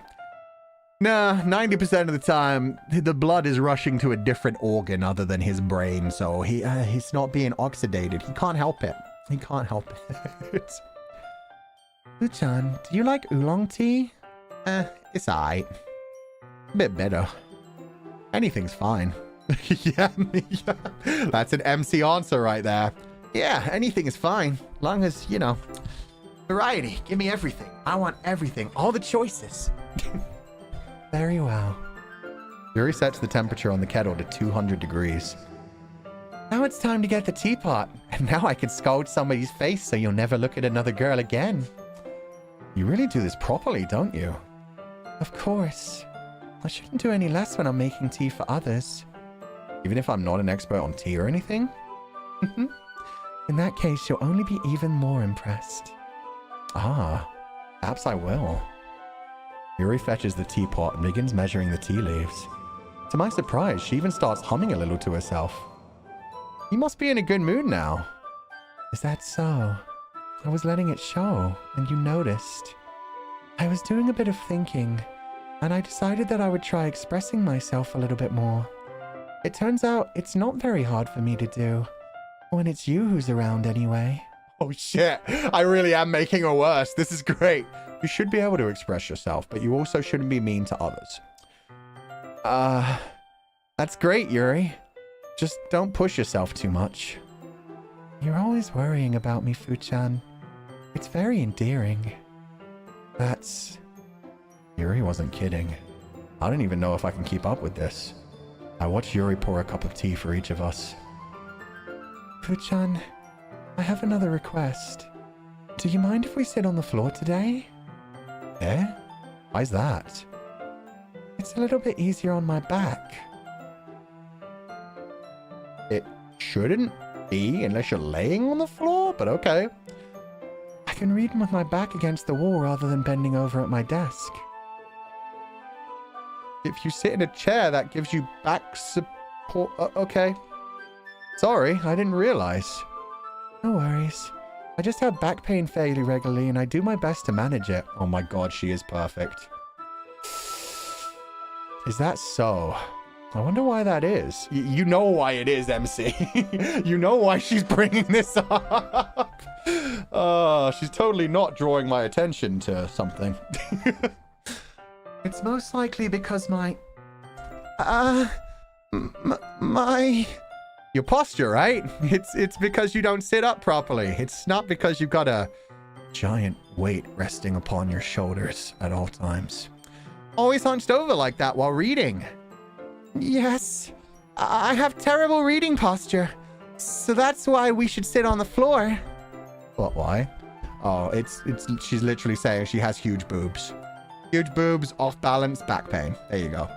That's what she's actually saying. It's because of the obese rats, of course. Fair enough. I'll go ahead and get the book. I retrieve the book from my bag. Oh, I have some chocolate as well. It's a bag of small chocolate candies that I kept hidden from Sayori's candy radar. I take it since it'll go well with the tea. Yuri and I then sit against the wall, teacups at our sides. Wait, I just realized how fucking evil that is. My man had a sharing-sized bag of candies. We had Sayori come over to us immediately and be like, I want to buy a snack and I don't have money. And we just ignored that. We weren't like, oh, I have enough candy. We could share. I just ignored her. God damn. Now I'm sitting eating the candies with Yuri. Oh, Sayori's going to be so pissed when she sees me. As if in sync, we assume the same reading position as last time, each holding one half of the book. Except this time, our bodies are even closer to each other. I can't see too well. I guess you'll have to come closer. Come on, Yuri. It's okay. Yuri slides closer until our shoulders are touching. How am I supposed to focus on reading like this?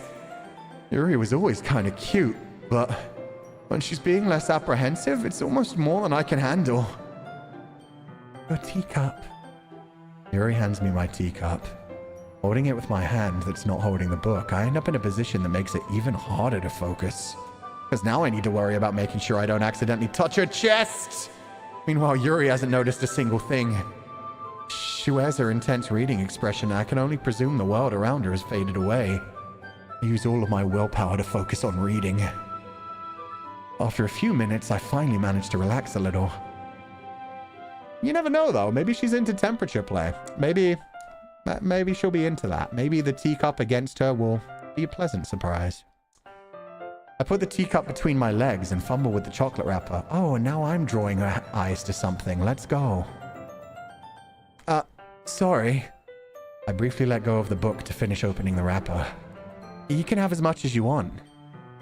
Oh, that's okay. I won't take any. Eh? Are you sure? Oh, if I touch it, then it might get smudges on the pages. What if I feed it to you? I can put it in your mouth for you. Phrasing, not intended actually, for once. It was more, I mean, it's already like a cutesy. Fuck. Shut up, Fu-chan. Ah, you're right. I didn't even think about that. My bad. No need to apologize. I'll hold the book, okay? Are you sure? Of course. Aw, she looks so sad. She wanted to share candy with me. And I've ruined our joint position. God damn it. Yuri opens the book with both hands. She holds it so that I don't have any harder of a time reading from it. But as a result, her left arm is practically resting on top of my leg. Well, in that case... Yuri is already totally focused on reading again. I take a chocolate candy and pop it into my mouth. Then I take another chocolate.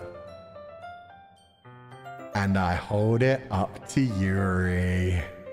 She doesn't even look away from the book. She simply parts her lips as if this situation was completely natural. She's down? Holy fuck. But that means I can't stop here.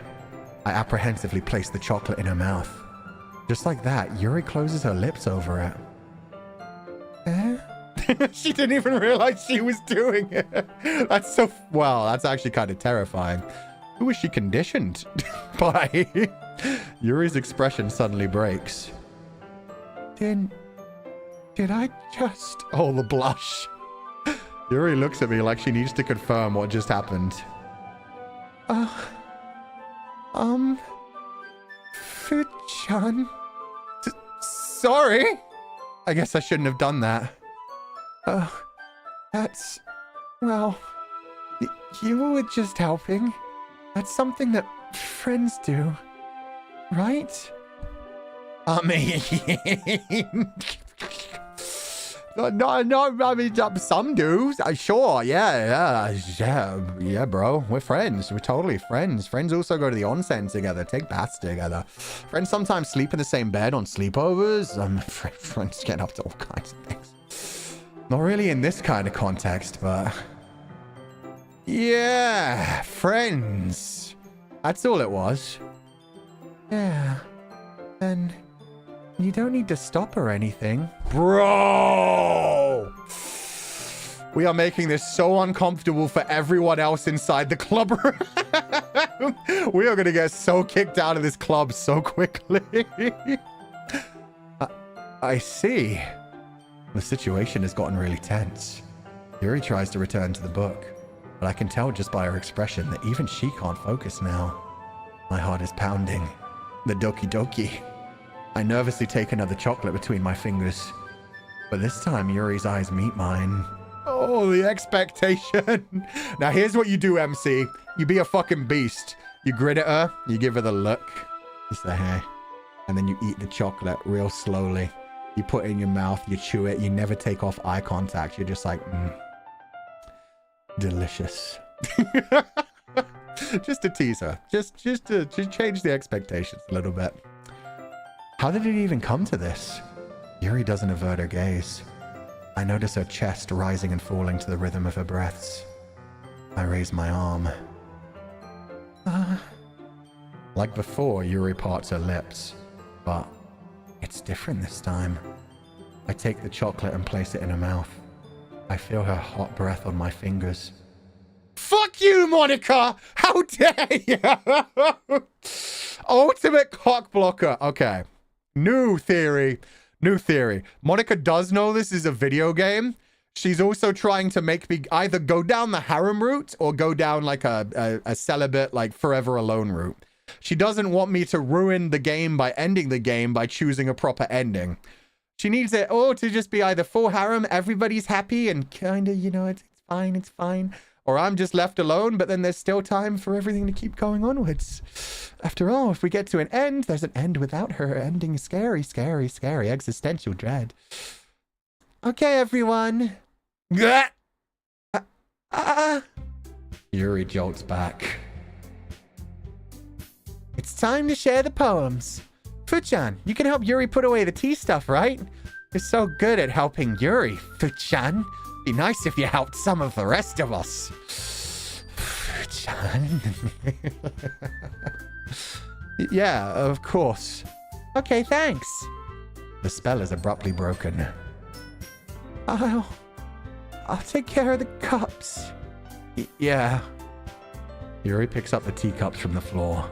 I pick up the bag of chocolates. In the end, we hastily clean up without so much of a word between us. I get the feeling this is something neither of us will have the courage to bring up.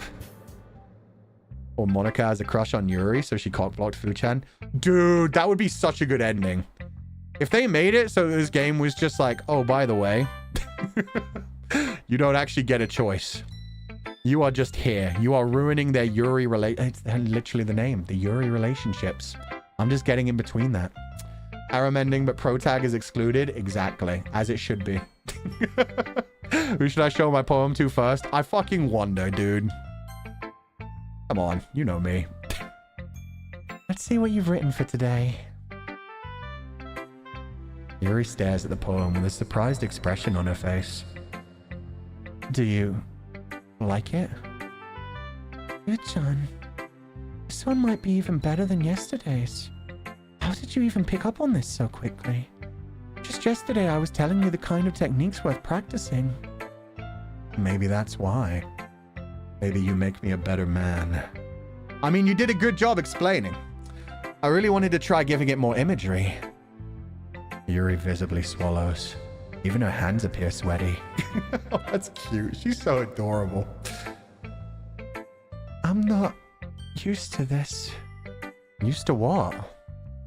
I don't know. It's fine. Take your time. Yuri breathes and collects her thoughts. I know that Yuri likes to think before she speaks, so I offer the patience to her. Yeah. Just being appreciated like this, I guess. It probably sounds really stupid, But seeing someone motivated by my writing, it just makes me really happy. Oh, that's so cute. She's just flat out like, I mean, nobody ever goes out of their way to do things better for my sake. Damn, man. You saying you've never shared your writing before? Yuri nods. Really? I don't believe it. Really only write for myself. And besides, people would just laugh at me. Do you really think that? Again, Yuri nods. Huh. Even your close friends? Yuri doesn't respond to that. I wonder why. You can't have close friends if you never let anybody in. She never lets anybody read her writing because she's scared to expose her true deep inside feelings. So, when she does, she has little Miss Natsuki telling her it's trash and using too much fancy words. So, and she doesn't like that. She does not. She's somebody who hasn't like self-evaluated too much, it seems. It seems like she's scared of existential dread because she doesn't know herself. She's also worried that people will tell her off when she does something bad or make her actually take accountability. So she just hides all the parts that she thinks are negative and bad and is anxious and scared of the world and never reveals her true self to the world, which, yeah, would be very lonely and painful. Her self-esteem? Yeah. Anyway, do you want to share the poem you wrote today? Yeah, I do. If it's with you. Oh, this one's way longer. Holy shit. Yeah, okay. She heard me saying it's fine if she's younger with it, and she went and took that seriously. The raccoon. It happened in the dead of night while I was slicing bread for a guilty snack. My attention was caught by the scuttering of a raccoon outside my window. That was, I believe, the first time I noticed my strange tendencies as an unordinary human. Are you gonna kill the raccoon? Wait, what do you mean guilty snack? Strange tendencies? I gave the raccoon a piece of bread, my subconscious well aware of the consequences. Well aware that a raccoon that is fed will always come back for more. The enticing beauty of my cutting knife was the symptom. The bread, my hungry curiosity. The raccoon, an urge. The moon increments its phase and reflects that much more light off of my cutting knife.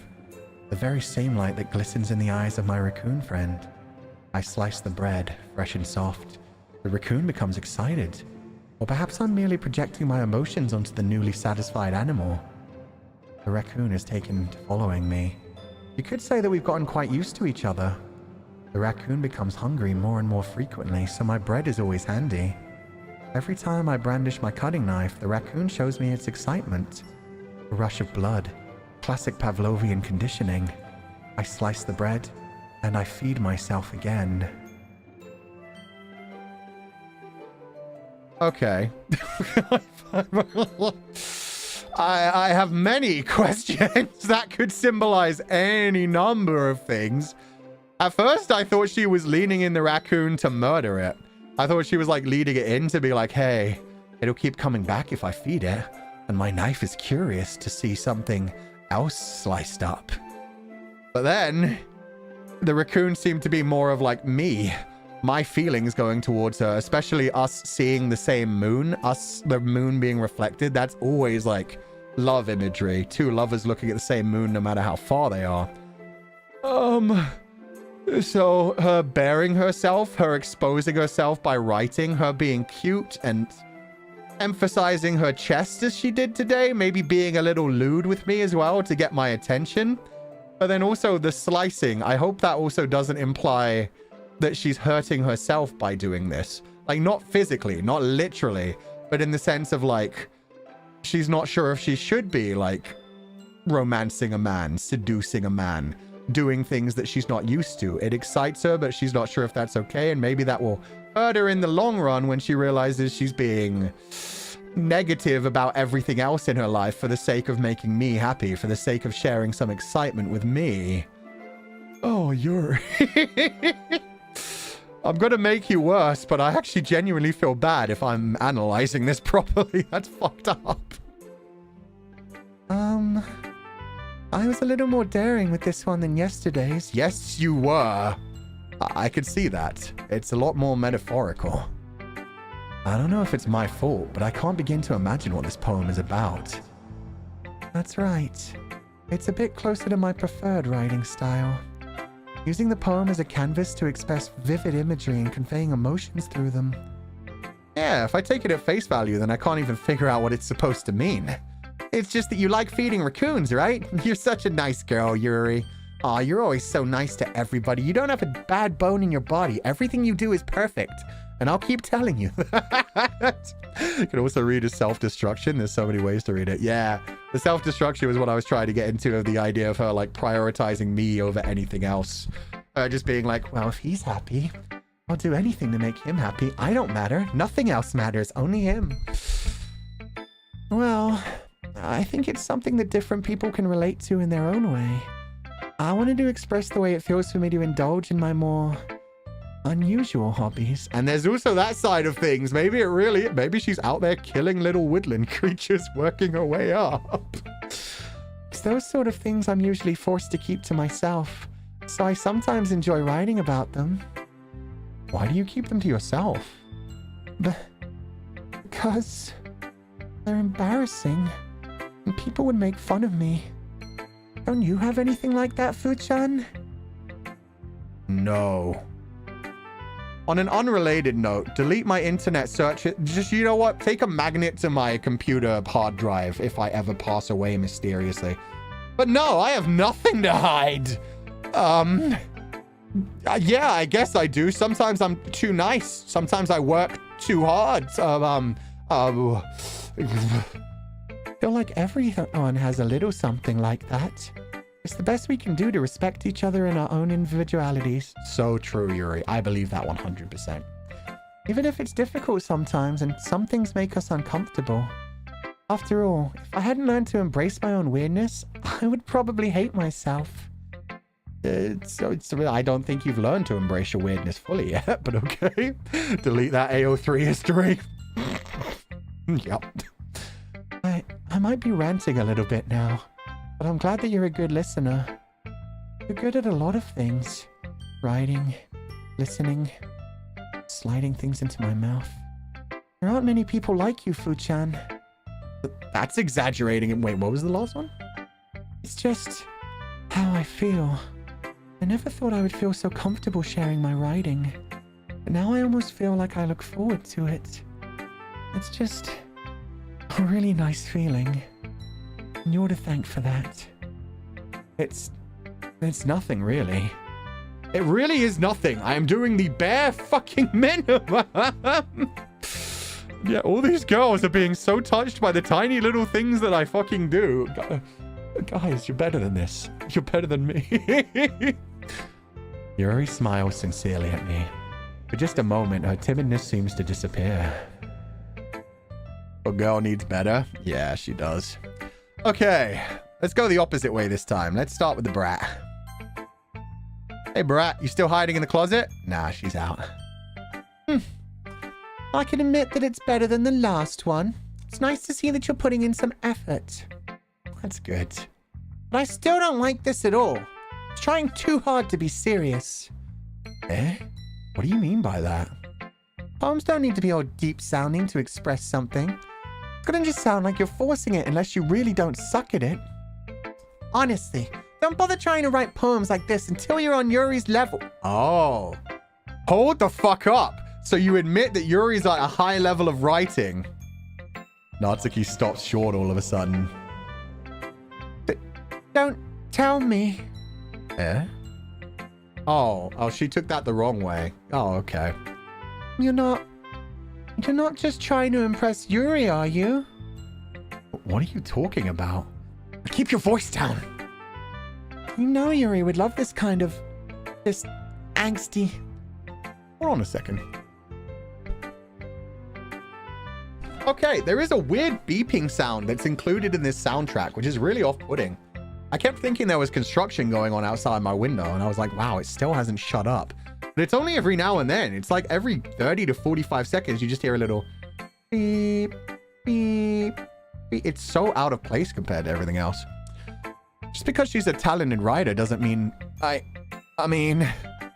Looks like I'm in trouble. I somehow struck a nerve, though what I did is beyond me. I'm so done with you. Natsuki shoves the poem I handed her back over to me. Take your stupid poem. If you wrote it for someone else, just don't show it to me. Ouch. Dude, I wasn't like trying to impress you or anything. Who would try to impress you? Natsuki, you're just a tiny little friend of mine. It's okay. It's okay, kiddo. You want some more cupcakes? You need a chocolate milk, maybe a strawberry milk. This is what I get for letting a younger girl step into my business. Unless I was a mind reader, I was destined to be in a world of pain from the start. At least Natsuki wasn't really the girl I was trying to impress in the first place. Natsuki's a princess? She certainly believes so. Okay, Sayori time. It's intentional, don't focus too much on it. No, I figured it was. I'll have some things to say about that later, but for now, we'll keep it chill. I'm thinking it's just to like make you a little bit off-put. It's like cute little happy slice of life kind of music, and then every now and then you just have something disturbing it. Something just beneath the surface. Oh, I like this one, Fuchan. It has some nice feelings in it. Oh, I'm glad. I wrote it for Yuri. Do you think Yuri will like it? What do you think, Sayori? Is Yuri going to be nice about it? Does this mean it's better than yesterday's? Let me think. I don't know. I guess I like them both. Oh, she likes anything I would do. She's so sweet. She's so innocent. Sayori, no, you can't live your life like this. I'm not your sunshine. That's not very helpful, you know. Well, I'm not very good at figuring out if poems are good or bad. That's why I just go by my heart. If it makes me feel things, then it must be a good poem. Honestly, yeah, based. You like it, you like it. You don't have to be able to explain why. I'm not sure that's exactly how it works. Then again, I guess conveying feelings is a pretty important part of this whole thing. Yeah, maybe. Honestly, I don't even know what kind of writing you like in the first place. Yeah, me neither. I do, because the game has told me. She likes me talking about suicide. Oh, Sayori. Why don't you at least try giving it some thought? Aw, you want to write something for me?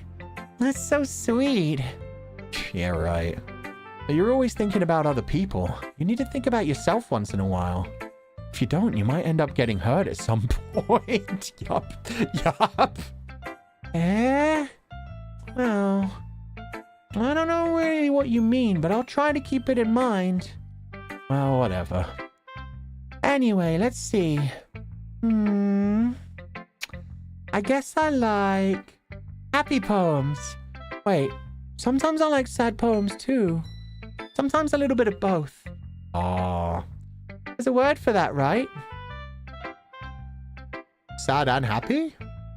Cathartic? Yashike? I don't know, really.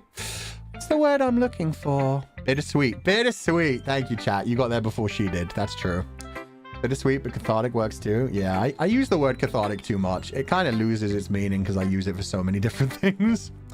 Tragicomedy. That works too. The Germans have a word for everything. The Germans were intense when it came to the human condition in language. Bittersweet. Yeah.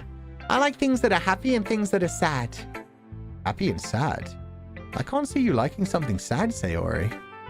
Well, I like happy the most. But sometimes when you have a little rain cloud in your head, a sad poem can help give the rain cloud a little hug. Oh, that's so true. Yeah, it can help you work through things. And make a nice happy rainbow. Sayori, that's unexpectedly poetic. Is it? Maybe I'm getting better at expressing my feelings after all. Thanks, Futsan. I should go write that down then. You can read my poem now, okay? That's actually adorable. The whole, like, if it's a sad little rain cloud, you give it a hug. Maybe there'll be a rainbow when it starts raining. Aw, adorable. You can always trust the Germans to have a word for whatever you want. Yeah. A very specific feeling that's, like, hard to explain, and the Germans will just be like, ah, yes, Schadenfreude. Schadenfreude and da. Bottles.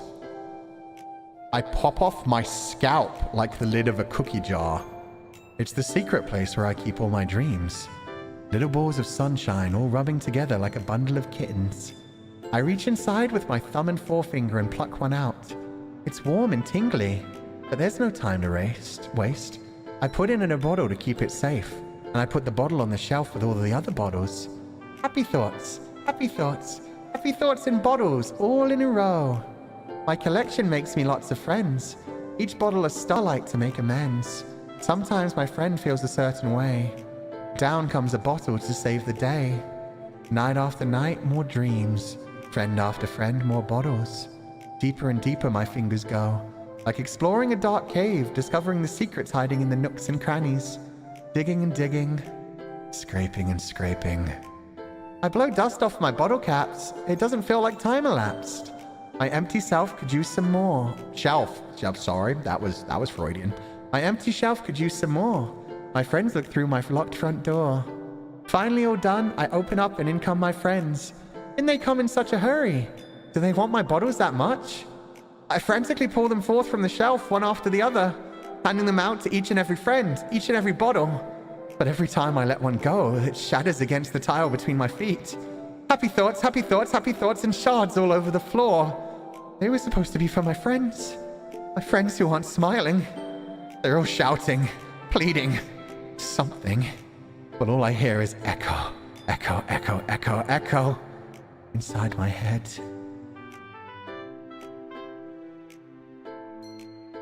Okay. You don't have to work too hard to analyze that one. Sayori takes out all the happy parts of herself, everything that's happy, the rainbows, the kittens, the joy. She digs down deep into her head, into the parts of her head where it's dark. She doesn't take those dark parts though. She leaves those dark parts inside. Those aren't for anyone else. Those are just for her. Only she has to suffer with those. And she takes out all the happy parts. Everything happy, anything joyful, anything she can do for anyone else. And she gives them to other people. Her happy little bottles, they make other people happy. Her sunshine. Her sunshine she gives to others. And when she's left over,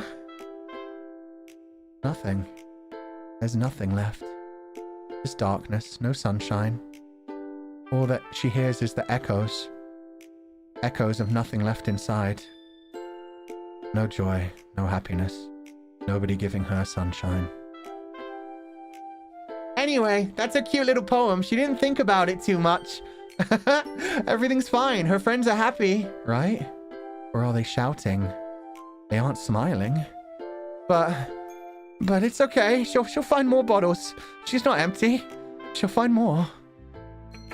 Oh, holy crap. Yeah, that's the correct response. I want to give Sayori a hug. Yeah, I'm kind of sad that I have locked in on the Yuri route. I want to see Yuri kill everyone is my plan. But I'm going to feel really bad because this girl, she fucking needs a support network. She needs to be told everything's okay. She doesn't always have to be all happy and joy for everyone. It's fine that she has dark thoughts. We all have dark thoughts.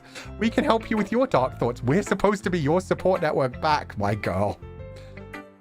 Sayori, did you really write this? Of course I did.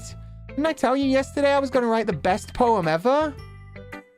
Yeah, but, I mean, I didn't expect something like this coming from you.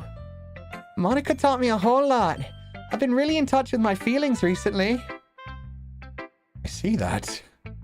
It's almost kind of creepy. Oh, why would you say that? My boy, she is bearing her soul to you. Creepy? Well, not exactly. Maybe because I'm so used to you being cheerful. Have you tried not being sad? Maybe you should write cheerful things like Natsuki. Natsuki makes me happy because she writes about kittens and rainbows. You writing about running out of happiness? Ugh, yuck, dude. I want to hear that. Stop trauma dumping on me. Fuck. Oh, never mind. I'm thinking too hard about it. I don't need to think hard about you. You're just a happy girl. The point is, it came out good, so you should be proud of it. Thanks. I feel like I was meant to express myself this way. It even helps me understand my own feelings a little better. It does. That's why, like, first step, pretty much everyone who goes to therapy, almost every therapist will tell you, keep a journal, write down your feelings, explore why you thought certain ways, explore why you took certain actions, what you were feeling at the time. It's, yeah, a creative outlet, especially if you do it in fiction, through poetry, through some way that's like subtly hiding your feelings. Because it's very true that like a lot of people can't read into things because they just don't understand an emotion either. So yeah, if you write things in like an artistic and like a symbolistic way, then yeah, a lot of people will pick up on it that actually like feel that same way, or they'll pick up on things that you didn't even necessarily mean, and it'll help them sort through their feelings. So yeah, getting your feelings out there is always good. Drawing also helps. Yeah, no, anything artistic, any kind of artistic expression, even just talking. Like journaling is all about like having a conversation about to yourself. And then like writing something creative is also about like having a dialogue with yourself, exploring like different thought points, different things, different parts of your imagination, different parts of your psyche. But yeah, you should also talk to other people as well to actually have people that can step in occasionally that are actually supportive and say like, yo, this is really good. But it also sounds like you maybe need a hug and some therapy. And my God, can we go see somebody, please? Is it just me, or did you say autistic and not artistic? No, that's just my accent. Artistic, autistic, autistic. It sounds like a Boston guy saying autistic, but no, I'm saying artistic. It's just the British accent. Writing's like magic. You've gotten pretty passionate about this, huh? I hope you keep it up. Yeah, writing's the best. I'm gonna keep writing until I die. Don't get ahead of yourself. You're not dying anytime soon. Sayori's always had a habit of getting obsessed with something before dropping it no more than a week later. I wonder if this is one of those times. But seeing the passion in her eyes makes it hard for me to be pessimistic. Phrasing? Yeah, no, this game knows exactly what it's doing. Sorry, English isn't my first language. No, you're fine. It's just, yeah, no, that's just my accent. Okay, Monica, come tell me I'm a fucking pleb. Come tell me I'm a piece of shit and I'm just writing for Yuri, because I totally am, but... Hi again, Fuchan. How's the writing going? Alright, I guess. I'll take that. As long as it's not going bad, I'm happy that you're applying yourself. Maybe soon you'll come up with a masterpiece. I hope not. God. Oof. Writing your opus in high school would hurt so fucking hard down the line. I wouldn't count on that. You never know. Want to share what you wrote for today? Sure, here you go. I give my poem to Monica. Alright, this one's good. Feels like you're not only getting more comfortable with your style, but the imagery is better than the last one I read. Just wondering, but have you been finding inspiration in Yuri's writing style?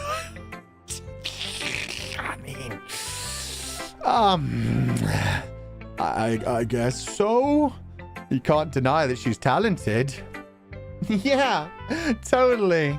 I think her poems are the most romantic. That's the best way to describe it. Romance can be tragic. She's like a totally different person when she picks up a pen. I noticed that too. Or when she's talking about literature, it's like a light turns on inside her. Mm-hmm. Sadly, it's hard to get much more personal conversation out of her. Trust me, I've tried. Who knows what goes on in that head of hers?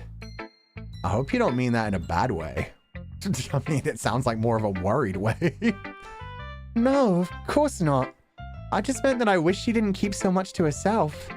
But still, defending her like that, you must be pretty into her. Eh? You completely misunderstood. I just like her writing. I think she's an amazing writer. Yeah. Another German dictionary example. Backverfeinsicht, meaning face that begs to be slapped. I love that. That was Natsuki when I started this game, and myself as I continue to play it. Calm down, I'm kidding. Besides, I'm pretty sure she's already got a boyfriend. Wait. Really? But she... yeah, a fictional one anyway. Oh, okay. You're just kind of being mean. Okay, that's fine. She can have a fictional boyfriend. That's fine. I'll take on his name. That works for me. Wow, unless Monica's reading even deeper into this than I thought. She baited the MC. Maybe, or maybe she's cutting it down to a T. Maybe she's saying, yeah, she already has a boyfriend. I mean, she thinks you're her boyfriend and she thinks you're perfect and you're not perfect. She's in love with a fictional version of you that you'll never live up to. You're going to disappoint her. You're going to make her sad. She's going to kill everyone to be with you. And then when she realizes you're not her perfect fictional fantasy, she'll end you and herself too. Anyway, Monica kind of whispered that last part to me.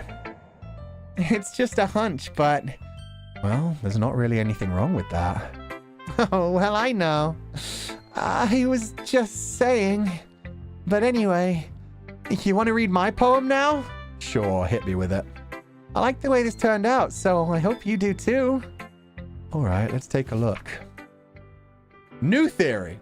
And I love how I'm having to theorize my whole way through this game. I am probably taking like 3 times the amount of time to theorize as I am to actually play the game. Monica, I do think she realizes this is a game. She realizes her friends are just 2-dimensional characters, but she wants to get them to express herself. So that's why she started this whole poem thing. She's trying to get them to express their individuality and figure out some actual emotions so that they can be better people. And she was planning on relying on me to like balance everything and be like a good experience on them, that they'd all want to share their feelings with me and yeah, express themselves properly. And I'd just be like a good friend to everyone who can make everything happy. But instead I'm causing friction between the group. I'm leading Yuri down a bad route of just like seeing me as some perfect example. And yeah, everything's going to go wrong and she's going to be disappointed in me. Oh, this one's literally called Save Me. Monica, I'm so sorry. I just want Yuri. I don't know what to... I'm not here to be anyone's therapist. I'm here to clap some cheeks. This is a cute little dating game.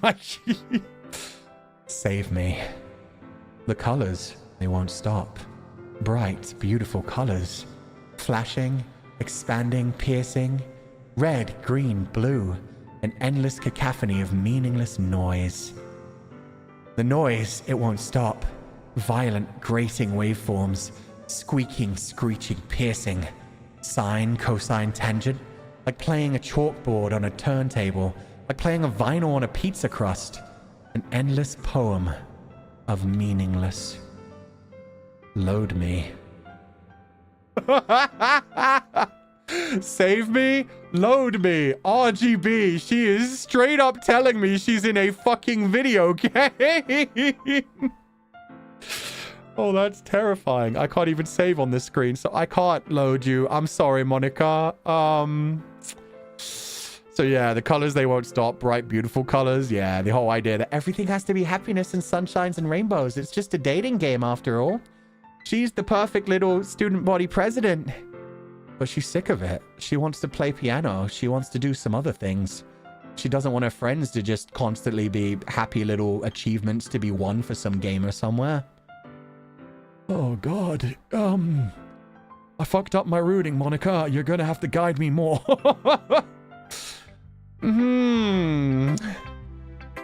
It's even more abstract than your last one, huh? I guess it's just the way I write. Sorry if you don't like it. No, I never said that. Green, red, and blue used to be the lights to make images in the screen too. Yeah, and CRT screens. They only replaced it with yellow later when they realized yellow's actually a better balance because you can make green with yellow and blue. Whereas, yeah, so yeah, they went back to the primary colors. RGB, that's what it always used to be. Oh, red, yellow, blue doesn't sound anywhere near as good. This kind of thing I've never really seen before, I guess. I kind of like playing with my space on the paper. Yeah, you do. You like your single word lines. Choosing where and how to space your words can totally change the mood of the poem.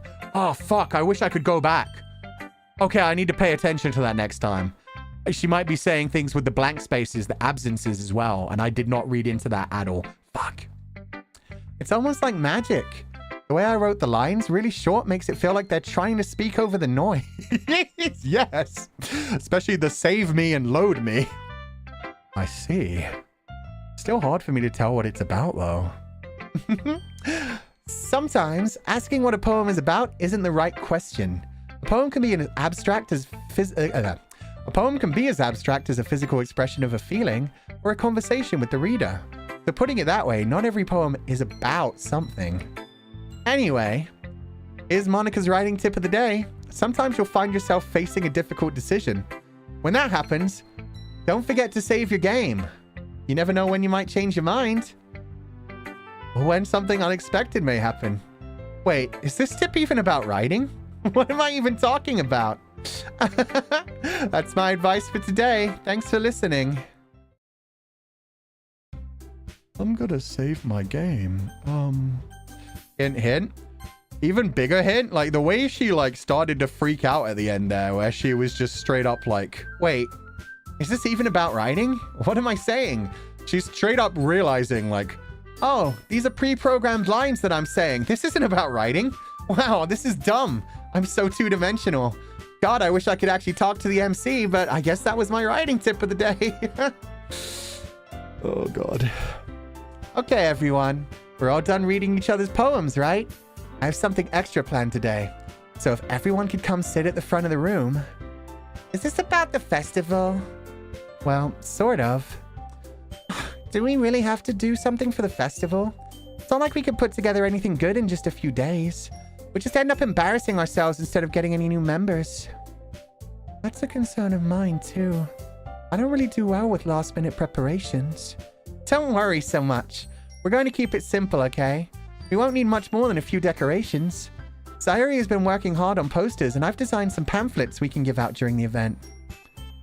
Okay, that's great and all. That doesn't tell us what we're actually going to be doing for the event. Oh, sorry. I thought you heard about it already. We're going to be performing. Performing? Monica? Yeah, we're going to be having a poetry performance. Each of us are going to choose a poem to recite during the event. But the cool part is we're also going to let anyone else come up and recite poems too. Sayori's putting it on all the posters in case anyone wants to prepare ahead of time. Sayori, who's been coloring a poster, holds it up for us to see. Are you kidding me, Monica? You didn't already start putting those posters up, did you? Well, I did. Oh, it does look like Monica and Natsuki are holding hands. And Monica... Oh, no. Yeah, just Monica and Natsuki. Do you really think it's that bad of an idea? Well, no. It's not a bad idea, but I didn't sign up for this, you know. I didn't sign up for this. There's no way I'm going to be performing in front of a group of people like that. I agree with Natsuki. I could never, in my life, do something like that. Imagining it, Yuri shakes her head in fear. Guys. No, Sayori. I understand where they're coming from. Remember that Natsuki and Yuri have never shared their poems with anyone until just a couple days ago.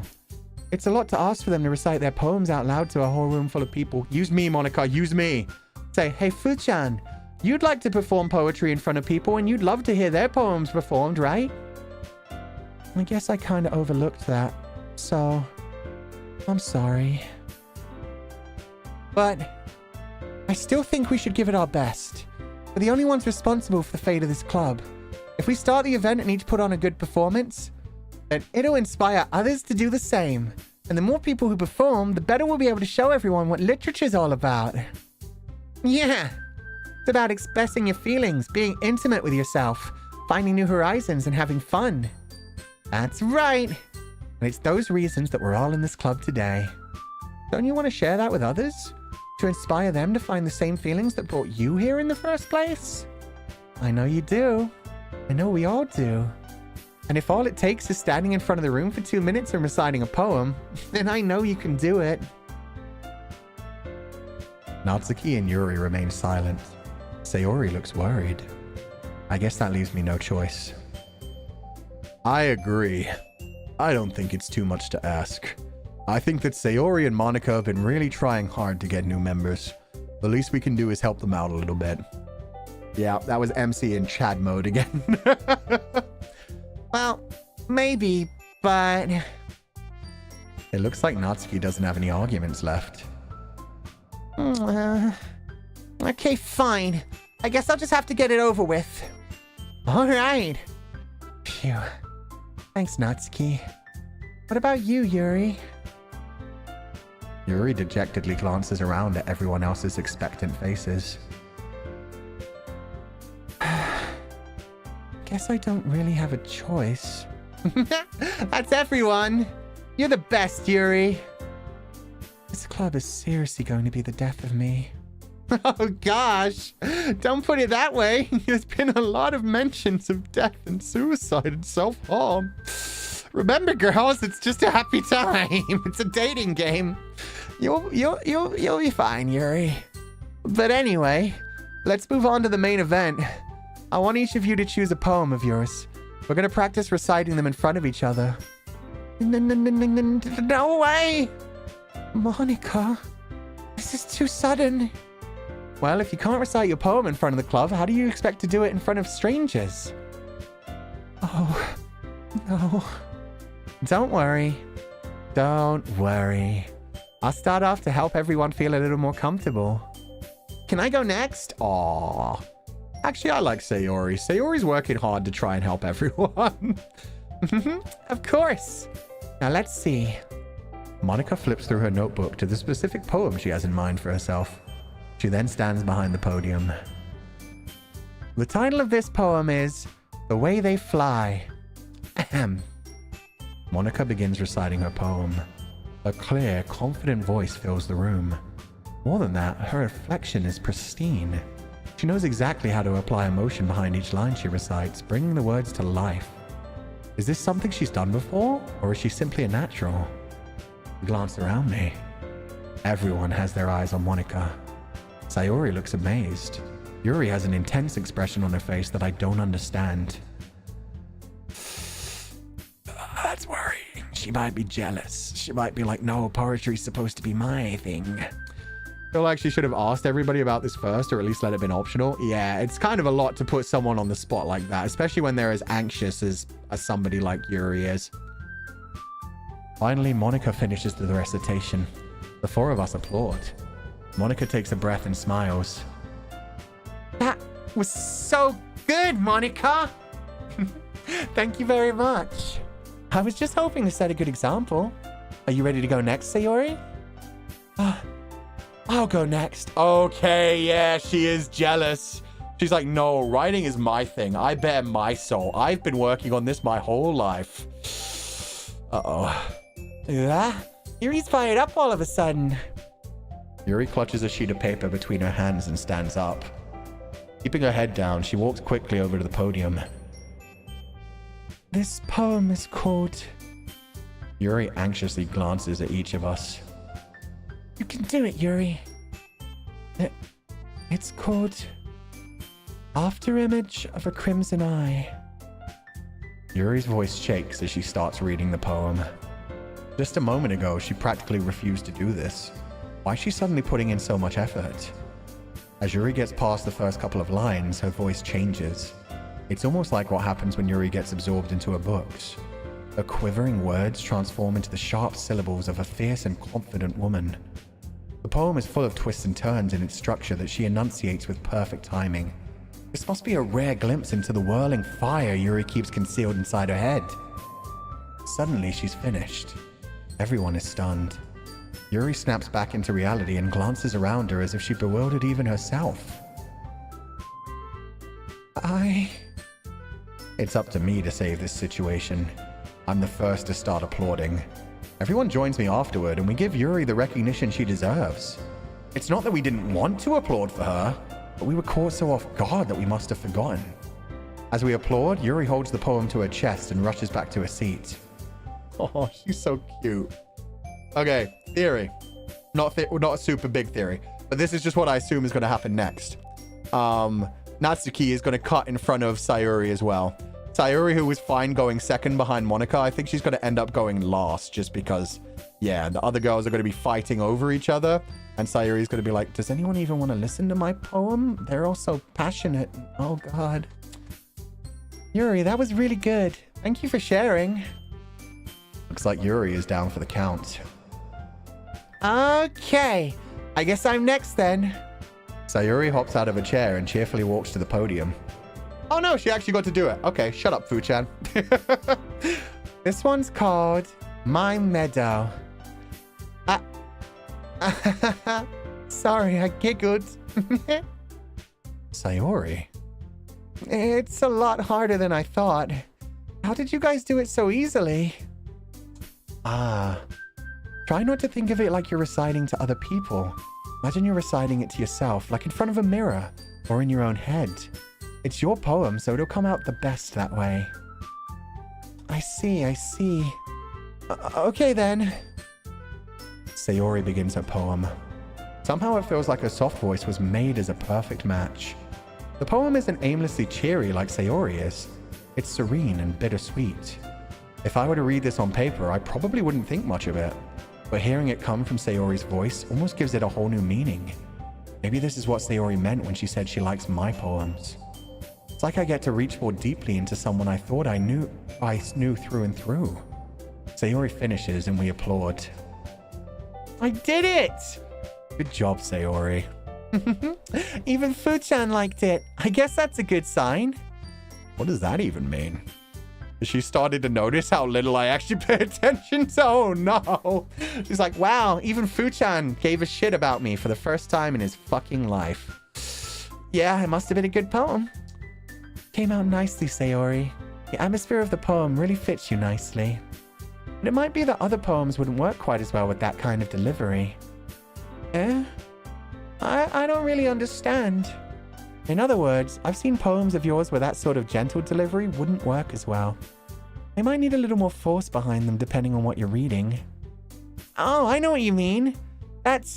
Well, I've been practicing that kind of thing. It's just embarrassing to do it in front of everyone. The next time, I'm going to make you pick a poem that challenges you a little more. We don't have much time before the festival, you know. Okay. Now who's next? Natsuki? Don't make me go before Fu-chan. Not like I can compare to you guys anyway. Might as well let Fu-chan lower everyone's standards a little before I have to do it. Jesus Christ. Natsuki. It's fine. Might as well get it over with. It's not like I have much of a selection of what to read. I'll just have to go with what I wrote for today. I stand up and step in front of the podium. Everyone has their eyes on me, making me feel terribly awkward. I recite my poem. Since I'm not exactly confident in my own writing, it's hard to put energy into it. Despite that, once I finish, I receive applause anyway. I receive applause anyway. Sorry, I'm not really as good as everyone else. Don't worry about it so much. I think it's less about your abilities and more about your lack of confidence in your writing. That's something that will improve over time, though. Yeah, maybe. All right, then. That just leaves you, Natsuki. Dude, it's so much worse to go last, though. I live for the applause. I don't. The applause scares me sometimes, too. Having harsh criticisms thrown at you could hurt. Having, like, praise can make you super embarrassed as well. And just be like, oh, no. Keep it to private. I'm sensitive. Yeah. I'm going. Natsuki begrudgingly gets out of her seat and makes her way to the podium. This poem is called... Why are you all looking at me? Because you're presenting. Anyway, the poem is called Jump. Natsuki takes a breath. When she starts reciting the poem, her sour attitude disappears a little. While she's still a little unenthused, her poem has a rhythm and rhyme to it. It's Natsuki's trademark style, and it works surprisingly well when spoken aloud. The words feel like they bounce up and down, as if giving life to the poem. Natsuki finishes, and everyone applauds. She huffs back to her seat. Aw, see, you still got the applause. It's fine. Is that why you never take our compliments, rusty old man? I don't know what you mean. I never get compliments. It's fine. It's called Shonen Jump. Yeah, I was wondering, is it like a dark poem about, jumping off an edge? Or is it about Shonen Jump? Maybe it's just like happy, bouncy fun time like usual. Or maybe it's hiding some secrets. Jump can go both ways. Public speaking, my worst fear. That's why oral communication class was my own personal hack. They have that in high school? Oof. Yeah, that's rough. Presentations were always, kind of terrifying. It's not so bad when you're behind a computer screen.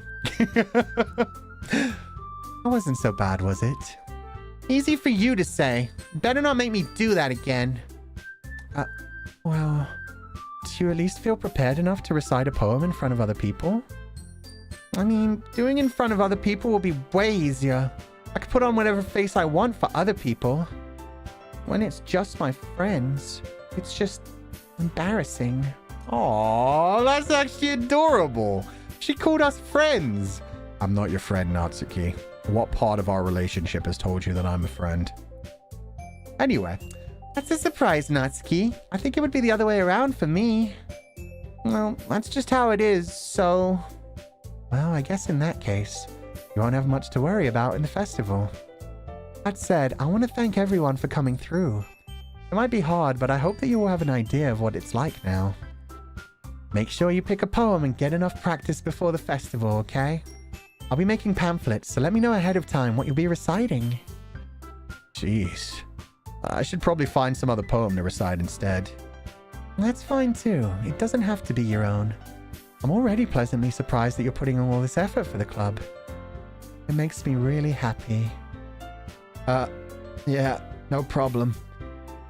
Ma'am, lower that skirt. This is getting close to getting me demonetized. Okay, everyone. I think that's about it for the day. I know the festival is coming up, but let's try to write poems for tomorrow as well. It's been working out really nicely so far, so I'd like to continue that. As for the festival, we'll finish planning tomorrow, and then we'll have the weekend to prepare. Monday's the big day. I can't wait. I can do this. I can do this. All right. I stand up. There's no way I'll be able to find the same enthusiasm as Sayori and Monica, but I'll do my best to get through it. If it's for the sake of the club and impressing Monica, then I'll have to do my best. Since when did we like Monica? Well, no. Yeah, I guess Monica's like the constant. The text box is censoring it, so it's fine. The text box can't censor everything. If it blew up a little higher, it'd still be a problem. Ready to go, Sayori? Yep. Look at you two, always going home together like that. It's kind of adorable, isn't it? Jeez, guys. Don't make such a big deal out of it. It must be a little nice, though. Well, how am I supposed to respond to that? I know exactly how to respond to that. Well, Mistress Yuri can, if you'd rather I walk you home instead. Fuck Sayori. I don't even remember her name. I call her Satsuki half the time. I'll walk you home, my queen. And then I'll walk myself home alone. Anything for you. It's okay, Fuchan. You don't have to say it. Thank God. If I said that out loud, I would be in trouble. Whatever. Let's go already.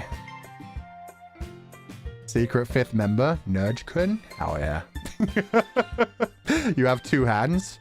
Yes. And they both need to support Yuri. She has back problems.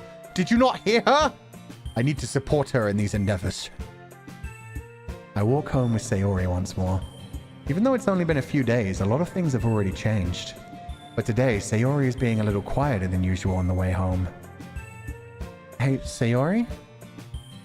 Sorry, I was spacing out. Ah, no wonder. I was thinking about something from earlier. I like how we get to...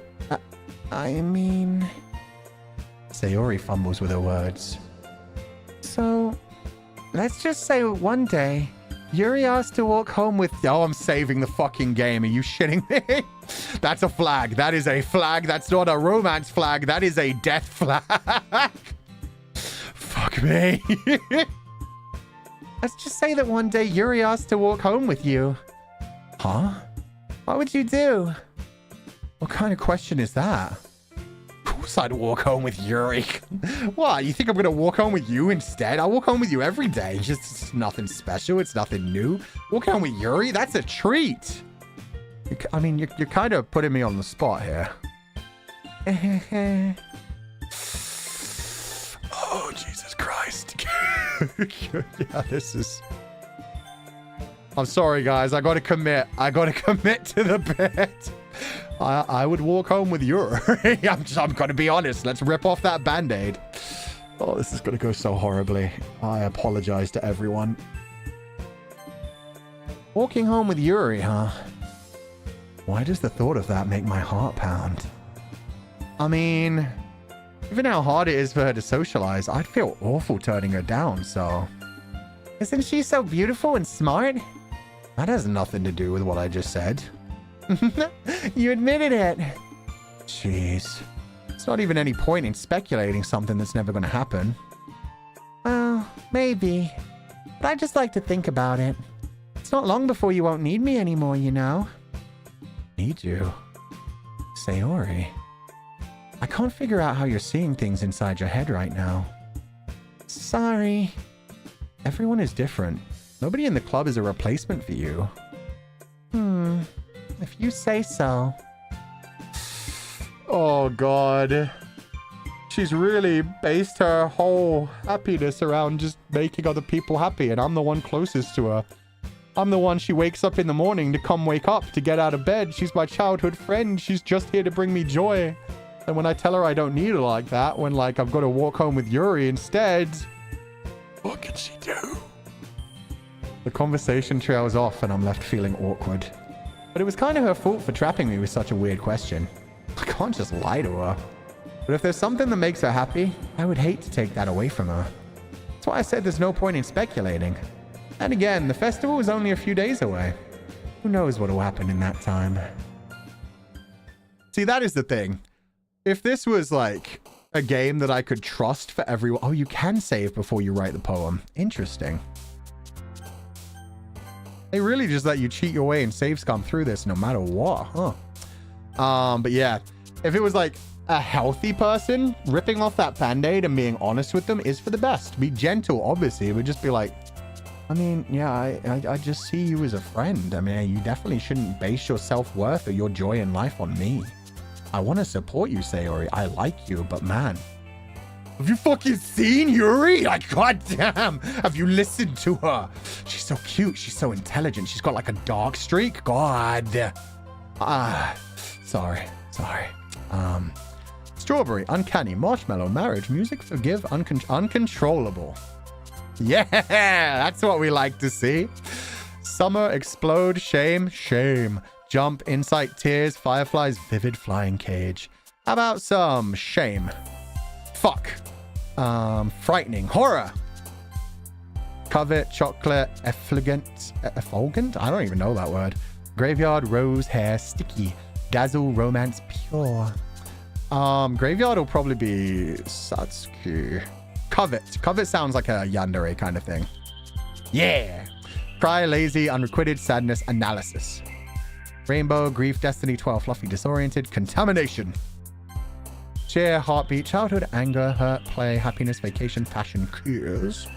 How do you feel about kisses? You liked lust. Are kisses up there, or do you prefer to go straight for the strike? What? Oh, yeah, I guess she's adorable. That's like the innocent version of lust. Pout, bubbles, defeat, essence, dance, fickle, despise, clumsy, misery, vibrant. Despise. Yeah, misery would have been sadness, which is more Satsuki. I'm starting to get it when it comes to Yuri. It's not always sadness. It's more hatred of the world. It's misandry. It's pain in a different direction. Alone, heaven sent, broken, raindrops, sugar niggle. Oh, anxiety. Lollipop, flower, fun, flea, games, mouse, disarray. Yeah, judgment. This is going so easy now. Inferno, desire. Together, unrestrained. Yes. Not vanilla. Never ever vanilla. Dark. Fuck. Damn it, Satsuki. Depression, empty, Valentine, electricity, email, variant, smile, papa, sweet, comfort. Empty. Fucking Satsuki, stop this. Melancholy. Whisper, meager, wonderful, vivacious, tragedy, journey, prayer, swimsuit, intellectual. Sensation, treasure, fantasy. Fuck you! No, that's her favorite genre! Get out of here! I'm saying Satsuki again. I don't know why, guys. I told you guys, they're the same level in my mind. They're both just the cute little ones. Who are very deep and interesting in their own ways, but they're not interesting in that way to me. Doki Doki, proof, adventure, beauty, ribbon, excitement, unstable. Yep. Embrace, lucky, wrath, heart, calm, anime. Wrath.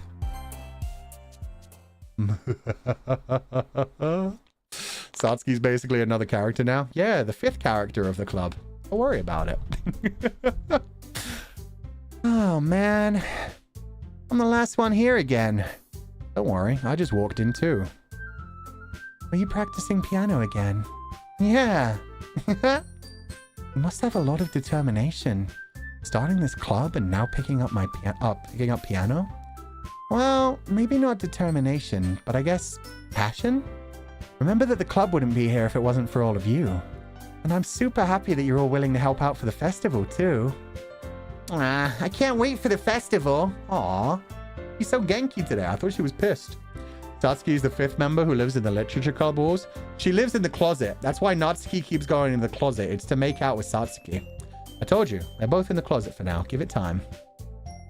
It's gonna be great. Eh? Weren't you complaining about it just yesterday, Natsuki? Well, yeah. I'm not talking about our part of the festival. It's a whole day of school where we get to play and eat all kinds of delicious food. You sound a bit like Sayori all of a sudden. Monica, do they usually have fried squid? Squid? Wait. Where is Sayori? Wait. They said everyone was here. Where's Sayori? That's a pretty and they glanced over me saying like you sound like Sayori. That's a pretty specific thing to look forward to. Ah, come on. You saying you don't like squid? You of all people? Eh? I didn't say I didn't like it. Besides, what do you mean by you of all people? Because it's right in your name. Monica? Squid? Isn't squid in Japanese Ika? Ika, Monica. Okay, there we go. Monica. Okay. I was like, wait a minute. Where was that? That's not how you say my name at all. So that joke makes no sense in translation. And there she goes, breaking the fourth wall and being meta again. Never mind. Let's just focus on our own event for now, okay? She's doing the hand laugh as well. Wait, is this actually Satsuki? Did they delete Sayori? Oh. Fine. Your reactions aren't as fun as Yuri's. Okay, Sayori's. Okay, she got to mention. Don't fuck with me, game. Don't fuck with me. Your reactions aren't as fun as Yuri's or Sayori's anyway. Excuse me? Oh. Wait. Natsume, Satsuki, Yuri. Yuri, Natsumi, Yuri. All their names are similar. I wonder if that's on purpose. Wait, no, Natsuki, Sayori. Sayori, Yuri. Yeah, their names all kind of like glance into each other, other than Monica's. Monica's is the only one that's really, really different. The rest of them, yeah. They're all the same. Natsume who? Look. Natsuki and Sayori. And Yuri, Sayori and Yuri. Yeah, they all like kind of blend into each other. I think, yeah. Monica's unique because she knows it's a game. The rest of them are just characters, so they don't really matter, I guess is what they're trying to say with that. Excuse me? Where is Sayori anyway? Oh, there you are. Oh, she's fine. Sayori's sitting at a desk in the corner of the room, looking down at nothing. I walk over to her. Hey, Sayori. I wave my hand in front of her face. You're spacing out again. Sorry. Don't mind me. You can go talk to everyone else. Huh? Is everything all right? Since when did you not want me to hang out with you all the time? Of course. Why wouldn't it be? It just feels like you're a little off. Sorry for assuming things. Jeez, you worry too much about me. I'm fine, see? Sayori shows me a big smile. She's not wrong. She's smiling. Therefore, she can't be sad. Oh, she's crazy depressed. She's just like, yeah, don't worry about me. She's on the way out. Don't let me distract you from having fun with everyone. Well, all right. If you say so. I worriedly glance at Sayori before turning back towards everyone else. But the conversation is already dispersed with everyone back at their usual activities. Maybe I should ask Monica if she's noticed anything about Sayori recently. Since they've been preparing for the festival, they must be spending a lot of time together. I timidly approached Monica, who was shuffling through some papers at her desk. Oh, my boy.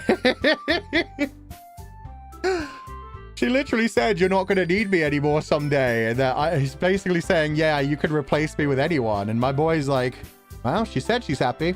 I guess I don't have to worry about her. I'll go focus on the other girl. Fu-chan, what's up? Hey, this might sound a little strange, but have you noticed anything up with Sayori recently? Anything up with her? In what way do you mean? Maybe I'm reading into it a little too much, but she seems a bit downcast today. Okay, he's still trying. Oh, you think so? Can't say I've noticed anything about her. Monica peers across the room at Sayori, who is idly dragging a rubber eraser up and down her desk. Maybe there's something on her mind. But I'm surprised I'm not the one asking you, Fu-chan. You certainly know her a lot better than I do. Yeah, but she's never really like this. She's always talked to me about things that bothered her.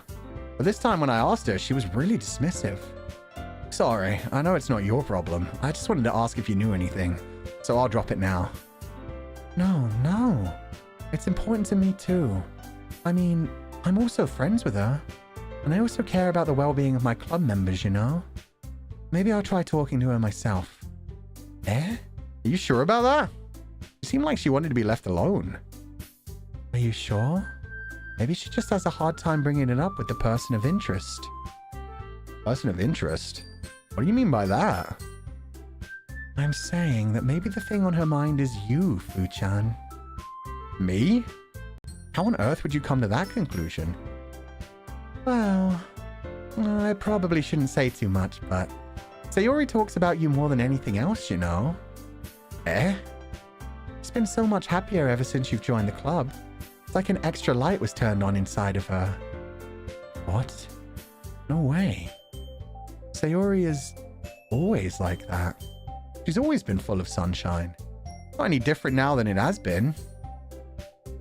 You're so funny, Fu-chan. Have you thought that maybe you've always seen her as so cheerful? Because that's just how she is when she's around you? Aw, that's a good line. That's cute. I said too much. I'm sorry. What do I know anyway? I didn't mean to jump to conclusions, so you should just forget what I said. I'll try to talk to her, so try not to think about it now. All right. Monica smiles meaningfully. I know she said to forget about it, but I already know that I won't be able to get her words out of my head. Monica stands up from her desk and walks across the room to where Sayori is sitting. I watch her kneel down next to Sayori and gently talk to her, but she's keeping her voice so quiet that I can't hear her from here. I sigh and sit myself down. I know Sayori told me not to worry about her and to have fun with everyone else, but that's impossible to do when she's behaving like this. Exactly how much do I care about her that I'm letting this weigh me down so much? Now it feels like I'm the one behaving out of the ordinary. There's nothing I can do besides wait for Monica. Certainly can't walk over there and talk to her myself. No. Why does it feel like I'm being watched? I glance around the room. Suddenly I notice Yuri peering at me from over her book, but she looks away just as quickly with a flustered look on her face. I realize that she won't get anywhere like this. I've never really seen Yuri approach anyone or start a conversation on her own accord, so I have no choice but to approach her myself. By now, it's a little easier for me to do that. I stand up from my desk and sit in one next to her own. Oh, God. Sayori's just like, it's fine, Fu-chan. You can go talk to the other girls. And I'm just immediately like, okay, I'm gonna go read my books with Yuri again. I hope you enjoy watching us from the corner of the room. Depressed. Monica is like, this guy, so true. They all deserve better than the MC. Yeah, unfortunately, I'm what they got. The harem protagonist. I didn't mean to bother you or anything. Relax, you didn't even do anything. But I could tell that you wanted to be alone with your thoughts. Alone with my thoughts? How were you even able to tell what I was thinking like that? Well, it's something that I do a lot, so it wasn't hard for me to spot based on your posture and expression. Not that I was staring or anything. I didn't do anything creepy like that. In any case, I guess you were right. Sorry if I caused you any concern. Don't apologize.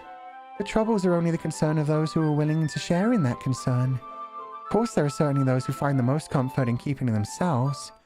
But if you would prefer to share what's on your mind, then I'd be glad to listen. Don't tell her. Please don't tell her. You tell her you're worried about Sayori? She might finish Sayori off herself. It's not really that big of a deal. It's just my best friend since childhood thinking some really dark thoughts and, you know, being depressed. And, don't worry about it. It's nothing. I was just feeling a bit uneasy about Sayori. Sayori? Yeah, she seems a little off today. When I asked her about it, she didn't want to admit it to me. So I can't help but wonder if something happened to her. Oh. That's quite romantic. Eh? Sorry. I didn't mean to say something stupid. It's not that. I just didn't want you to misunderstand. Sayori and I have just been friends for a long time, that's all. I see. And perhaps it's unusual for her to be dismissive to you about her feelings. Or maybe I'm just reading into it a little too much. Fu-chan, the world is full of meaning, often hidden deep beneath plain sight. And there are many untold mysteries behind every person, no matter how well you may know them. So you think there might be something behind it after all? I think that Sayori is a very complex person. Her mannerisms on the outside don't always match what may be going on inside her head, and she may not always know what she wants. I noticed her strange behavior today too. I also feel some concern for her. But in your case, it looked like she was fully occupying your thoughts, wasn't she? Well, I guess that was the case. Sayori, she really means a lot to you, doesn't she? I guess. You don't need to put it that way. We're just good friends, that's all. Yuri suddenly looks deeply into my eyes. Her expression is gentle and curious, as if she was searching for something. Embarrassed, I avert my gaze. Sometimes, a person's mysteries are untold even to themselves.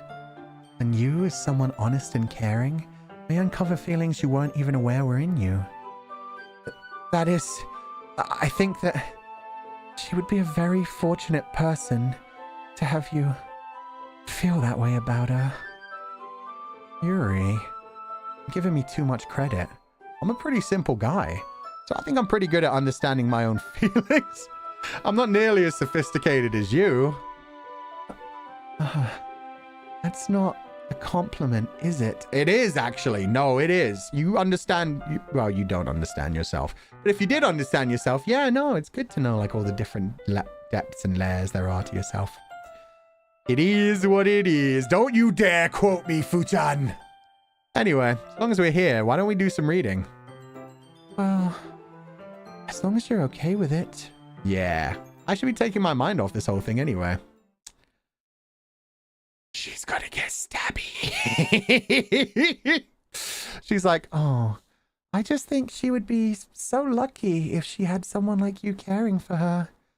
Which means I need to get rid of her. I need no more childhood friend. No. Oh, we skipped the reading today. Got the game quoting you. I know, right? The game's getting under my skin. Maybe it's listening. Okay, everyone. After some time passes, Monica calls out to the club room. Why don't we share our poems now? Before I know it, everything's back to normal. Everyone goes to retrieve their poems, and I do the same. I make eye contact with Monica, and she smiles at me. I wonder what she was talking about with Sayori. To be fair, no one's exactly an emotional genius at that age. No, they're fucking 18, man. They know nothing about themselves yet. They aren't even fully formed yet. Who should I show my poem to first? You know it, baby, but I'll save just in case. I don't know if this is important. But it might be. Yuri, baby! What day is it on? Day 3. Fu-chan, your writing has only improved in these last few days. Every poem you've shown me has been nothing short of spectacular. I can really feel the emotions. I'm a little envious even. I don't think it ever came to me this naturally. Yuri, that's the wrong way to put it. This never did come naturally to me. But I've been able to improve so much thanks to you. You're really the example I was chasing after. Is that so? Yuri gently smiles to herself. This feeling. I'm so glad I got the chance to share my writing. I never thought it would feel like this.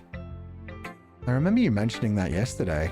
Can't believe that you're so good at something and you've never even shared it with anyone. Oh, that's what I wanted to talk about earlier. The way that Yuri talks about herself. She talks as if she's like really like fine and comfortable being in her own head and like she really understands herself. But she clearly is like blocking a lot of the things, like hiding from a lot of the things she doesn't want to expose to the world. And when you're doing that, you're hiding those things from yourself as well. You're burying them down. So yeah, she doesn't understand herself as much as she seems to read into other people. And she's completely misread me. Like Monica said about her having a fictional boyfriend. She's put me on this pedestal of being this perfect guy who's always looking out for her and loves only her and will make her happy. And really, I'm just some dude. I'm just some guy who's like, damn, those are some nice obese rats. Still, Monica's smart. Monica's hot. These other girls are hot. Like, yeah, that's the MC. The MC's just a dude. She's chasing after a romance with a man that does not exist. It's kind of a shame. Maybe, but it's not like I really had a choice. What do you mean? Well, Yuri smiles sadly. Uchan, during lunchtime, I eat by myself. Did you know that? It's a great time to find a quiet spot and do some reading. In fact, I always have some books with me. You could say I really enjoy reading. Well, that's one way to put it anyway. But books are so full of amazing and inspiring people. People you want to fall in love with. Or people you just know you would make a really good friend. Cheerful people who always put a smile on your face. Or deep thinkers and problem solvers who discover the mysteries of life. So when you look at it that way, I'm surrounded by friends every day. You know?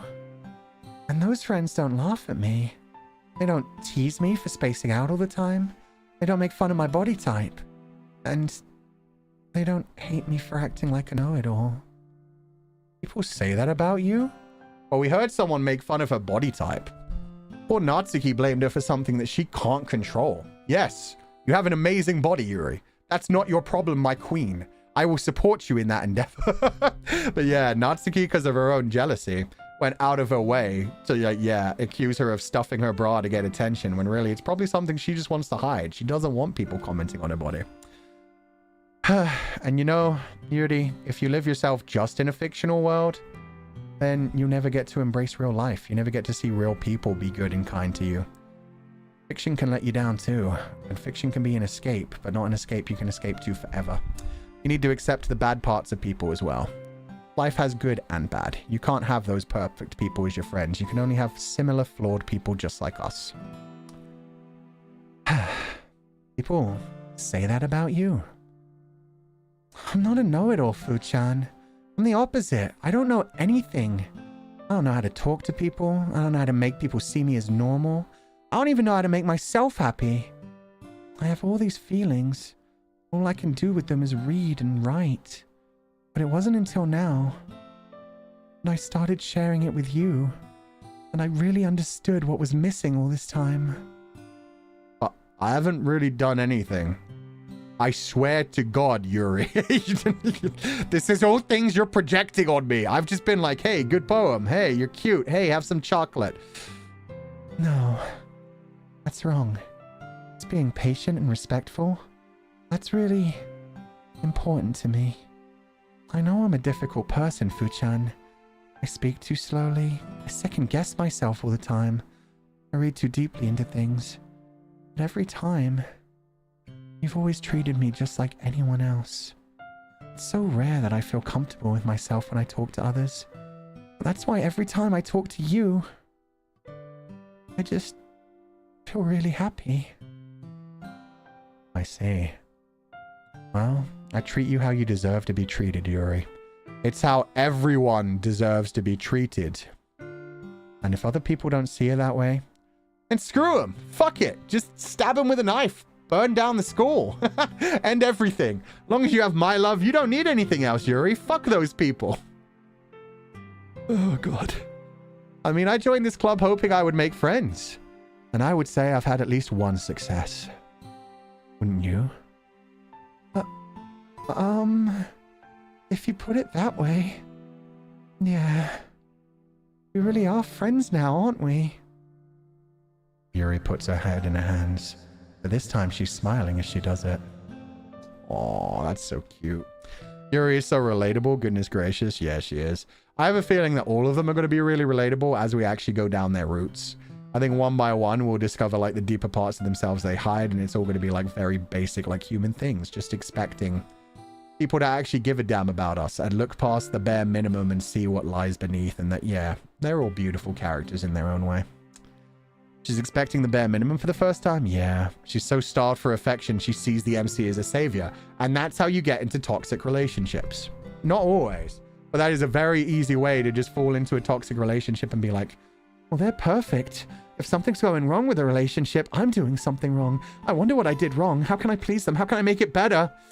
Shit like that. And also just the whole like, yeah, no, he's perfect. Everything's great. And yeah, if he did something wrong, it must be because I did something wrong to him. Do you want to show me your poem? Yeah, I do. Let me get it for you. And it also turns you against seeing their actual problems and seeing like everything else that's going on in the world. Other people that may be looking out for you even better, but you're not realizing it. Ghost Under the Light, Part 2. The tendrils of my hair illuminate beneath the amber glow, bathing. In the distance, a blue-green light flickers.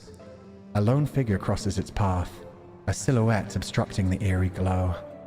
My heart pounds. The silhouette grows. Closer, closer. I open my umbrella, casting a shadow to shield me from visibility. But I'm too late. He steps into the streetlight. I gasp and drop my umbrella. The light flickers. My heart pounds. He raises his arm. Time stops. The only indication of movement is the amber light flickering against his outstretched arm. The flickering light is a rhythm with the pounding of my heart, teasing me for succumbing to this forbidden emotion. Have you ever heard of a ghost feeling warmth before? Giving up on understanding? I laugh. Understanding is overrated. I touch his hand. The flickering stops. Ghosts are blue-green. My heart is amber. Okay, there's a lot to analyze in this one. We've come back to the like red, green, blue kind of feeling. Apparently ghosts are blue-green in this one and she is amber. With that, you cannot paint a full portrait. You do not have the entire color spectrum. She thinks that he's able to complete her with his blue-green colors, but you're still losing out red, my girl. You're not seeing the red flags. The red flags, my girl, are so important. So yeah, we've got blue, green, and yellow, and she feels complete. She feels like, okay, she's not flickering anymore. She's got the full color spectrum, but she's missing out on the red. Not everything can be all good all the time. I am not good all the time. There is red. Oh my God. On top of that, talking about like the forbidden feelings. Like, I mean, the top is very easy to analyze. The whole idea, it connects to her first poem about feeling unseen, feeling like a ghost, feeling like she can't connect with anyone. She's standing under a flickering lamplight, which is eventually going to go out. She feels like she's got to go out. The world will never understand her. She'll never be seen by anyone. She'll just be put into the past with everything else. But then I'm coming closer, closer. And I stand in the light, even though she tries to shield herself, even though she puts up her umbrella and tries to hide behind her poetic words. I was able to cut through that in her mind and see the true her, which the MC has not. The MC has not seen the true her. The MC is not here to save her, but she feels complete right now, even though she's lacking a color. And she's losing herself in it, which is the whole like, yeah, teasing me for succumbing to this forbidden emotion, and then just like, understanding is overrated. I give up on understanding. I laugh. She's losing it. She's like, fuck it. Yeah, I'm going a bit crazy over this man, but it's fine. I can be crazy. I can lean into it. He loves me anyway. He tells me I'm doing good even at the bad parts. Even when I tell other people they're being bad. Even when I like make snide little comments to hurt other people. He tells me I'm fine. He tells me I'm justified. He gets it. He understands me. He'll always be on my side. Yeah, there were a lot of things to read into that one. Oh god, did I maybe getting it wrong? Girl is colorblind by choice. Yeah, or she's just running towards the red, charging like a ball. Delulu but positive. Yeah, exactly. Finishing the poem, I start to hand it back to Yuri. But instead of taking it from me, she looks away. Do you dislike it? No, of course not. I just don't really know how I should respond. Despite Yuri's poems usually being cryptic, it wasn't hard to figure out what this one was about. I don't know if I'll be able to explain this one. That's fine. I understand this one. You got the surface level, my boy. You got the first stanza. You didn't know. Oh, no. It's like, I understand you. You're a perfect happy girl, and you're in love with me. I brought light into your world, and now you're sharing more of yourself with the world. Yuri is having an even harder time speaking than usual. Does this one mean a lot to you? Yuri nods. I'm not really good with words, but I'm happy that you shared it with me. So, thank you. And I hope we keep spending time together. Despite my inability to make eye contact, I see a faint smile emerge on Yuri's lips. Yeah, it's so cute.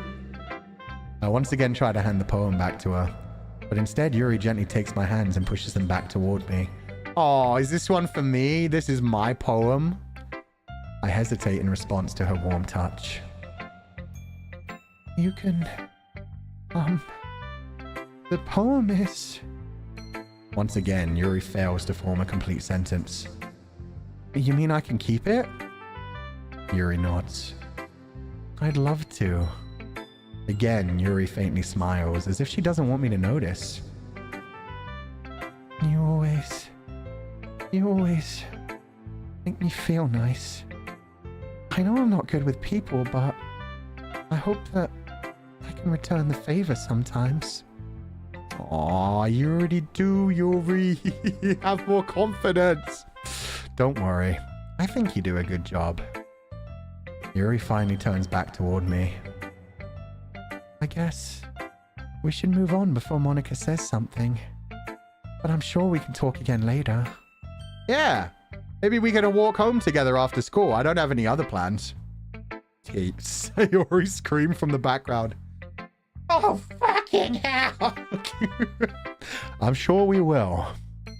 With that, Yuri timidly smiles at me and I return to my seat so I can put a poem away. Oh, God. Sayori, I'm coming in, girl. Let's see if I make this worse rather than better. I am sure I will. It's nice, I guess. Come on, I can already tell you don't like it. Is it because I wrote it for Yuri? I definitely wrote it for Yuri. Can you tell I'm trying to impress Yuri with all my fancy words? Well, you don't need to worry about what I think. After all, you wrote this for someone else, didn't you? Probably Yuri. Eh? I didn't write this for anyone specifically. Maybe. That's not really what I meant, though. But it's okay. You're making new friends, just like I was hoping. That makes me really happy. And you're happy too, right? In this club? Oh no. She's got to be like, okay, he's happy without me. He's replaced me. He doesn't need me to make him happy anymore. He doesn't go home straight after school. I don't have to walk him home after school. He doesn't need me. So I have no sunshine in my life anymore. My one reason for existing. Well, of course I am. Good. That's all that matters to me. Thank you, Fu-chan. Oh, the sad face. Sayori, is there anything wrong? Huh? No, nothing. I'm just a little tired today. All right. Just tell me if you need anything. I will. Don't worry about me, okay? You can go play with everyone else now. If you insist. Yay! I'm gonna go home a little bit early today. Wait, she didn't even show me her poem! Wait, let me read your poem! Sayori? Tell Monica I wasn't feeling well, okay? I'll see you tomorrow. Before I can say anything else, Sayori cheerfully walks out of the classroom, humming to herself. That was your chance, MC. That was your chance to go after her. She didn't write it, maybe. Maybe she was already thinking about the pain and didn't write one, or maybe she just wanted me to actually ask her for her poem. Maybe she wanted me to notice how sad she was, and instead of sending Monica her way, actually talk to her, walk her home, take care of her for once. No one would want to read it, right? Yeah, no, of course not. I immediately went to read Yuri's poem. I wrote poems for Yuri. Who should I show my poem to next? Fuck it, Natsuki. We'll save Monica for last. Monica will have the most to say. That felt save-worthy? Nah, it's fine. We haven't chosen any decisions, but we are going down a very dark route. I think we're going to lose Sayori. I think this may be the final day as well, because they said this is the final day of the week, then it's the weekend, and then shit's got to go down on Monday. So I imagine at Monday, it's going to be like everybody's final poem reading, and then we'll see what kind of ending we got. Yeah, no thanks. Huh? You didn't even... Next! She won't even read my poem because she knows it's going to be all Yuri coded. That's so funny. Okay, Monica. Hi, Fu-chan. You thought about who you want, about what you want to submit to perform at the festival? Wow. Being in this club is one thing, but performing in front of a bunch of people? I'll have to give it some more thought. Okay, no pressure. But whatever you do, I'm sure it'll turn out great. It would also make me happy to see. Anyway, let's take a look at today's poem. Sure. I let Monica take the poem I'm holding in my hands.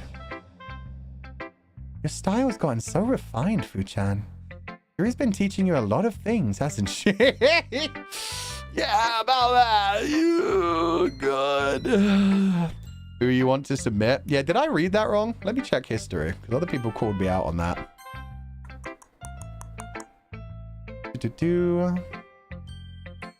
Should I show my poem? Wait, what? Eh? Oh yeah. Have you thought about what you want to submit to perform at the festival? Okay, so I just read it wrong in my head. Okay, we're fine. Well, I guess so. Yeah, I've been noticing how much time you spend with her. I think I've heard her say more words these past couple days that she's talked in a whole year. Not sure how you did it, but that's pretty impressive. Well, she just needs some patience and a way to talk about all the things in her head, I guess. Except she hasn't been talking about them, MC. Oh my god, you poor simple summer child. Monica's going to have to work a lot more on recruitment soon. Yeah, we're going to have to fill in some numbers. I'm still getting the hang of it myself. You're certainly putting in a lot of effort. You must really like her. That's... It's awfully suspicious, you know, spending time with her in the clubroom every day. Reading that edgy novel with her. Well, I just feel bad that she has a hard time socializing. Oh, God. And what if Yuri's always watching, always listening? What if she's listening to this right now and she's like, oh, he doesn't care about me. He's just pretending to be nice. Oh, it's just because I'm bad at socializing. He's just pitying me. Oh, God. Makes me want to make sure she doesn't spend all her time alone. Besides, the novel isn't too bad either, you know. No, not the no! She cared about that novel so much. She connected with it. You told her it was good. You told her the main character reminded her of you. Don't say the novel just isn't too bad. All right. I get you. Just be careful, all right? I know that Yuri isn't used to opening herself up. So if something bad happens while she's vulnerable, then it could be really hard for her. Her books aren't a total escape from reality. They're just a bandage. Yep, that's escapism in a nutshell. It's a temporary solution. We all need them, but yeah. You say that like I'm gonna hurt her. Sorry, I didn't mean that. If anything, she might accidentally hurt herself. Anyway, I'll share my poems with you now, alright? Alright.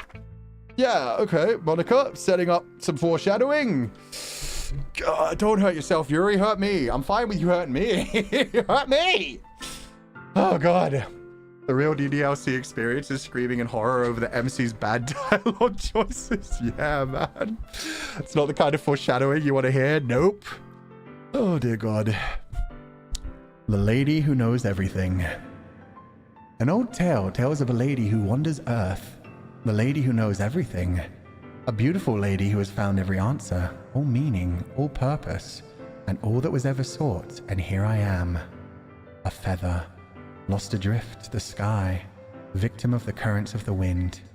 Day after day I search. I search with little hope, knowing legends don't exist. But when all else has failed me, when all others have turned away, the legend is all that remains. The last dim star glimmering in the twilight sky. Until one day the wind ceases to blow. I fall, and I fall and fall and fall even more, gentle as a feather, a dry quill, expressionless. But a hand catches me between the thumb and forefinger. The hand of a beautiful lady. I look at her eyes and find no end to her gaze. The lady who knows everything knows what I'm thinking. Before I can speak, she responds in a hollow voice. I've found every answer, all of which amount to nothing. There is no meaning, there is no purpose, and we seek only the impossible. I am not your legend. Your legend does not exist. And with a breath, she blows me back afloat, and I pick up a gust of wind.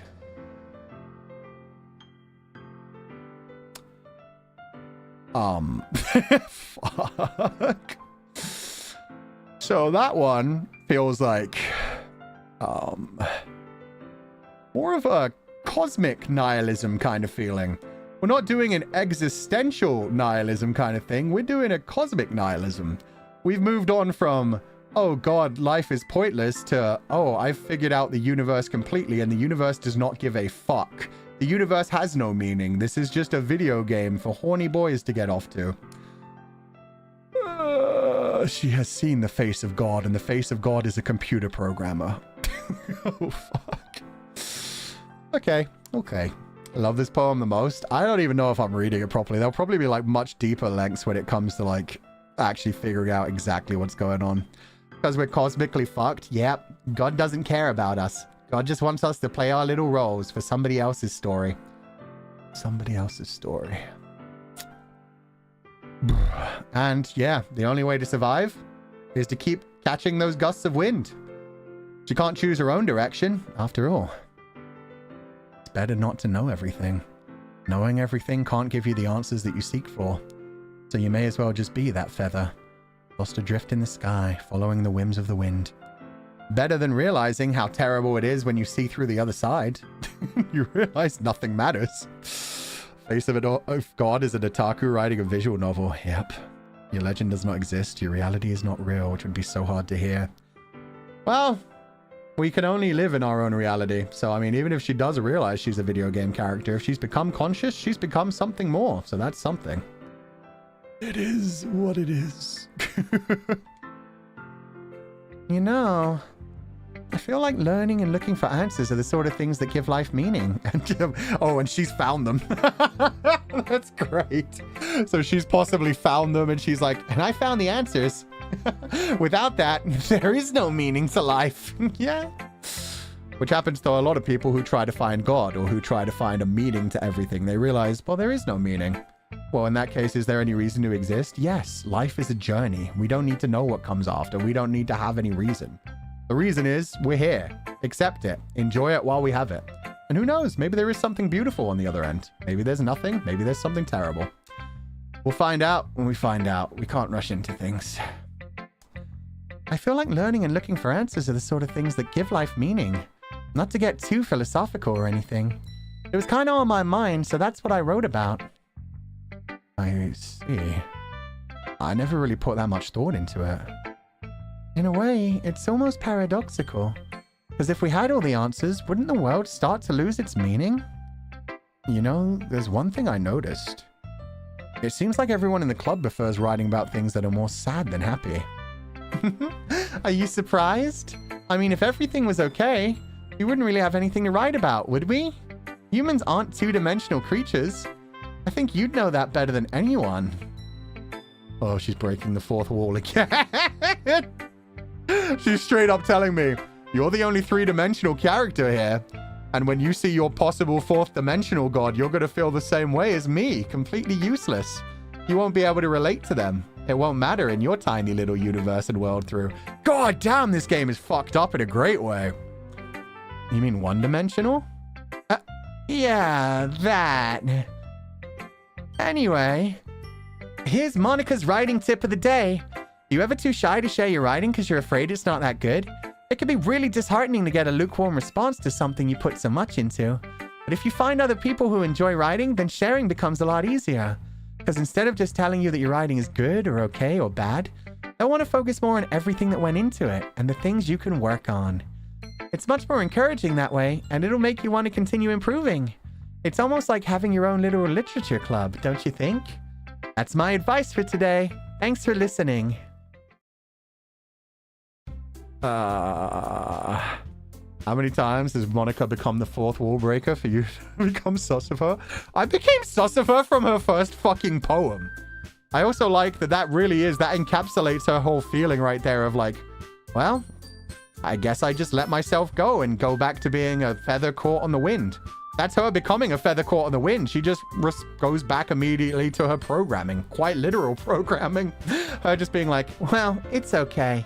Here's my writing tip of the day. This part is really shocking to me, them thinking they're actually two-dimensional characters and thinking that's normal. Fuck, I didn't even catch on to that because I say the phrase two-dimensional. I say that when I mean like low intelligence written characters, like ones that are simple and bland. But yeah, no, he said, don't you mean one-dimensional? As if one-dimensional is the normal way to say it. Because they live in a two-dimensional world.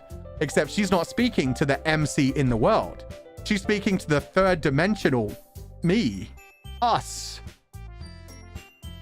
Fuck. That's fantastic. Okay, you three. We're all done sharing poems, right? Why don't we start figuring out... Hold on a second. Is it just me, or did you say something strange just now?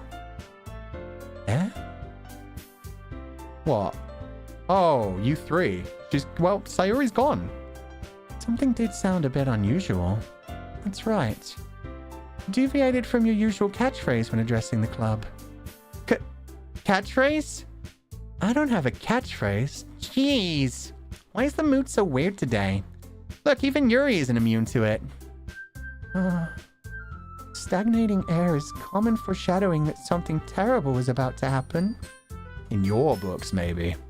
Look, the only thing different is that Sayori isn't here. It seems you're right.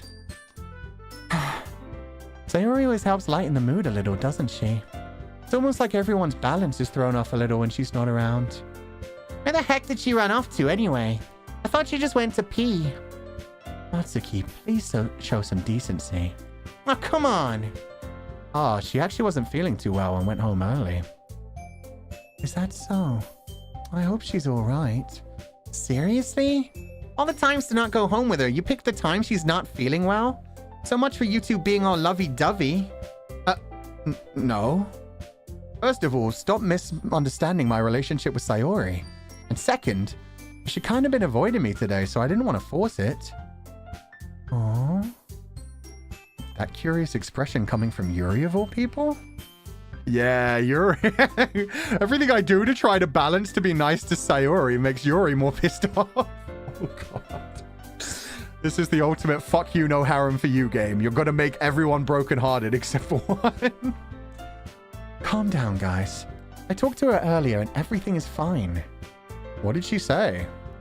Anyway, we need to figure out the rest of the festival preparations, so let's decide what everyone will be doing this weekend. I already know what I'm doing. That's right. Natsuki will be making cupcakes. But we might need a lot of them and different flavors. Can you handle that by yourself, Natsuki? Challenge accepted. And as for myself, I'm going to be printing and assembling all the poetry pamphlets. Sayori will be helping me design them. And as for Yuri, you can, Give my girl something to do. No, don't make her feel like less than. Let her help cook. You just said she's not Natsuki's gonna need to do a lot of cooking. You could get her to help with somebody. guys, can you help me come up with something for Yuri? Oh, God. You made her feel like she's unneeded and unwanted. I'm useless. No, that's not it at all. You're the most talented person here, you know. Now, Natsuki's pouting too. Jeez, even I can tell now. I guess I never gave Sayori enough credit, but I can tell things are harder on... Oh, wait. I guess I never gave Sayori enough credit, but I can tell things are even harder on you when she's not around. That may be the case. But if I can't also be a leader on my own, then I won't grow as a person. So, Yuri, you have beautiful handwriting, you know. So you should make some banners and decorations to help set the atmosphere. Atmosphere? About that, I love atmosphere. Yuri's expression suddenly changes as she stares at her desk in focus and starts nodding to herself. Your mind is already racing, I see. That's great. You'll be a wonderful help, Yuri. But anyway. Not the but anyway! You're making it obvious you're giving her a menial task.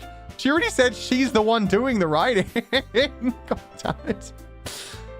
That just leaves you, Fu-chan. The one who is truly useless. Ah, yeah. Don't say that. In fact, both Natsuki and Yuri have some pretty heavy tasks to handle. It'd probably go a long way to give one of them a hand. You could always help me out as well. Oh, the way she's sweating as well. She's like, I know you haven't had a chance to write a poem for me, but this is your chance to spend some time with me. I would be really appreciative of that. Ah, allow me to save my game as you taught me. Save and load whenever I need it. I was told that. That's... Is Monica suggesting I spend the weekend with one of my club members? How on earth are they going to respond to a suggestion like that? Oh, God, is Monica fighting back? Maybe she doesn't want the harem ending anymore. Maybe she's like, nah, he's fucking this up. Let's just speed this along. I suppose I wouldn't mind a bit of help. Well, even if you don't know how to bake, there's always some dirty work I could give to you. It's not like Monica's gonna give me a choice, and you shouldn't be sitting on your butt anyway. Natsuki tries to mumble a bunch of excuses like that. If I recall, Natsuki, you mentioned that you'd like to handle the baking on your own. Fu-chan may not like to be around if you only make him out to be a nuisance. So, therefore, he may not be suited to assisting with the decorations. Hold on, I never said that. How hard could it be to make a few decorations anyway? Sounds more like you're just making excuses for Fu-chan to... What are you saying? It'll be extremely meticulous work. And baking isn't? Just what do you think? Guys. Let's settle down for a moment. In the end, I think it's up to Fu-chan to decide how he'd like to contribute. Besides, he hasn't really gotten the chance to spend any time with me yet, you know? So I'm sure he's interested in... You literally just said... I'm surprised as well. Sorry. I was just saying, though. Jeez. Can we just settle this already? Yeah. Fu-chan, you're okay with this, right? In the end, it's up to you. It's almost like a video game made it that way. And Monica's sick of just playing matchmaker. She's like, please, choose me. I've got so many things to tell you about this world. You're not reading the poetry well, you dumb fuck. I'm gonna need to get more obvious. Of course. Very well. In that case... Everyone looks straight at me. But of course I'm going with...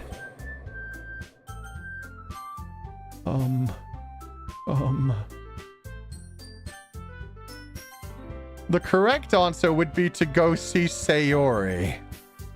That would be the mature and responsible thing to do. to take care of my best friend from childhood. The fun thing would probably be to visit Monica and see what kind of fucked up shit she tells me behind the scenes.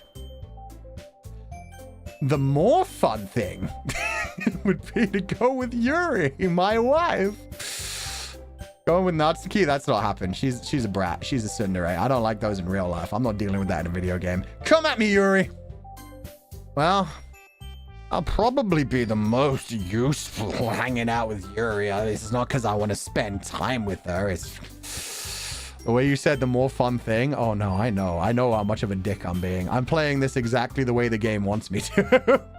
They told me at the beginning of the game, hey, you can just like, you know, change your poem to make it with whoever you want to. We're going the whole way down Yuri route. We'll see how this ends. Me? Are you serious? Why would you? Natsuki, I can already tell you're about to say something mean. No, I was just saying. So you'll be helping with Yuri then, Fu-chan. Aw, she looks like she's so resigned to her fate now. I broke Monica's heart there. She was like, come on, you gotta say, go with Sayori, or at least come with me. Do something. Yeah, I'm sticking with Yuri. That's what I'm gonna do. I'm glad. I have a bad habit of overthinking these sorts of things. So I think your assistance will be very useful. That's great to hear. Natsuki, will you be able to handle the baking by yourself? I mean, yeah. I already said I would be fine. Okay. Everyone can tell that Natsuki is feeling a little sour. So, is that everything we needed to go over? We done already? God, I'm sick of this club. Can I please? Oh. I just noticed they all have hair in that same way that kind of makes their faces shaped like a heart. Their hair all goes like up and they have like little danglies to the side that makes their faces look like hearts because they're the Doki Doki girls. I'm the opposite. I'm more inclined to socialize with jerks in games. I want to know how the writers see in bad people and it always pays off. That can be fun. But keep in mind, Yuri also has a crazy dark side, so... So she's just hiding her dark parts. Yeah, that should be about it. Oh yeah, Archivist does also have... Yeah, I guess I have always told you guys, either I'm not real or you're not real, so... Either way, this is why fiction's important, but I guess I'm a Doki Doki character too. Are you guys excited? Well, excited might not be the right word, but I suppose I'm looking forward to it a little bit. Do you feel the same way, Fu-chan? Me? I guess you could say I'm interested to see how it'll turn out. Yeah, I really am. I know this isn't the correct route, but goddamn if it won't be a fun route. That's good enough for me. What about you, Natsuki? Natsuki? What? Why is everyone yelling at me? I didn't even do anything. No one was yelling at you. They were asking if you're okay. It's not what I meant at all. Yuri anxiously glances between everyone in the room.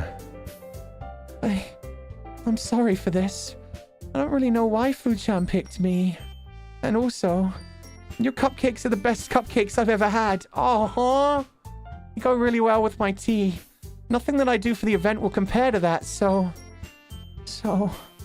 I get it. Kind of surprised, though. Why? Well, I'm the one acting immature. I already know that. And you're trying to cheer me up all of a sudden.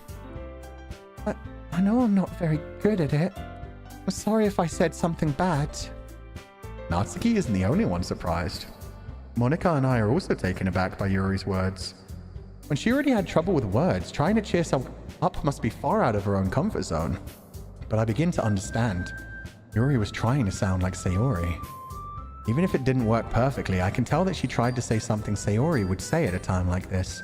Because Sayori always helps everyone smile and feel good about themselves. Man, I miss Sayori.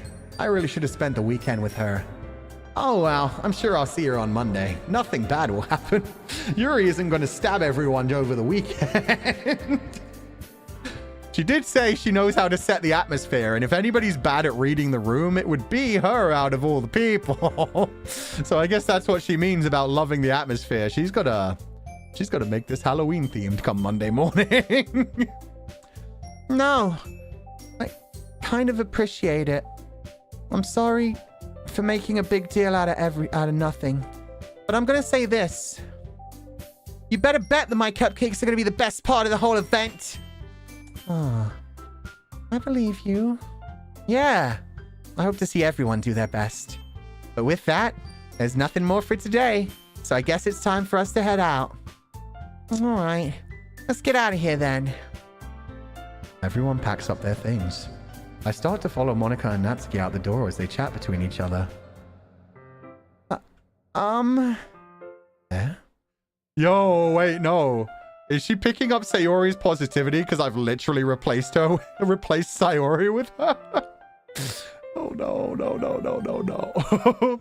Surely these scenes will quench later down. Quants? I don't know what that means. Like acquiesce, like come together to cause something bad.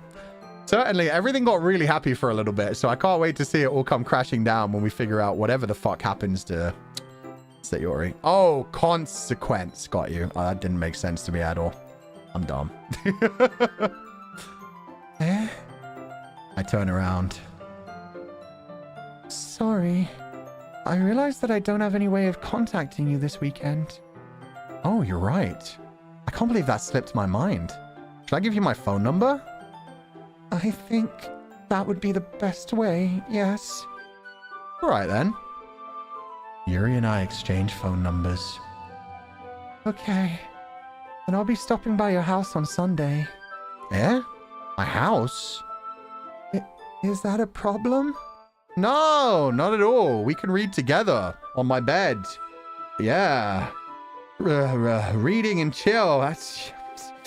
Oh, fuck. It's really happening. It's really happening. What's the... I just thought that I'd be the one going to your house since I'm the one helping you. Oh. That makes sense, too. Oh, that's... Okay, MC. MC, fine. I suppose that makes sense. But if you don't mind, I think I'd prefer going to your house. All right. In that case, it won't be a problem. I decide not to press Yuri for a reason. It's not like it should matter much either way, so I'll just need to make sure my room is clean. I hope I managed to make myself useful in some way. I'm not nearly as creative as you are. Don't underestimate yourself, Fuchan. I think that we'll make a very productive team. Even if you only choose me because you felt bad or something. Wait. No. I chose you because you best, girl. You don't actually think that, do you? I don't know. It's difficult to come up with any other reason you may have chosen me. You're forgetting the one reason with the most common sense. Back problems. But no, not back problems. It's because you're such a lovely person. I want you to have more confidence. I chose to help you because that's what I want to do. But... Yuri thinks to herself with an extremely tense expression. Yuri, you're overthinking this. You wanted me to point out when you're overthinking, right? I didn't reason. I didn't understand the reason. Why? Blah, blah, blah, blah, blah. I missed that. I didn't realize. Okay. I'm telling you I want to. That's all there is to it. Do you believe me? Yuri thinks really hard again. She looks straight into my eyes for a long while. I believe you. As if it took her tremendous effort, Yuri finally says that and relaxes her expression. And I'm really looking forward to Sunday. Yeah, I am too. After that exchange, I make my way out the door and Yuri follows. I wonder if she has a bad home situation.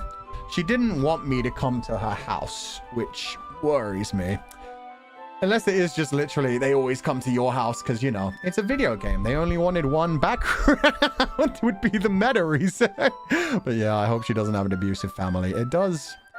I mean, it can happen for any reason, but yeah, it can be one of the biggest things of like why someone is incredibly like scared, anxious all the time because they've had someone in their life constantly telling them they're not enough or what they're doing is bad and all of that. So she has such a big personality. No wonder she has back problems. Exactly.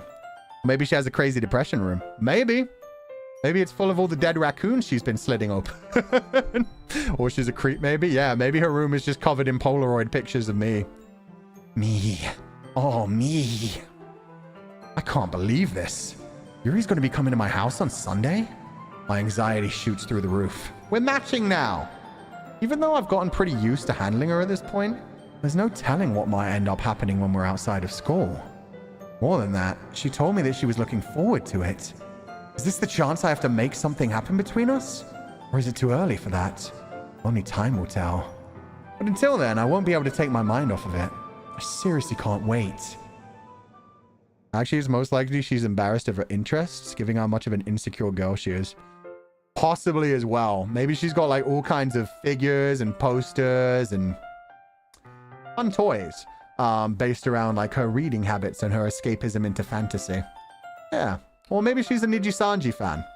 Maybe I go back to her place and it's full of nothing but Vox Akuma merch and I just stare at the walls like, oh, you only like me because you're trying to get close to my brother. The true trauma sets in. She's like, yeah, I mean, nice to meet you, Fu-chan. You wouldn't happen to know a certain voice demon you could introduce me to?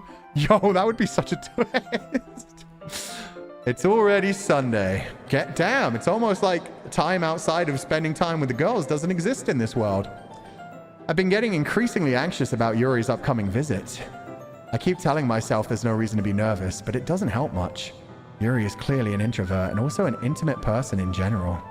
There's no doubt she'll open up a little bit when it's just the two of us. Why is Vox catching strays? That's not strays at all. That's a compliment. It's me saying, damn, she just wants me to get close to my brother. I could have just as easily said Ukiki. I could have been like, oh, she only likes me because she wants to get close to Ukiki. Yeah, I get it. He's a better singer. He has a nicer voice. He's got pretty hair. It's cool. It's cool.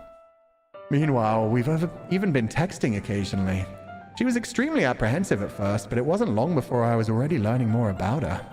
But putting Yuri aside, I haven't heard a thing from Sayori since she left the club early the other day. It's not like we text each other all the time or anything, but I've been worried about her in the back of my mind. I haven't sent her a single damn text message or tried to call her, but yeah, I'm totally worried about her. Between what Sayori said and what Monica said, is it really okay for me to put Sayori's feelings aside when she might need me? Good question. Anyway, oh, I decided to visit Sayori before Yuri comes over. Oh shit, the MC is stronger than me. Yeah, I guess this being a video game, I can't make the MC a perfect bad person. Occasionally, shit gets done by the MC. The MC's being too nice of a person. Okay. I decide to visit Sayori before Yuri comes over. Rather than asking, I simply tell her, I'm coming over, much like we've done in the past. Once I reach Sayori's house, I knock on the door before entering it myself. Again, we used to play so often that we've made it a habit of simply entering each other's houses like we were family. My house is quiet. Sayori isn't anywhere on the first floor, so I assume she's up in her room. It's already strange of her not to run down and greet me. Guys, we may just be about to find something incredibly dark. Just prepare yourselves. They're not going to show it graphically, are they? They might. Where are her parents? Yeah, good question. Do any of them have parents? I head up to her bedroom where I finally find her. Sayori? Oh, she's fine. Fuck you, game. God. Hi, Fu-chan. I sit down in her room. Oh my god, your room is so adorable. Look, it's not just me that's the sunlight. You've got so many plants in your room. You're providing for so many things. Is that a fucking Albanyan hoodie on your fucking chair? Even Sayori doesn't care about me. Even Sayori doesn't give a shit. Even Sayori's just trying to use me to get close to Albanyan. Is it because I'm not 3D? The game's been talking so much about 1D and 2D. Fine. Go be with a 3D boy. Sayori forces a smile, but it's easy to see that she's different. There's a minute of silence between us. You haven't come over like this in a long time, have you? I guess you're right. It has been a long time. Not much has really changed, has it? Sayori's room is messy as it's always been. I also recognize the same stuffed animals and wall decorations that she's had for years now. If you came over more often, it wouldn't be such a mess. That's because I end up cleaning it for you. How come you suddenly wanted to come over today? Oh, well, I thought you might be in trouble, so I decided to pop over real quick and say, hey, just to make sure you're good. And then I'm going to go on a date with Yuri. Yeah, after you left the club, me and Yuri decided we're going to spend Sunday together. Anyway, good luck on what you're doing for the bunkasai. I'll be back. Time for me to be hitting the old road. Aren't you supposed to see Yuri today? Oh, she already knew. Yeah, but... Wait, how did you know that? Sayori had already left by the time we decided that last meeting. Monica told me. Monica, what the fuck? Is Monica trying to make it worse actively? Maybe. Oh, God. It's only natural for her to keep me informed about the festival preparations, right? That's true. Shouldn't have to tell you that much, though. What about you? Aren't you going to be helping Monica today? Of course. But I'm just helping her online. We didn't plan to meet up or anything. Ah, so it's just me and Yuri then. Yep. There's more silence between us. Sayori stares in a random direction. Everything about her behavior is really uncharacteristic. I finally get to the point. I just wanted to see how you were doing. After you left on Friday. When something's wrong, you can't hide it from me. I know you too well. So... Sayori smiles, shaking her head. That's no good, Fu-chan. Eh? Why can't it just be like it's always been? This is all my fault. I didn't get so weak and accidentally express my feelings. If I didn't make that stupid mistake, then you wouldn't have been worried about me at all. You wouldn't have come here. You wouldn't have even been thinking about me right now. But this is just my punishment, right? I'm getting punished for being so selfish. I think that's why the world decided you to have come over today. It just wants to torture me. Sayori? I grab Sayori by the shoulders. What on earth are you saying? Are you listening to yourself right now? I know something's happened to you. There's no other explanation for you to be like this. So tell me already. Till I know, I won't be able to stop thinking about it.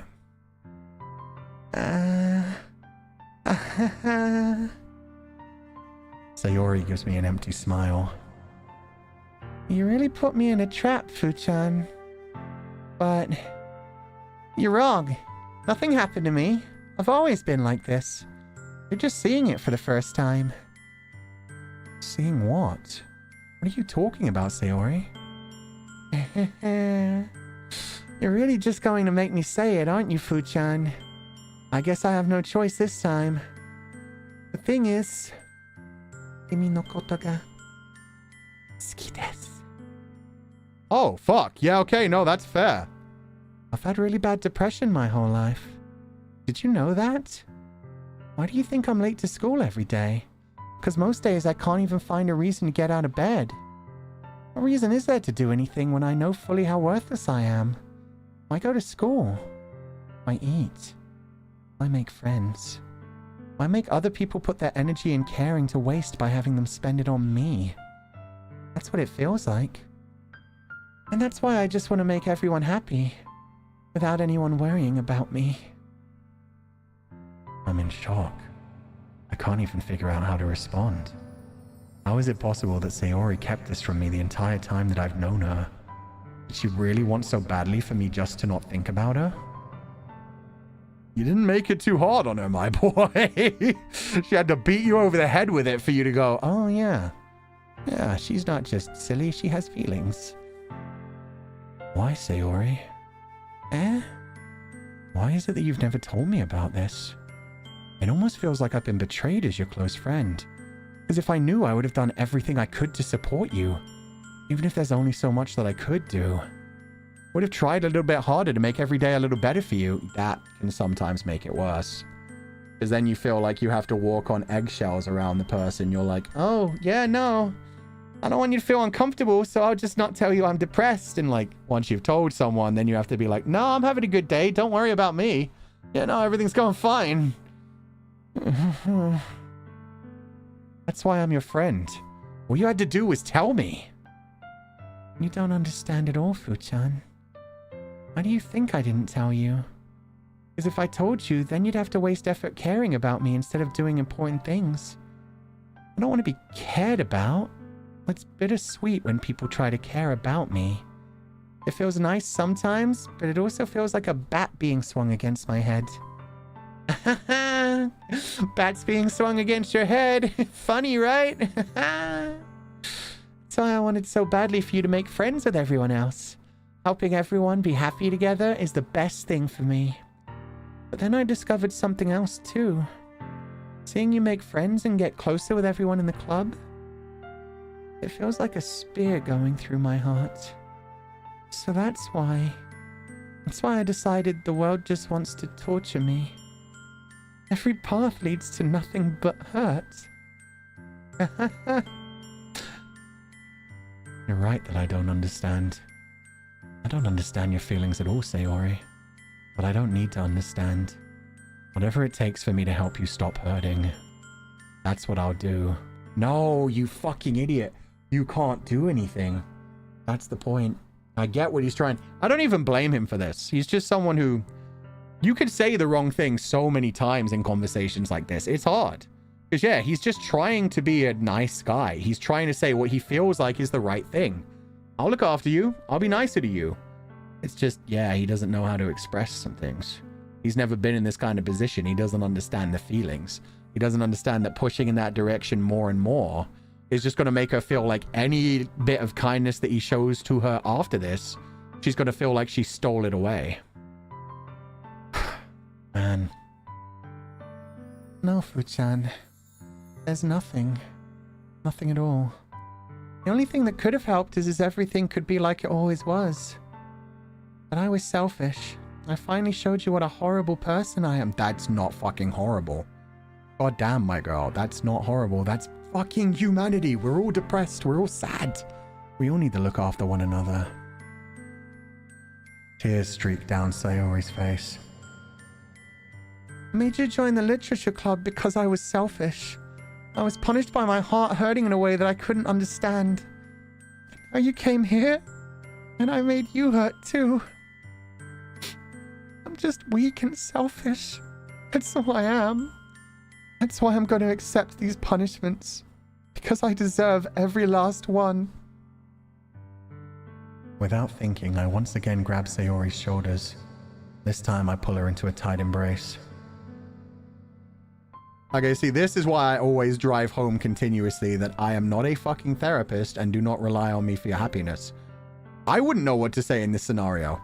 I knew the thing that he said could be a trigger to her and push it even further in the direction of, wow, I'm worthless. This person's just trying to help me. They don't actually like me and I don't deserve it. But yeah, no, it's this kind of scenario. It's so fucking hard to deal with. That's why I always push home like therapist, support network. Do your best to find people who can understand you and who you can talk to and who you can express yourself with.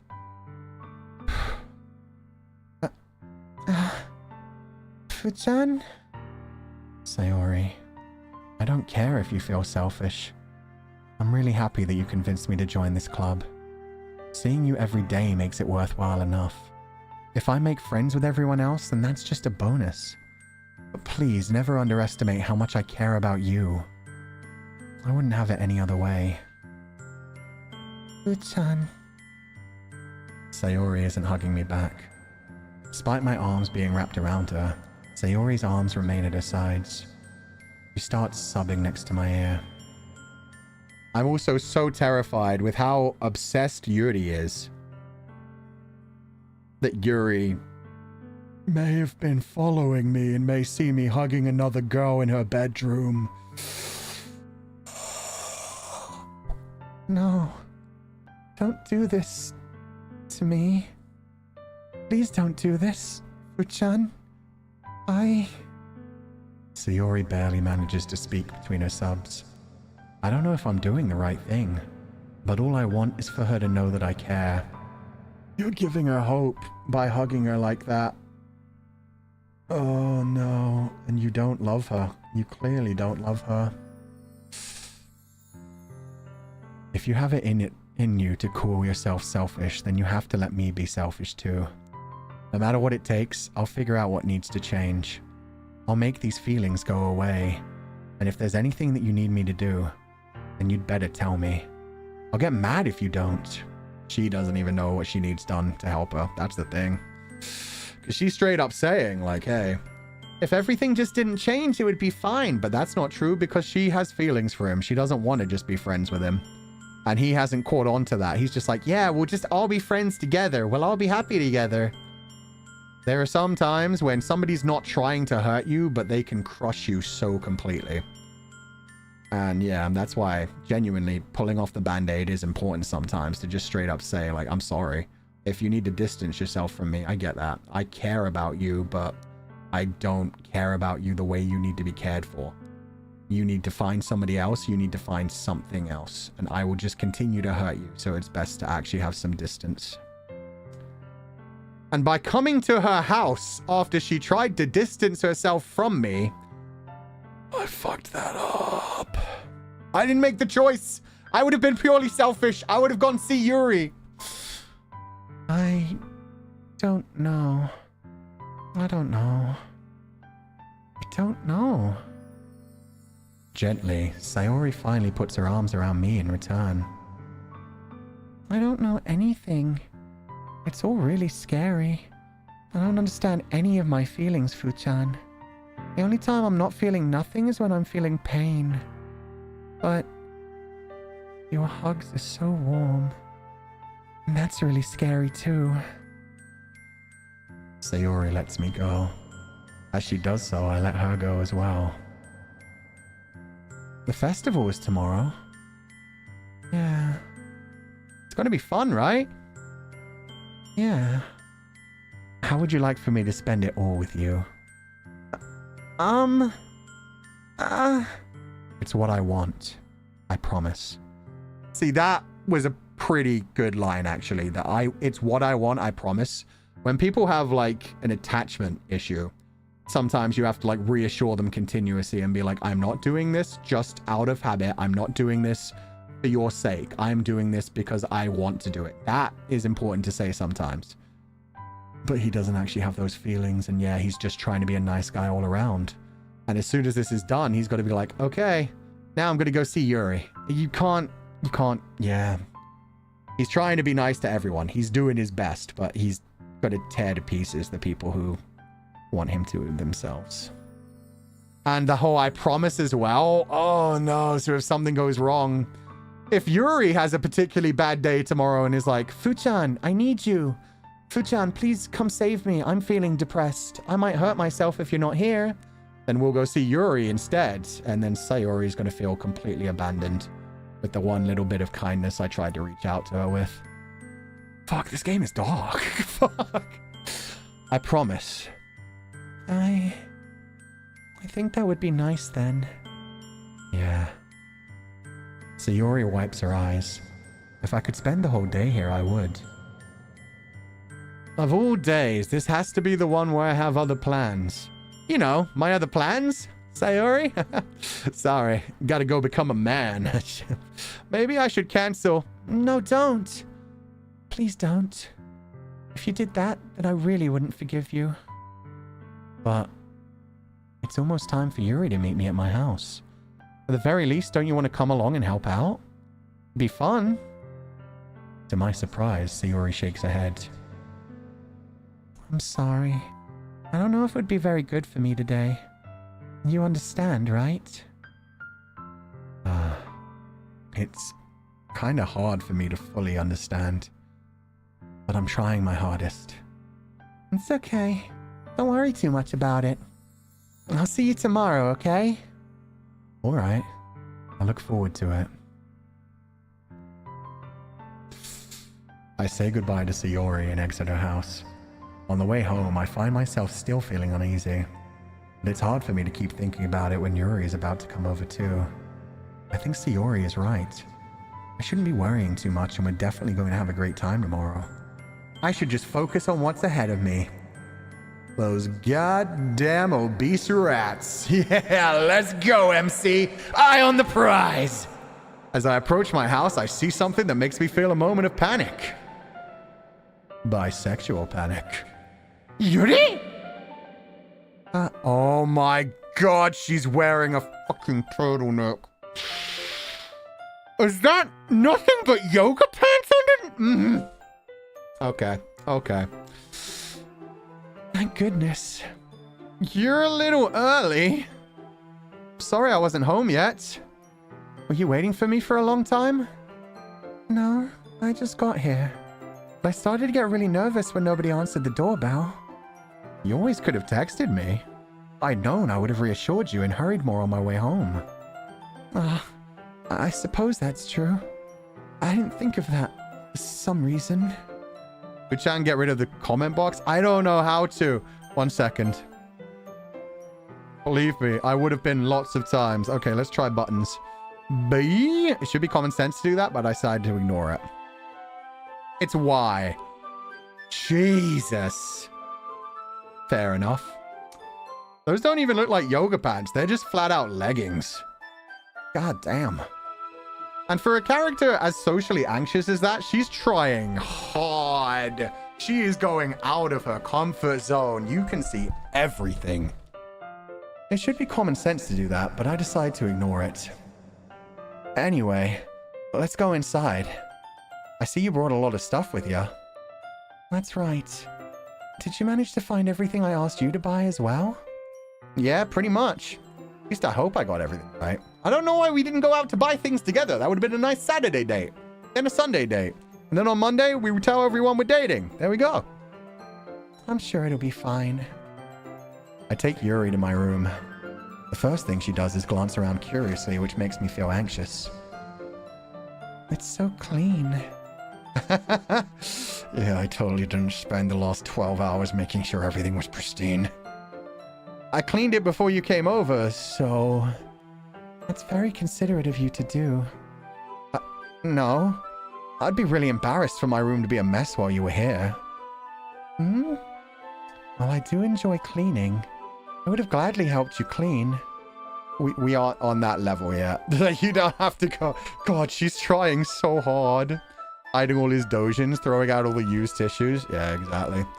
I didn't throw out the dojins. Don't be dumb here. They're under the mattress. Not under the bed. That's too obvious. Under the mattress, probably tucked into the mattress.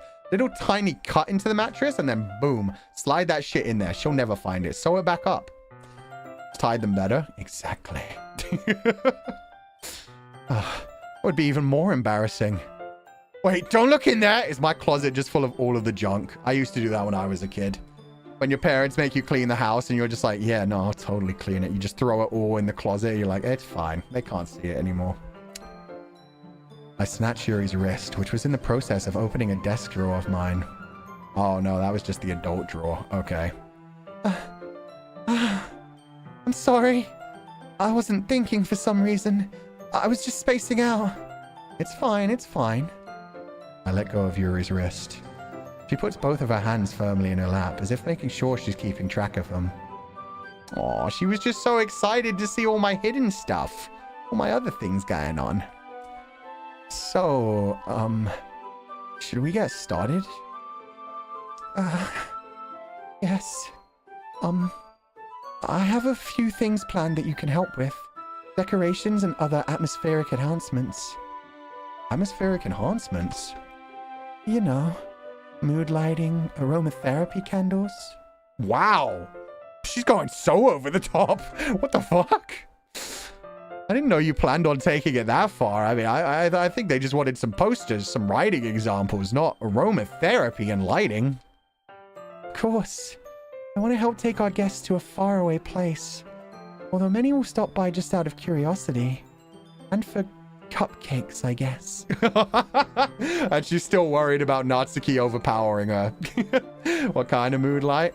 I think it depends. I think it would be nice if, like, yeah, she's planning on making, like, all kinds of, like, fantasy stings. And then maybe having some, like, green and blue shifting lighting. Maybe going through different genres, having, like, a few different areas with a few different, like, lighting effects and maybe some smoke in some smells. Like, yeah, she's awesome. God, I love this. I'm determined to provide an experience that will leave them wanting more. That's great. So far, you've been doing a fantastic job throughout this game. It's easy to forget that you're a pretty intense person. Intense? I guess that's the best way to put it. Is that a bad thing? No, up to a certain limit. You can be passionate about something without becoming obsessive over something. That is what the MC should say, but the MC is going to say, no, you're my Perfect goddess. Nothing you could do would ever be wrong. Everything you do is perfect, Yuri. No, not at all. It's something that I like about you, actually. I like your intensity. He's just pushing her further and further down the yandere route. Is that so? Well, in that case, I think it's about time to tell you about my huge passion for pegging. Get on the bed, Foots. MC's like, wait, what? This isn't the type of chill I was expecting. That makes me feel relieved. And kinda happy. Yeah, no need to be so anxious. You can relax a little. Relax. I bought some things for relaxation. I was going to use them during the poetry event. Oh yeah? Like what? Let's see. Yuri rummages through her bag.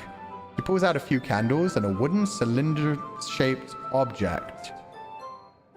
What is the fertility idol doing here? The candles? That's just for aromatherapy, right? That isn't for the hot wax. For a sec, I thought that was in the game and got whiplash. Yeah, sorry. If you're not paying attention to the text, sometimes I make some very interesting comments. I did some shopping on the way here, so I have these in my bag. I plan to cover the windows in black paper and use the candles to light the room. I think that would be amazing, don't you? Oh, we're going to make it dark and mysterious, and we're going to crack out the Necronomicon. Fertility what? Fertility idol. She said it was a cylindrical-shaped wooden object. That's the only description I got. So I'm going to assume it's a for yourself. You know? You know what I mean? There we go. The pegging is happening. There you go. I didn't even think of that. Yeah, it's not even for yourself. It's actually for her to me. There you go. Yeah, that would be really neat. What's that wooden thing for, though? Oh, this? That's for later tonight. Don't worry about it. I mean, it's a diffuser for essential oils. See, it's fine. It's fine. How familiar are you with aromatherapy? Not familiar at all. No, I actually like aromatherapy. We've talked about using that to enhance reading in the past. When somebody else asked, like, how to, like, enhance the reading experience and make it more interesting, we talked about mood lighting, aromatherapy, candles that are like, specifically made to, like, be a like, dark cave atmosphere, warm dragon fire atmosphere, resting at the pub atmosphere. They make all kinds of fantasy candles to, like, make you enjoy reading a bit more and make you feel more in their world. It's good. Not familiar at all. Oh, is that so? It's one of my favorite contributors to a positive atmosphere. Depending on the oils or herbs you choose, you can change the mood of the air itself. You can even feel it permeate through your body. Relaxation, positive energy, romance, reflection. It's almost like magic. Yuri takes the cylinder and pushes a switch on the bottom. Switch me into a bottom anytime. Fuck. Okay, no, I'm being too horny. I need to calm down. This is just getting silly. In just a moment, a thin ray of vapor begins to spout through a small hole on the top. Wow, that smells wonderful. What kind of mood is that one for? This is a jasmine essential oil. It smells a little sweet and flowery, right? Oh, yeah. That one wakes you up a little bit, but it also soothes you. It's nice calming. That's a good way to describe it. I chose jasmine for the event because it provides more than relaxation. Jasmine enhances your emotions and helps you feel them flow through your body. You feel warmer and your heart pounds more heavily. That blush and the way she's like looking away from me as well. She's like, I was just kind of hoping it would, you know, set the atmosphere perfectly for us together in your bedroom. She knows what she's doing. This is fantastic. Can't believe we went from depression to pegging. Hey, We all have our vices. We all have our coping mechanisms. Don't you think it'll be more perfect for sharing our poems? It does sound suitable. But you seem to know a lot about this, so I'll trust your opinion with everything. Yuri smiles gently, clearly enjoying herself. She again reaches into her bag and pulls out several spools of thin ribbon. What are those for? Wow. Did you purchase the origami paper I asked you to get? Yeah, I have it over here. You won't be using the paper for folding origami. What I'd like to do is write a different word on each paper. You'll need about 100 of them. Oh, yeah? What would those be used for? Well, I'm going to cut pieces of ribbon to hang from the doorway of the classroom. And we can fasten the paper onto the ribbons to create a doorway curtain. Wouldn't that be beautiful?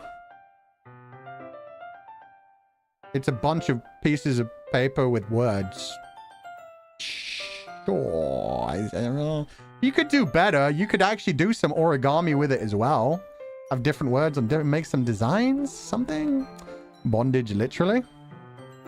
Okay, see, now you guys are being hornier than me. Good job, Comfydants. I'm proud of you. Vocab waterfall. Yeah, it seems like something they might do in like a primary school. Would also catch the eye of those passing by the room. It may attract some to peek inside. That's really creative. I had no idea you'd be so good at this, Yuri.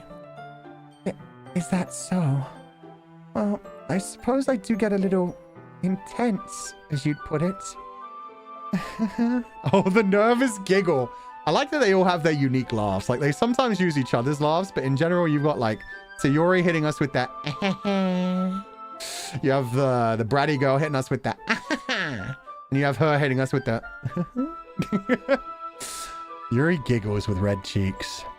Is it just me, or is she more relaxed when it's just the two of us? Maybe it's the excitement she feels from sharing something that she enjoys. Here's a marker, Fu-chan. You can write any characters you want. I'll help you once I finish cutting the ribbons. Ah, alright. Sitting on the floor together, the two of us get to work. I carefully draw a different character on each paper, doing my best to manage my bad handwriting. Yuri unravels a long strand of red ribbon to her desired length. Then she reaches into her bag once more and pulls out a pocket knife. Oi, oi, oi, oi, oi. Why were you just walking around with a knife in your pocket, Yuri? That's illegal in the UK. It's my word of advice when watching a food stream. Be careful when eating or drinking. You might end up spilling it out or choking. Sorry, book nerd. We learned from the best. You guys are really hitting me with the, we learned it from you. Can confirm. I got caught walking around with a knife one time while I was in secondary school. It was so bad. The police were doing stop and searches, and I had like one of those craft knives that you like slide out.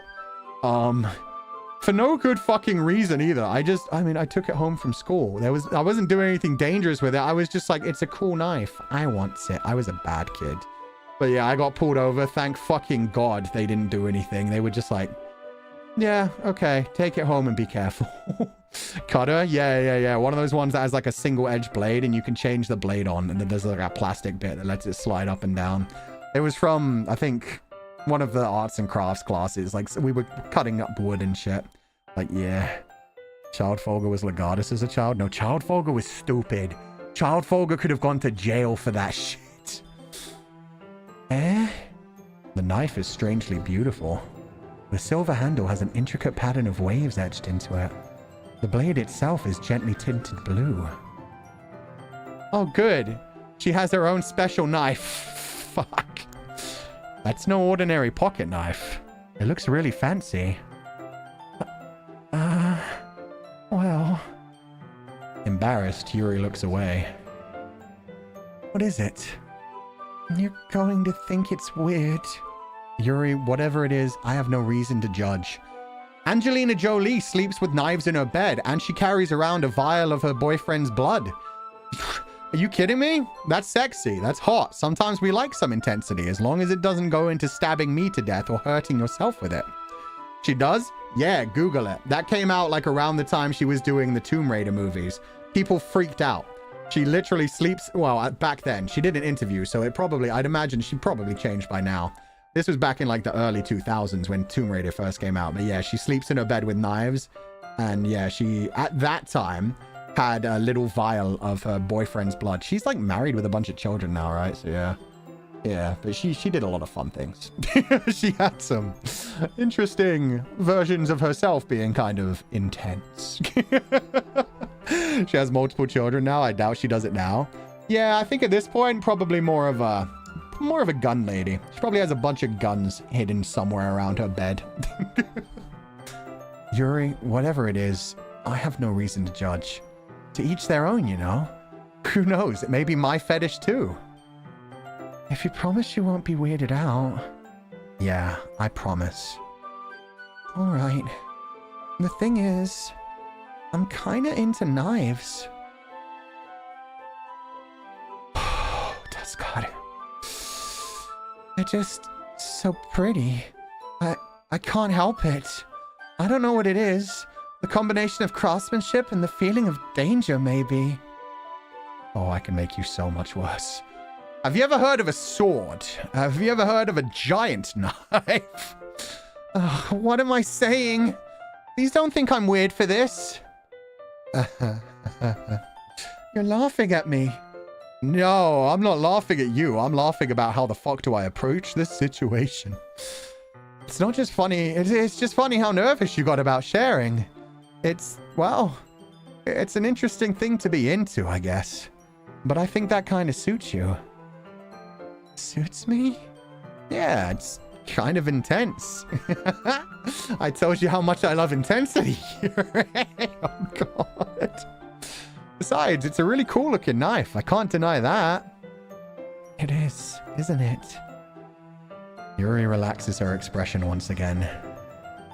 Would you like to hold it? Okay, now this is going... Okay, no. At this point, yeah, it's beyond just like, you know, I like the look of knives. It's like, come on, don't you want to hold it? Don't you love the feeling of it being in your hands? Knowing you can cut open anything at any time? Sure, I'll check it out. Yuri carefully hands me the knife with her handle facing me. I take it and turn it around in my hands. It feels heavy and extremely solid. Where do you even get a knife like this? Curious of its sharpness, I feel the point of the knife with my index finger. Ow! Fuchan, why did you do that? I didn't expect it to be that sharp. I barely touched it at all. It's my fault. I should have warned you. This knife is extremely sharp. It can cut through skin like it's paper. Why does she know that? Why does she know for a fact it can cut through skin? Fuchan, don't be scared, but I do like knives, actually. There's nothing wrong with liking knives. As long as it's in a respectful way where you also realize they are dangerous implements. Yeah, there's nothing wrong as long as you do, like I said, any hobby that you have, it's fine as long as you're safe with it. I know, I live in America. I know a lot of people that love guns. No problem to them, as long as they are very fucking careful and, yeah, you know, follow all the rules and everything. That's all that matters. It's just, yeah. Oh no. A small drop of blood trickles down the side of my finger. Having said that, if she licks the blood off my finger, I might just explode. Yuri takes my hand and gives the wound a closer look. She stares at it and noticeably fidgets. If you're squeamish, I'll go wash it off now.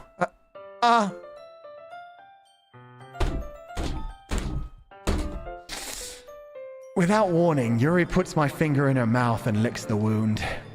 I feel her tongue curl around my finger. Startled, I instinctively pull my hand back. This is all of the red flags.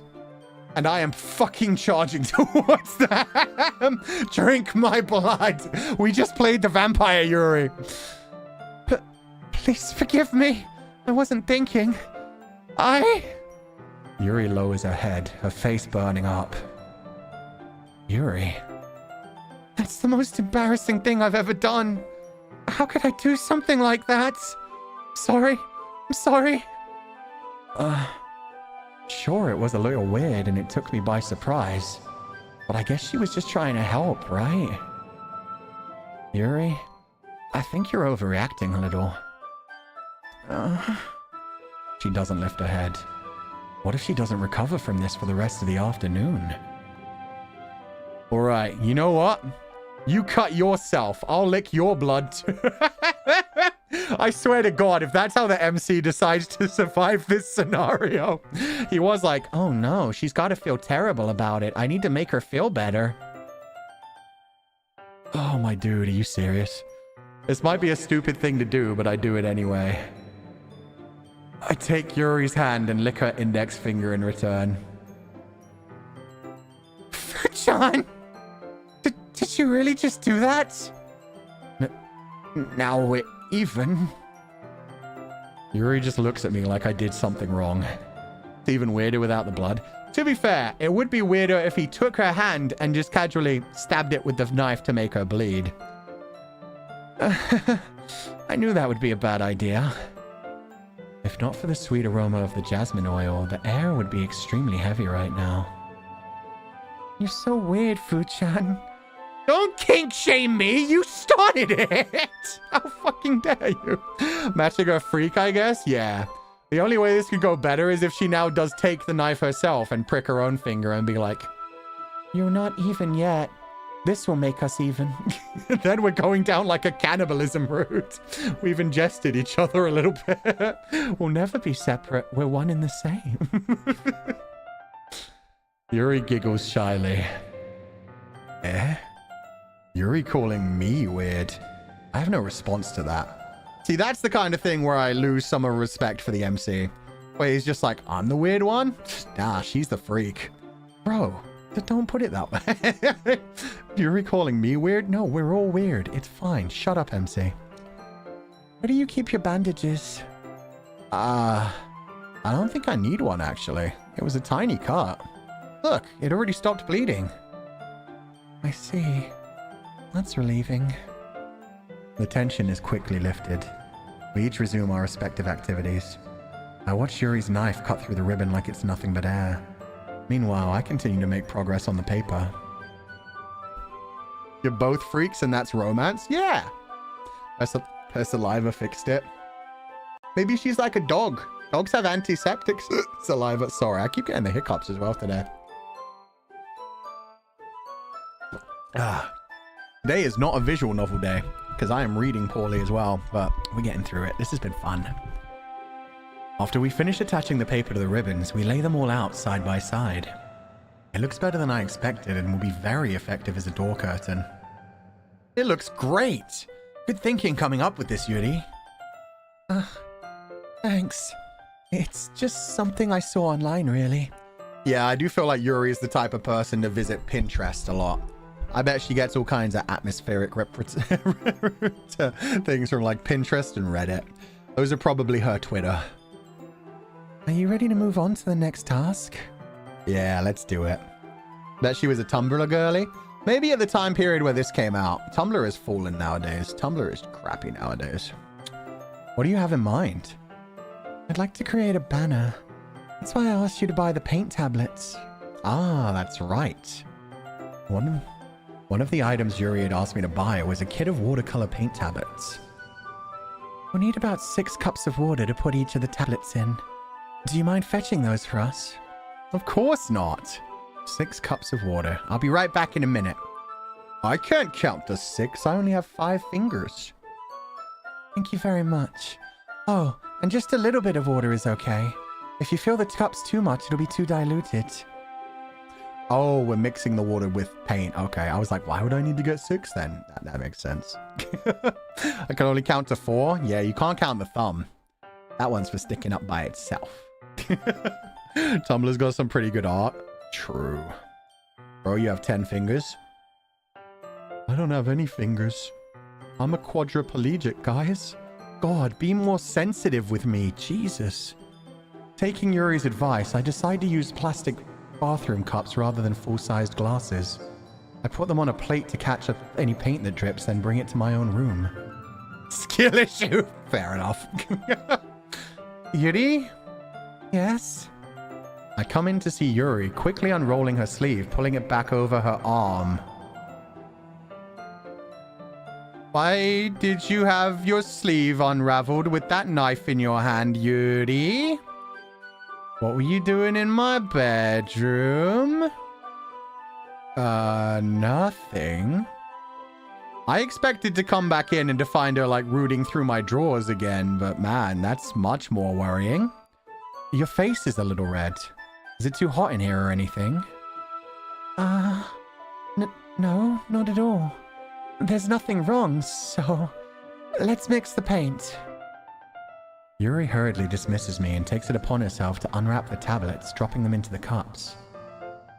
So, I thought we would do something simple that would look very nice.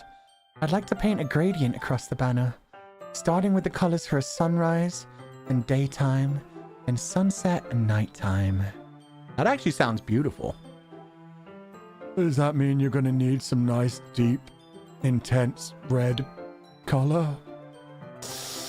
Are we midsummer-eyeing this bitch up? Because I swear to God.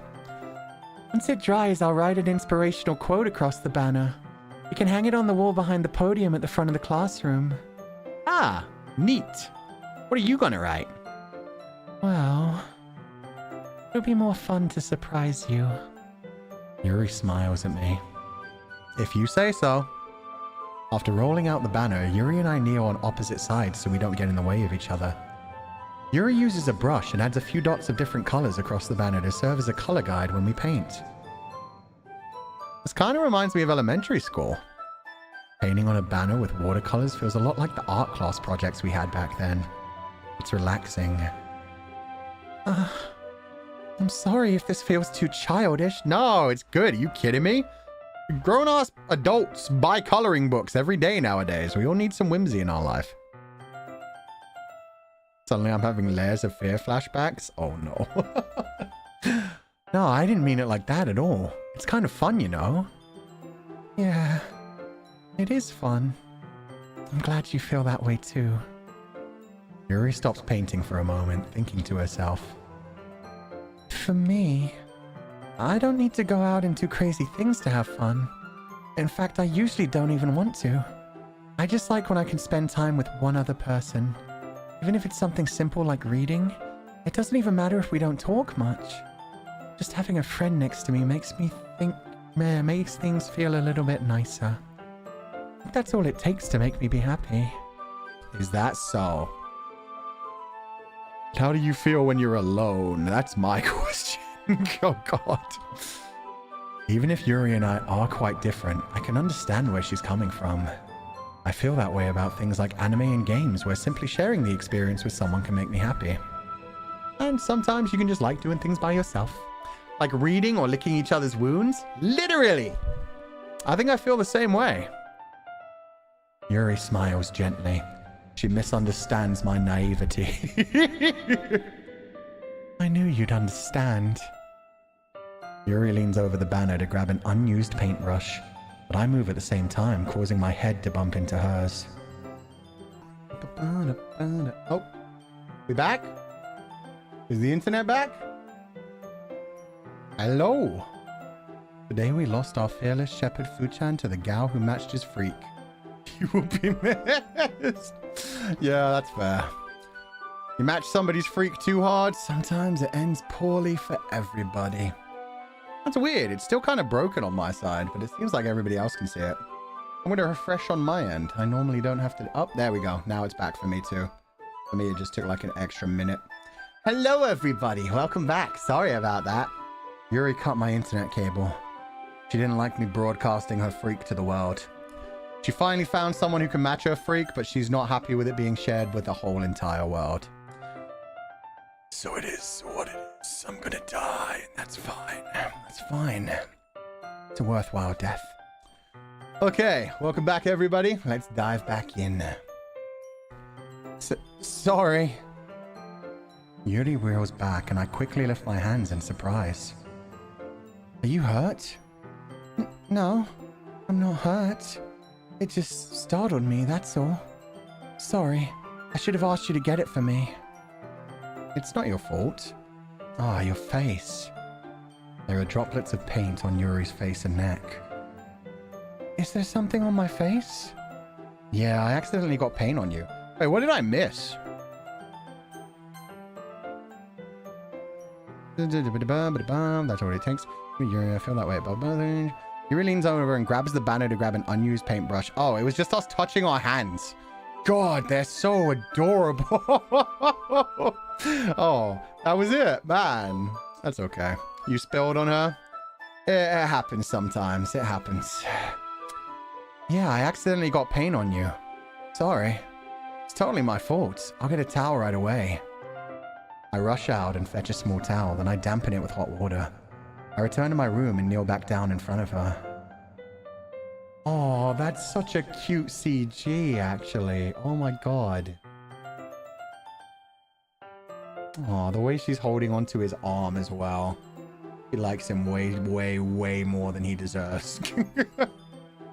Here. I pat down Yuri's face and neck with the towel.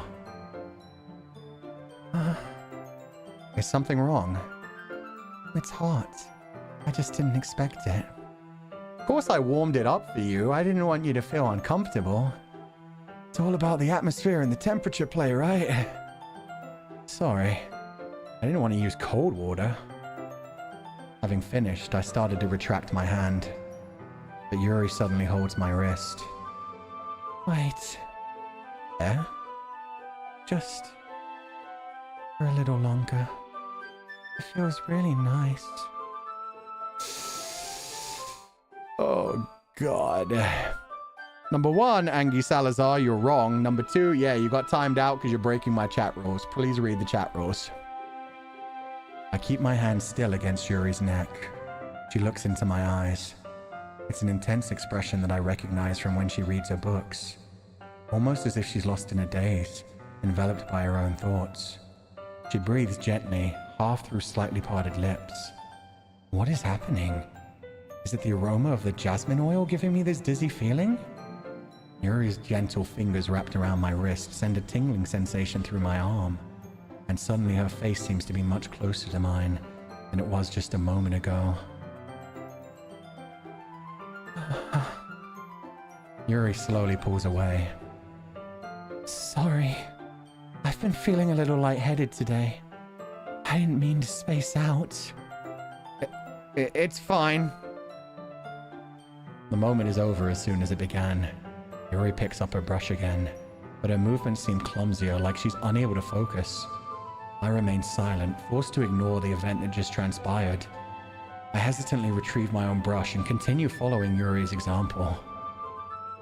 Damn, that was the time, MC. That was the move. Sayori who? What's a Sayori? What the fuck's a Sayori? I don't know what you mean. There's only Yuri. Yuri and Yuri only. but Keith? Yeah, or he could have at least, like, you know, put the towel on different parts of her. Tried her forehead. Tried lower down the neck. It's okay. They're both just adorable. They're adorable. I should do it. I finished filling the night sky with white dots that look like stars. Looking at the banner as a whole, it's very pretty and natural looking. I think it came out better than I expected. I'm really happy with the results. Yeah, me too. You going to add the lettering now? Not yet. It needs to dry first. That's true, but won't that take a while? Well, perhaps it would be best to leave it here, then have you bring it in the morning. I can do the lettering in the classroom before our event starts. Is that okay? Or, just spitballing here, if you really wanted to do the lettering before class in the morning, you could stay the night. You don't have to go anywhere. You can do it in the morning. You don't have to rush before class. No, that's totally fine. Yeah, I'll bring it in the morning. Wonderful. In that case, I don't think there's anything more for us to do here. Phew. My virginity is intact. I'm safe, everybody. Also, Megnarat. By the way, in Hinduism, jasmine is considered as having a place of honor as the perfume of love. This is down to its fame as an aphrodisiac in many cultures. Yo. And you know Yuri knew that. You know she knows her flower symbolism. You know she knows her aromatherapy, so yeah. She knew what she was doing. That was the atmosphere she was setting. You say that like you're glad it's over. Was I wrong to assume that you were at least enjoying yourself a little bit? No, it's not that at all. I'm just glad that we managed to get everything done. I see. I am too. I was a little concerned about time. I need to start making dinner soon. Ah, so you don't have any time left? I was secretly hoping we could have some extra time after finishing the work. Well... Yuri thinks to herself. I think it would be too irresponsible for me to wait much longer. She cooks? You knew she cooked. The only question is, who does she cook for? Is she like... I mean, she's only 18. She shouldn't really be cooking for herself too often anyway, but it sounds like she needs to get home to cook for her parents. It sounds like she takes care of them. Lol, you're so sure the MC is a virgin? Yeah, I meant the MC. Uh-huh. Uh-huh. The MC is totally a virgin. Have you not, like, seen the way he acts? Or siblings? Yeah, siblings would make more sense, to be honest. She can cook for me? True. She can cook here. I can show her my kitchen. We can cook together. It can be cute. We'll spend more time throwing substances, liquids on top of each other.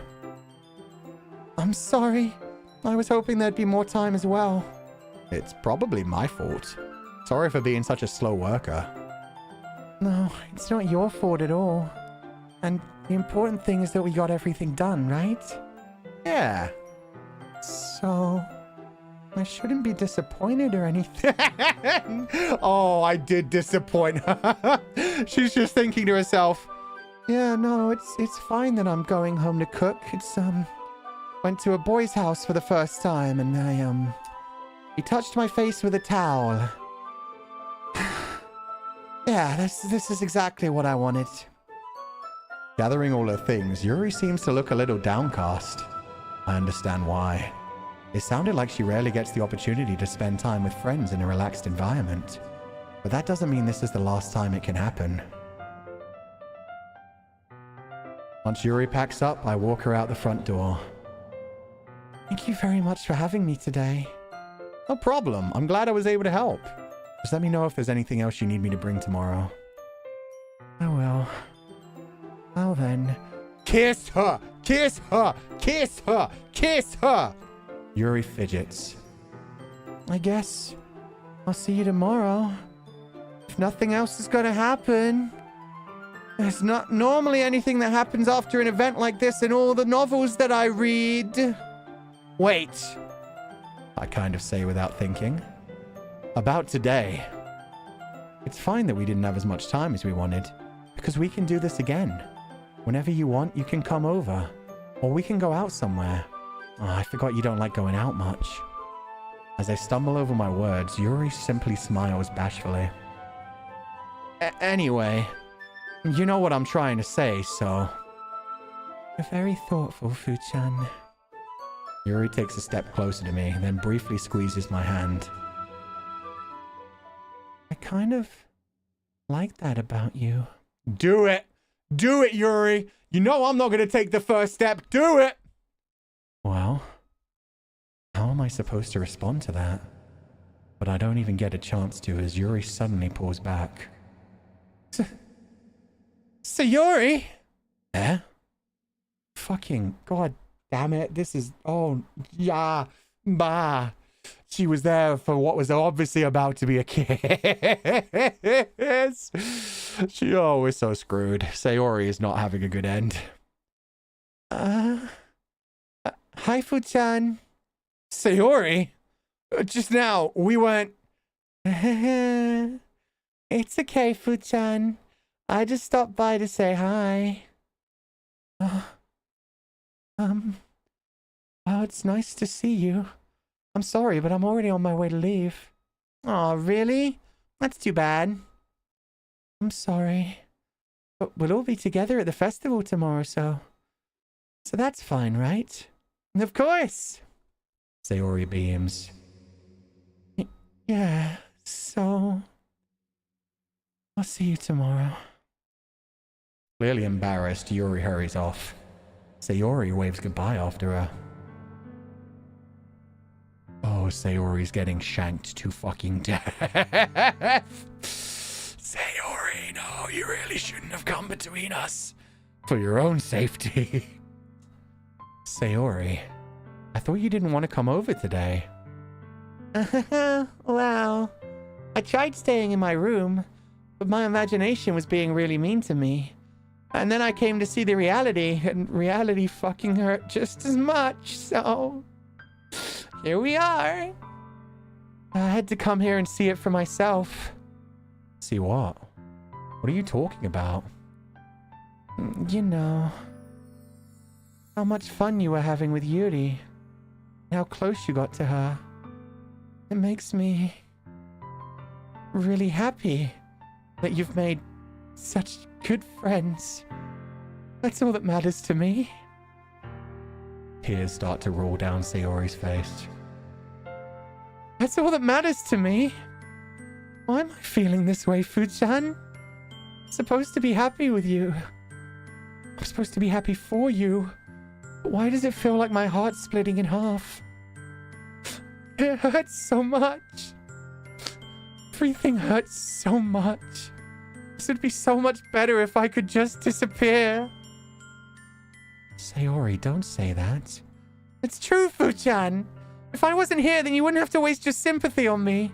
You wouldn't have to put up with me being selfish. Monica was right. I should just... Monica? What the fuck did she say to you? Monica was right about what? Sayori, what I said before is true. I'm not going to let this continue. Caring about you like this isn't a burden your mind is making it out to be. It's something that makes me happy.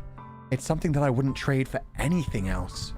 So even if it takes an entire lifetime, I'm going to be by your side until you don't feel any more pain. But... Sayori looks away. I put a hand on her shoulder to reassure her. I'm scared, Fu-chan. I'm really scared. What are you scared of, Sayori? I'm scared that I might like you more than you like me. Sayori.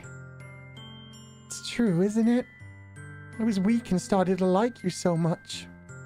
I did this to myself. Fu-chan, I like you so much that I want to die. That's how I feel. And...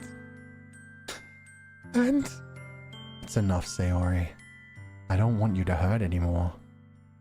I slide my hand down Sayori's arm and squeeze her hand in my own. Do you remember how I said I always know what's best for you? I'm sorry, what? Do you still believe me? Wordlessly, Sayori nods.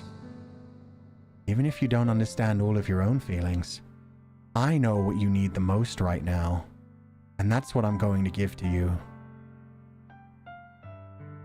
What a manipulative fucking dick. Neither one of these is good option. Are you stupid? You're either lying to her or breaking her heart in like 5 minutes. I mean, you need to let her go, my boy. What the Do you remember when I told you I always know what's best for you? What the fuck kind of line is that? That you'll always be my dearest friend. I mean, I'm not going to tell her I love her. Okay. Oh, God. I feel like top option, Yuri stabs her to death. Bottom option, she kills herself. Oh, fuck me. You'll always be my dearest friend. You'll always be my dearest friend. What you need most is for things to be like they've always been. Monica told me the truth. She told me how much happier you seemed after I joined the club. I know you're struggling with some really difficult things right now, but please trust me that I know what's best and that what will make you happy in the end. I promise I'll help get things back to the way they were. Yuck, yuck, yuck, yuck, yuck, yuck. You don't want to know what option number 1 does? No, we will, if we feel like it, we'll go back and reload. Do not worry. If I ever want spoilers, I will ask for them, but I'm already thinking about the fact that this will be a bad end within like 10 minutes. And then we'll reload and see the other one. Don't you worry about it. I see. Sayori forces a smile through an incredibly pained expression. Is this what it feels like? To get stabbed in the chest? I should write a poem about this. Sayori. It's okay. This is just my punishment, remember? For being so selfish. So please don't worry about these stupid feelings. I know you're right. I knew this whole time that there's no happiness down that path. That's why I came here. Just so I could get the answer I needed to hear. And the other thing. You're also right that I just want it to go back to the way it was. I realize that now. You really do know me better than anyone, Fu-chan. I'll trust you with anything. Anything at all. So... Sayori's smile finally breaks. All of a sudden, she turns around and drops to her knees.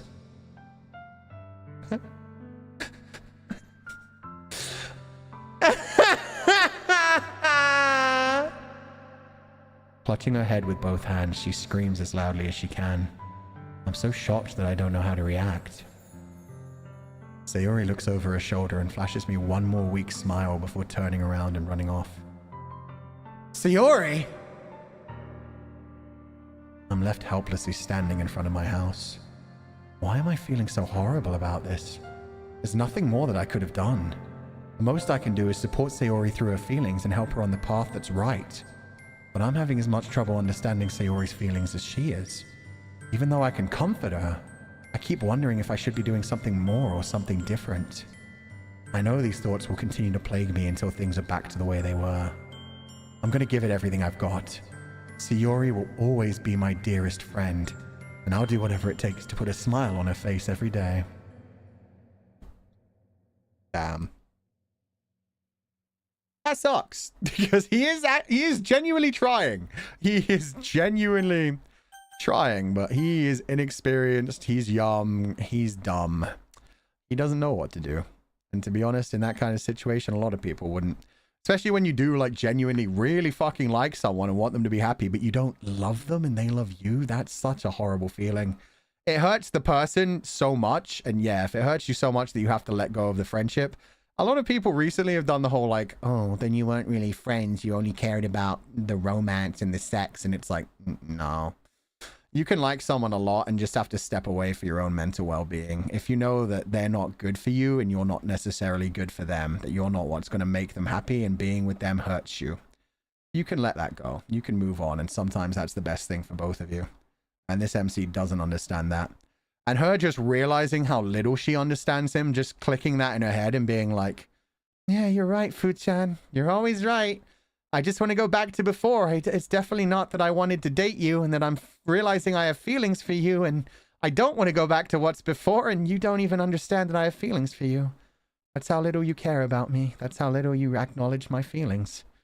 I just don't register as a girl in your mind. I'm just the childhood friend.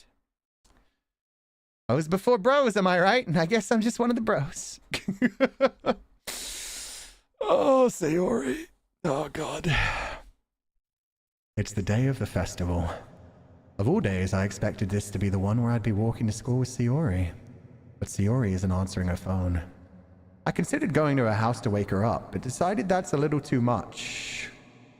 Is that not what she said she does for you all the time? Meanwhile, the preparations for the event should be nearly complete. The banner Yuri and I painted is dry, and I gently rolled it up to take it with me. She sent me a pleasant text reminding me not to forget anything, and I reassured her. Funnily enough, I probably feel the same way as Natsuki about the event. I'm more excited for it to be over so I can spend time with Sayori and Yuri at the festival.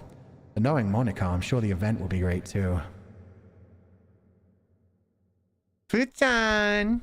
You're the first one here. Thanks for being early. That's funny. Oh, that's funny. I thought at least Yuri would be here by now. Monica is placing little booklets on each of the desks in the classroom. They must be the ones she prepared that have all the poems we're performing. In the end, I found a random poem online that I thought Monica would like and submitted it. You absolute dick. She said to write a poem. She said to read poems that we have written. She did not say to just find a poem to impress a girl. Ugh. So that's the one I'll be performing. It's so quiet. Yeah, we don't have any happy music anymore. There is no happiness. I'm surprised you didn't bring Sayori with you. Yeah, she overslept again. That dummy. You'd think that on days this important, she'd try a little harder. I say that, but I suddenly remember what Sayori told me yesterday. I suddenly feel awful knowing it's not nearly that simple for her. I only said it because it's the way I'm used to thinking, but maybe I should have gone to wake her up after all.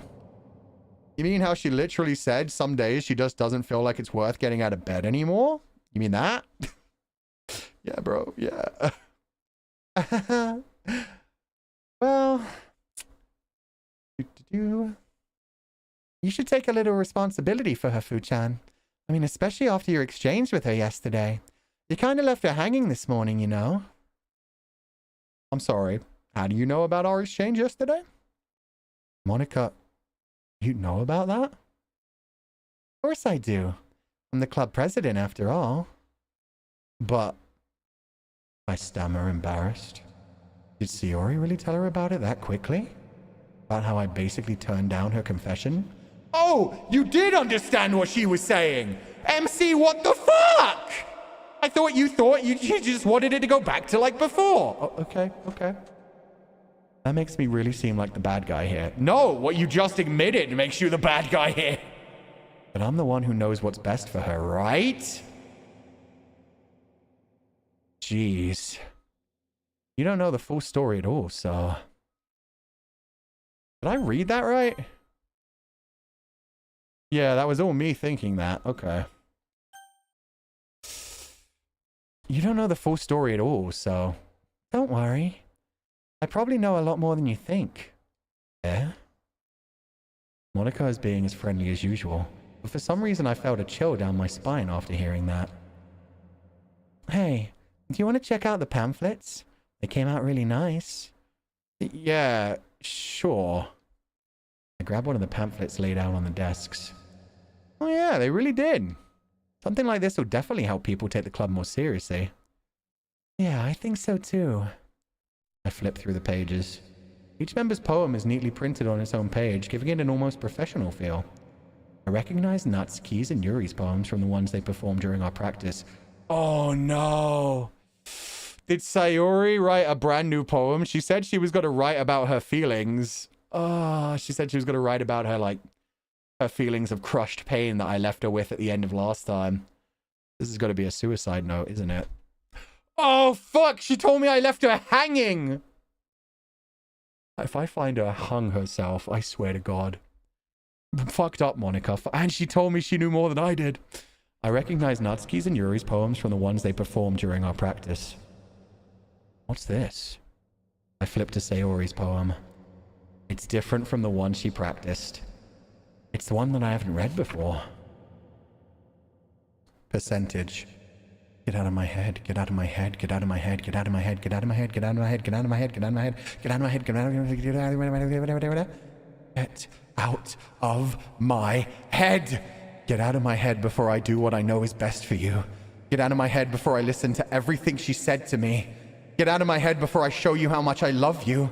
Get out of my head before I finish writing this poem. But a poem was never actually finished. It just stops moving.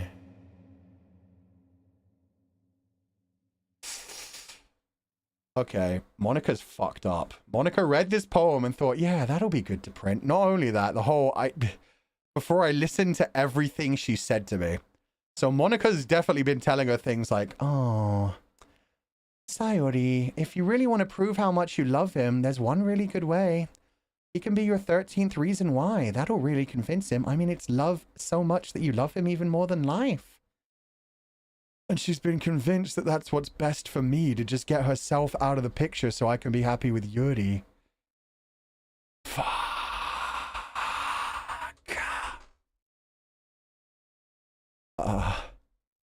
What is this? Reading the poem, I get a pit in my stomach. Fuchan? What's wrong?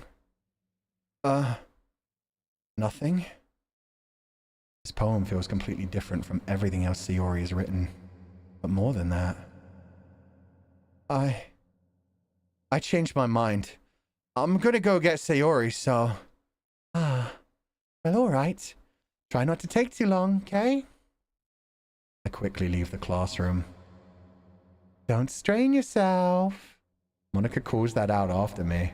I quicken my pace. Monica just straight up being like, oh, come on now, Fuchan. You didn't work hard before this.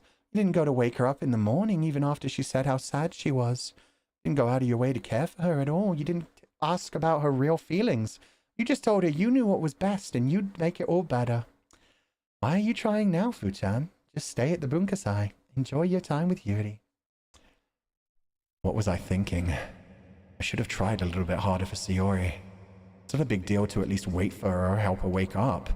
Even the simple gesture of walking her to school makes her really happy. Besides, I told her yesterday that things will be the same as they've always been. That's all she needs. That's all I want to give her. I reach Sayori's house and knock on the door. I don't expect an answer since she's not picking up her phone either. Like yesterday, I opened the door and let myself in.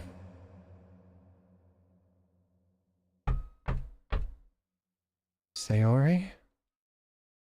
She really is a heavy sleeper. I swallow. Can't believe I ended up doing this after all.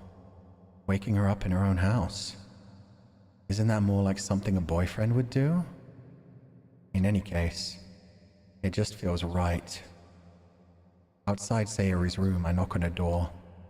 Oh, that was me knocking, by the way. So yeah, I did it early. Sayori? Wake up, dummy. There's no response. I really didn't want to have to enter a room like this. Isn't it kind of a breach of privacy? But she really leaves me no choice. I gently open the door. Fuck! Animated? Jesus!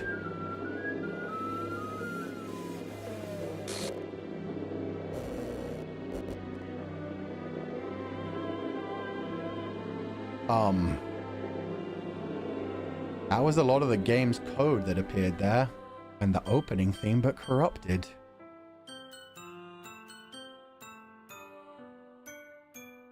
This is a cursed version of the theme song. Jesus Christ. I mean, we knew it was coming. Fucking Monica spelled it out to us. We left her hanging. Oh my God. Knew it was coming, but it still caught me off so guard. Yeah, I didn't expect them to show it that clearly. I thought it'd be... They normally put shadows and shit. Well, that's more realistic. What the hell? What the hell? Is this a nightmare? It has to be.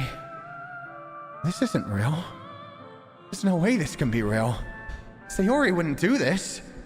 Everything was normal up until a few days ago. That's why I can't believe what my eyes are showing me.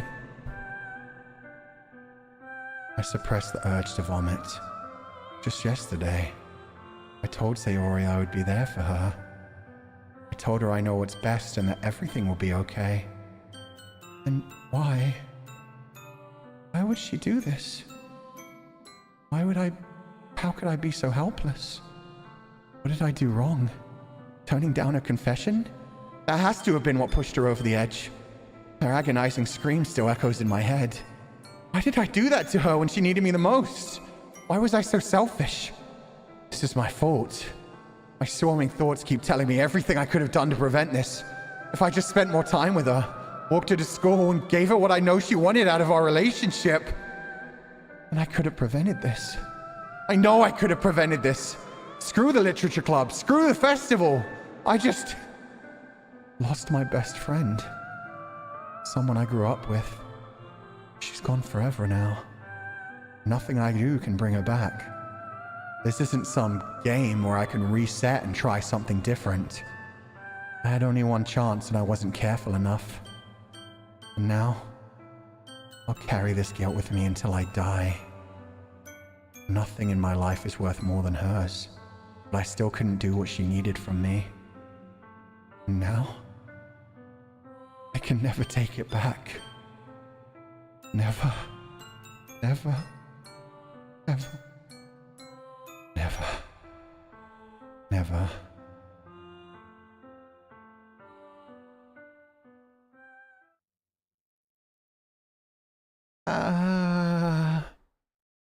It ain't about you, MC. And then happy music is back. That's good. This game is not suitable for children or those easily disturbed, for sure.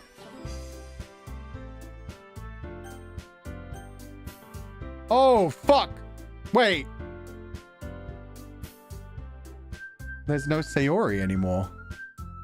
There's only an amalgamation of mostly Monica and a little bit of Yuri. Oh, and Natsuki. Yeah, we can't click new game either. We can only do load. Yeah, well, I don't know. Fuck. What happens if I press new game? I mean, I'm gonna reload anyway because I want to see the other ending. You mean Natsuki? Yes. No, wait, Natsuki's there. It's but Sayori. Sayori's gone. What happens if I click this?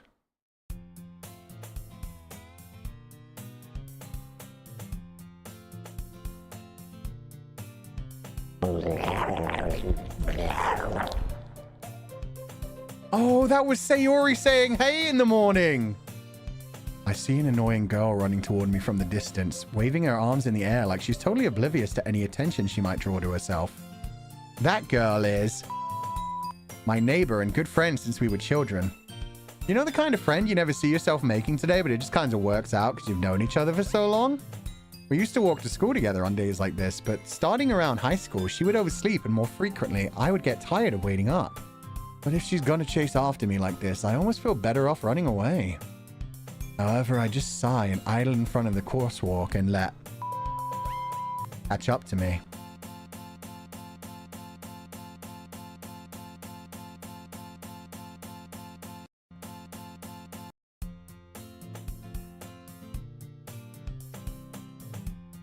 Okay.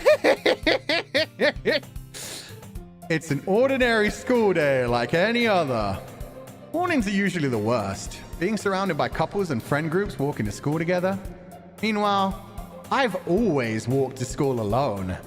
I always tell myself it's about time I meet some girls or something like that. But I have no motivation to join any clubs. I'm perfectly content just going by on the average while spending my free time on games and anime. There's always the anime club, but it's not like there'd be any girls in it anyway. Okay, 1 second. Fulgur, what is happening? We're repeating time, except Sayori doesn't exist anymore. After all, she's no longer Sayori. According to some people, that name of that song that played when she hung herself was called Sayonara, as in Sayori? Sayori. I guess her name's Sayori rather than Sayori. Sayonara. Sayonara Sayori. Who's Sayori? Exactly. Who's Sayori? I've always walked to school by myself. I've never had a childhood friend. Yeah, we're going to save right here. And then we're going to load. And we're going to see the stabby ending that I'm hoping for. Wait. They erased my data? You fuck! I wanted to see the stabby ending! Oh. You literally don't get go backsies. It's a new game, dude? Get me out of here. Get me out. No, I'm gone. How do I leave? Exit DDLC, please. Why can't I go left? Let me go left. Exit DDLC. Main menu? Why are those different things? No, they're gone. They're perma gone. They're completely gone.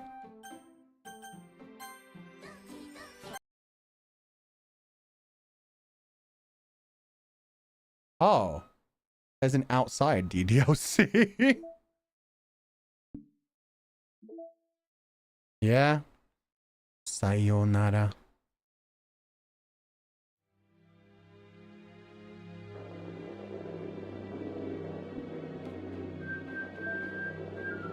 I wonder if...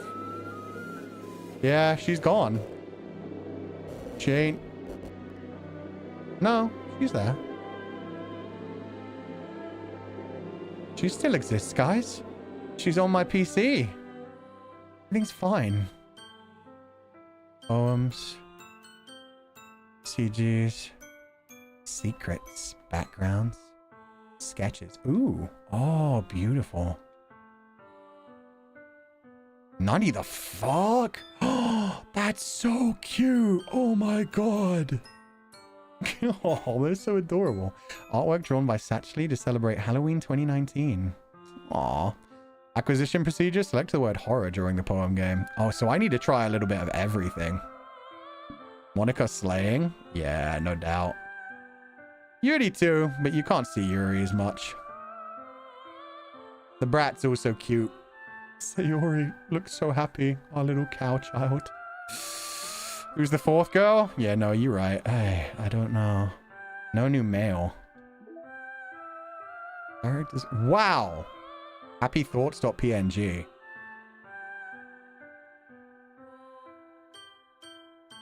Just keep smiling, I guess. Happy thoughts. I don't want to click that because that might completely erase my data. Attributions. Traceback? Oh, that's where it glitched. Exception. Oh, geez. I didn't break anything, did I? Hold on a sec. I can probably fix this, I think. Actually, you know what? This would probably be a lot easier if I just deleted her. She's the one who's making this so difficult. Well, here goes nothing.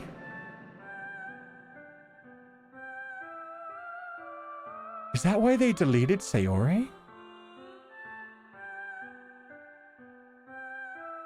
Because she didn't want to keep playing the game and keep getting rejected. So is that Monica or is it something else? Maybe it's something above Monica. Maybe there's like a god of this world. Internal... No insecure directory. This is a scratch disk. Do not use it to store sensitive or permanent things. If you need access to files from the encrypted file share, copy them to your Oh, the music changes by itself.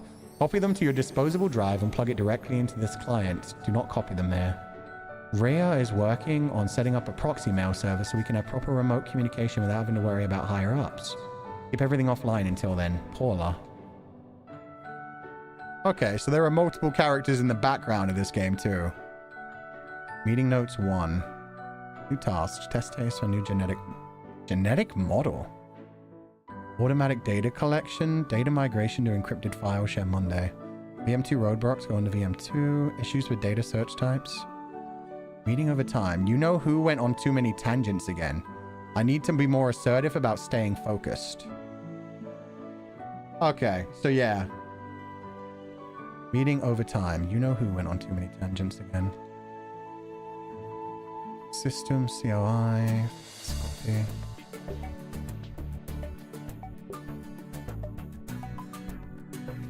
Access keys found so far. Compared to boat 3 spaceship 4 question mark. Can I go to the other files? How do I get back? I can delete things? Let's not do that. Backup, internal.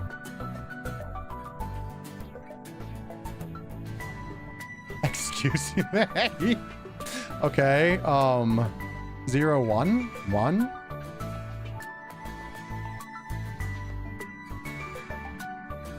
Okay, this is a maze. This person's worse at doing things than I am. I'm gonna guess I need keys for these later. I need. Where was that thing? Where was that test? File copy test from disposable drive to thin client. VM2 roadblocks. Meeting over. Where was the bit about the fuck? The bit tower keys. 240 clock time 221 a 3-digit number combination somewhere 221 221 221 221 key pair 1. Okay, so 1 and then either 240 or 221. 240 221 240 221 240 221 240 221 2 4 fuck. Oh, okay, it's 3 digits. 240 221. Project plan! Unable to open project plan.txt. Unknown error. Please try again later. Okay. Maybe we need to unlock that later. Characters. Monica. Yeah, they deleted her. Monica's so much bigger than everyone else. Why is Yuri so small? No, you leave my Yuri alone. Games, saves. Only 1, 0, and 3. So I can actually delete them. That's fucked up, man. That's fucked up. Sayori. Oh my god, you could even... Sayori's winning words. Happiness, sadness, death, tragedy, alone. Natsuki's words. Yuri's words. Monica doesn't have words. Holy. This game's crazy.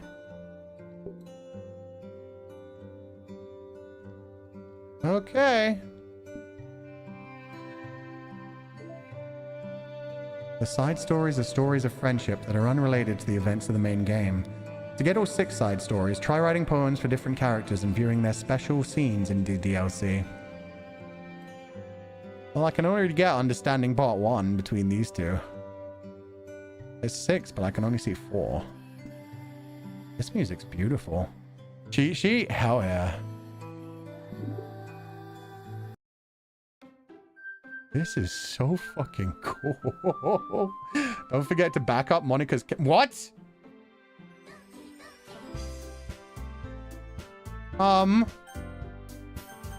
Okay.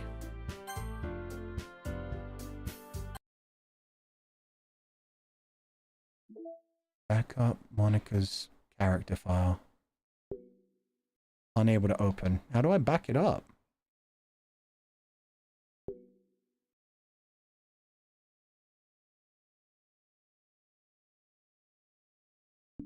I don't know how to do that. Why does it say there's new pictures? I thought I checked the pictures.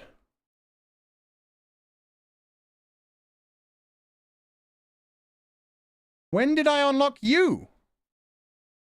Precision procedure, review the file poemwords.txt. Oh, okay. They all looked baby back then. Okay. Maybe it'll give me something to be able to back that up later. It talked about moving things to like a secure location. Whatever.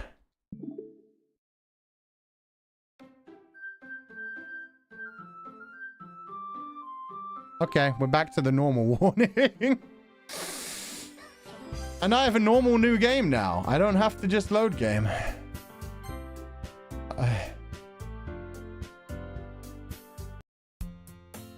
Okay, we're going to stop here from today. So we're doing a real game later. We'll see what happens. No spoilers, guys. No spoilers in chat. I see my moderators are having to put in work. So yeah, don't tell me what any of that is about. We'll find out in time. We're going to stop here for today. We're going to do our second run next time. I'm going to go down the Yuri route again. I wonder what happens when we go down the Yuri route when our childhood friend isn't there. Surely nobody gets depressed this time. Maybe just the chibi girl gets pissed off because she doesn't like her. That'll be fun. Yeah, well. One more time. We're going to celebrate.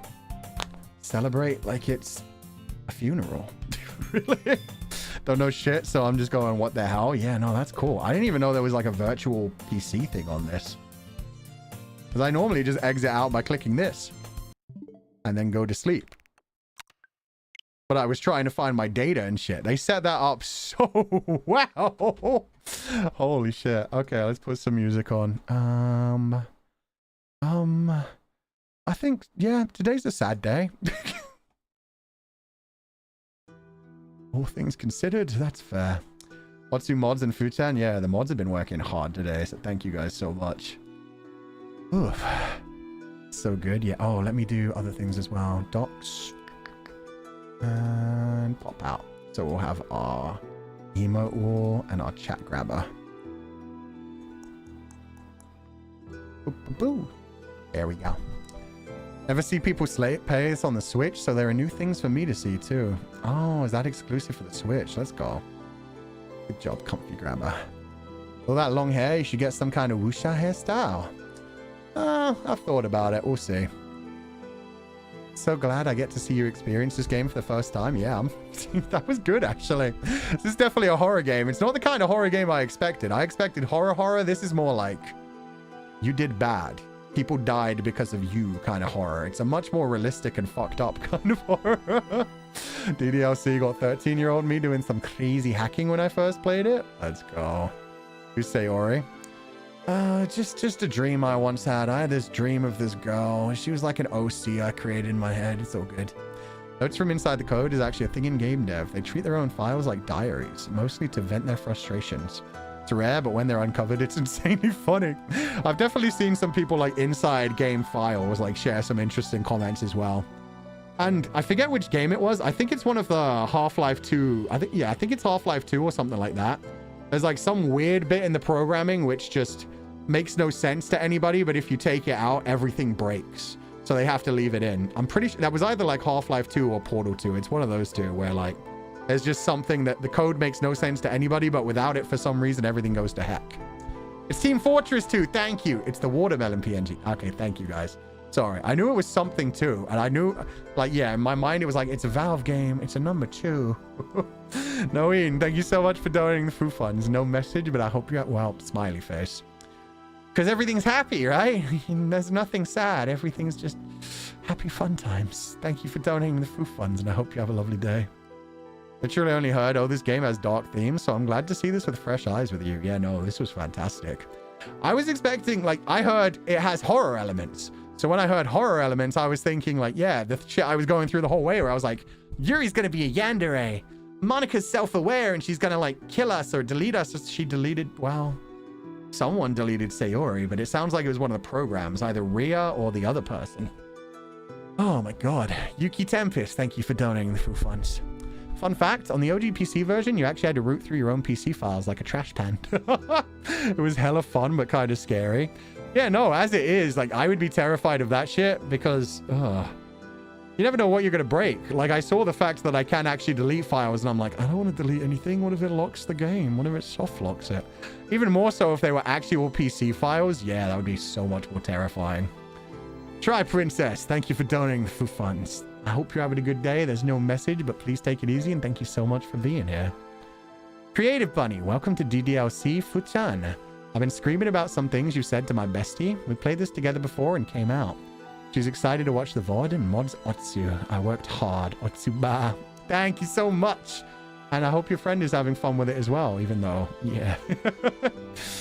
This was interesting. I'm glad that we're going in completely blind. It's been interesting for sure. This is so much darker than I thought for sure.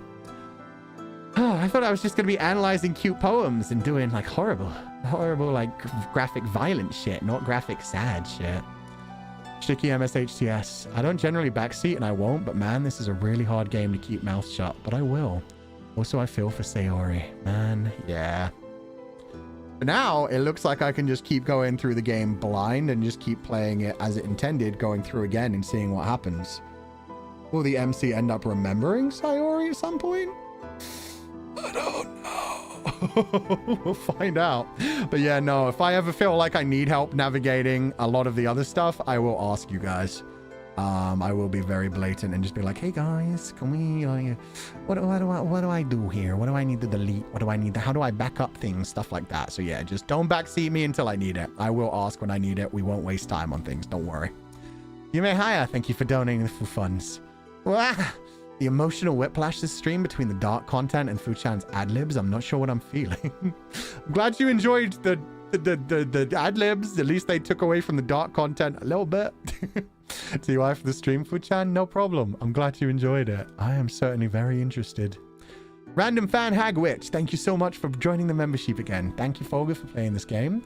So fun to see your take on it and what caught your eyes about it. Now you see why this game was so great. Yeah. It plays into some really messed up shit, and it apparently uses files and stuff, which is crazy. Oof.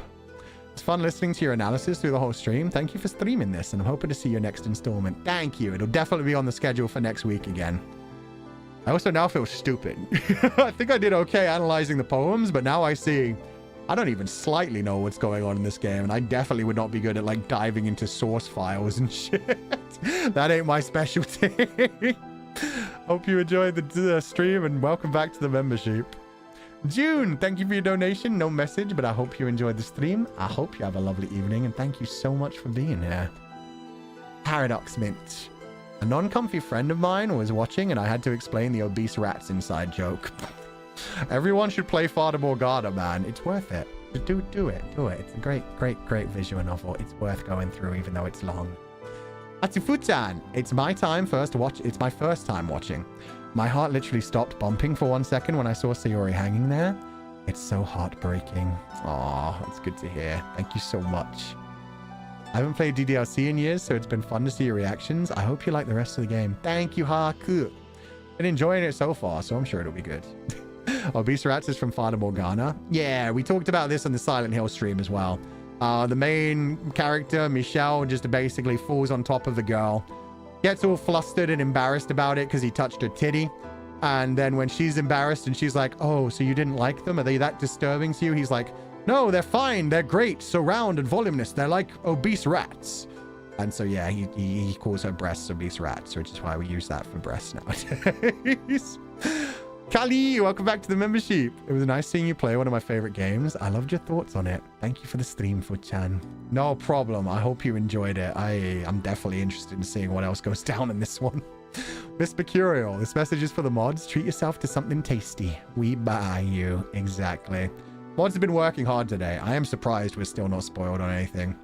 I don't know what the fuck Monica is. I don't know. I think she's self-aware and trying to break out of containment kind of thing. That's what I'm thinking. She's like an AI. That's why her file is so huge. Maybe she started remembering. Maybe it got corrupted and she started remembering every route. And then she started realizing, wait, this isn't right. This is just a video game. Everything just keeps returning. It just keeps going back to zero and I have to deal with this shitty MC again. Just theorizing though. No confirmations. No nothing. Kakitoshi, thank you for donating the Foo Funds. Seen this game so many times, but I never tire of seeing people react to it, lol. I look forward to seeing more of yours as well. Your analysis, they're always interesting to hear. Get complimented and I buy you. Thank you so much, Kakitoshi. I'm glad you've been enjoying it. It's been interesting. It's definitely kind of scary. Laios has big fucking tits. Thank you for the huge super. Definitely for the best that you played the Switch version because the PC version can dox you. How? You know what? Don't answer that. That'll probably spoil some things that it does. But this was fun and I can't wait for more. Things get wild and I said it before, but the MC has several moments where I want to hit him with a rock. Yeah. He has moments where you can tell he's just trying his best and he just kind of sucks at it. But yeah, he has moments where he's totally oblivious or just says the completely wrong thing where it's like, brah, no. Shiki MSHTS. This is story unrelated, but the creator of the game was primarily known as a big figure in the Smash Melee community. And suddenly, VN writer/maker. The pipeline, man. There you go. They were clearly very interested in writing as well. Good for them. Ayabrea, welcome back to the membership. It's 4:30 a.m. Good night, Fu-chan. I hope you have a lovely evening, but please also remember, do not tell me when you're going to bed. I hope you have a lovely evening. Kid is tired. Thank you for the stream and thank you, mods. I was telling my boyfriend that I was never going to play this game ever again, but watching you play it is a different story. Your commentary was my favorite part. Yeah, now I don't even know what to do. Jesus. I mean, we're going to keep playing it, but at the same time, can I keep cracking those jokes when things are getting so serious? We'll see. Thank you for donating Food Funds, Kit. And yeah, thank you. Moderators are doing so well. Our censorship are working so hard. Loved your voice acting. It was perfect. You did a really good job. Thank you, Konami. I'm not good when there's a lot of female voices. And the last 2 games we played in a row, visual novel-wise. 3 women, not a single man. And now 4 women and 1 man. God damn it. Well, I'm glad you enjoyed it. Just play it how you want to play it, dude. That's the plan. That's all I'm doing. And if anybody tries to change how I'm playing it, if anybody tries to spoil me or tell me what to do, they will be removed. Like, I'm sure it was nice. Like, yeah. The fact that people didn't try to make me reload the stabby route immediately, I'm glad for that. It's kind of sad we're never going to get to see what happened if we did a fake confession. I do feel like she would have stabbed the shit out of everyone for that. Rather than Sayori killing herself, it would have been Yuri coming along with the knife. But we'll see. We'll see. Maybe not. Maybe it just always goes the same way. We'll see what happens. I'm confirming. I'm not even going to read that then, just in case. Just in case. I love this game. Derogatory. Sometimes that's the best way to be. Sometimes, yeah, it's best to just be like, I like this game. It hurts me. Yuri can knife me. Yeah. She can penetrate me any day. Shit was crazy. Oh my god. They will be removed like character number 4. I guess we'll see. Give it time. Give it time. Okay, we'll dive back to the other super chats. This is another one where we won't do Streamlabs today, but we'll catch them up when we can. What are we doing tomorrow? Bum bum bum. Dun dun dun dun dun dun dun bum bum. Oh yeah! Oh no, we've got the tournament tomorrow. I need to prepare for that. I still haven't prepared for that. And then we've got a collab with Noctix in the evening. That's going to be amazing.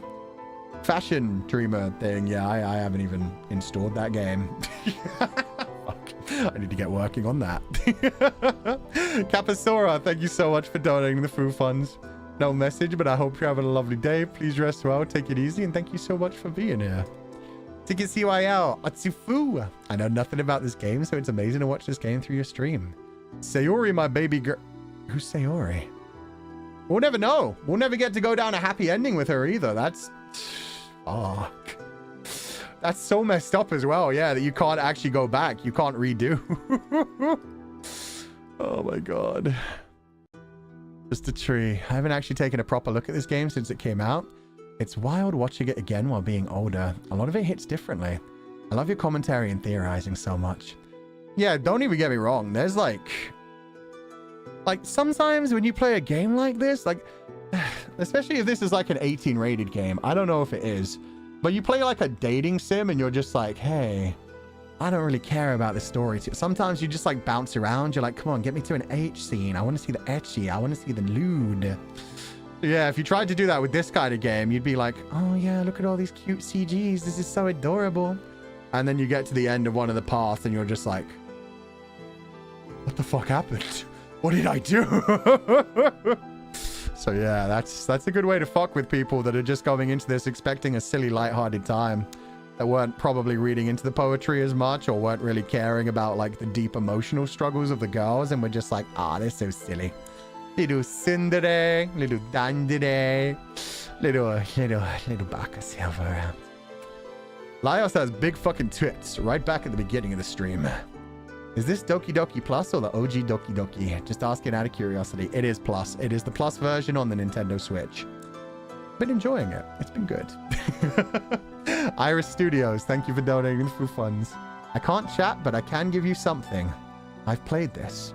Have fun. Thank you so much, Iris Studios. I'm glad to hear you've enjoyed it. Been fun going through it myself, completely blind. It's been great. I think it is an 18 plus, but there definitely is an age restriction. Yeah, so there might be some people who bounce around this game, skipping around, hoping for their H scenes. I just think it really is just a normal dating game until... Odessa PNG Tuber, thank you for donating the Foo Funds. Roses are red, violets are blue. I became a member. Why are we talking about your balls? We weren't talking about my balls. We were talking about the MC's balls. How dare.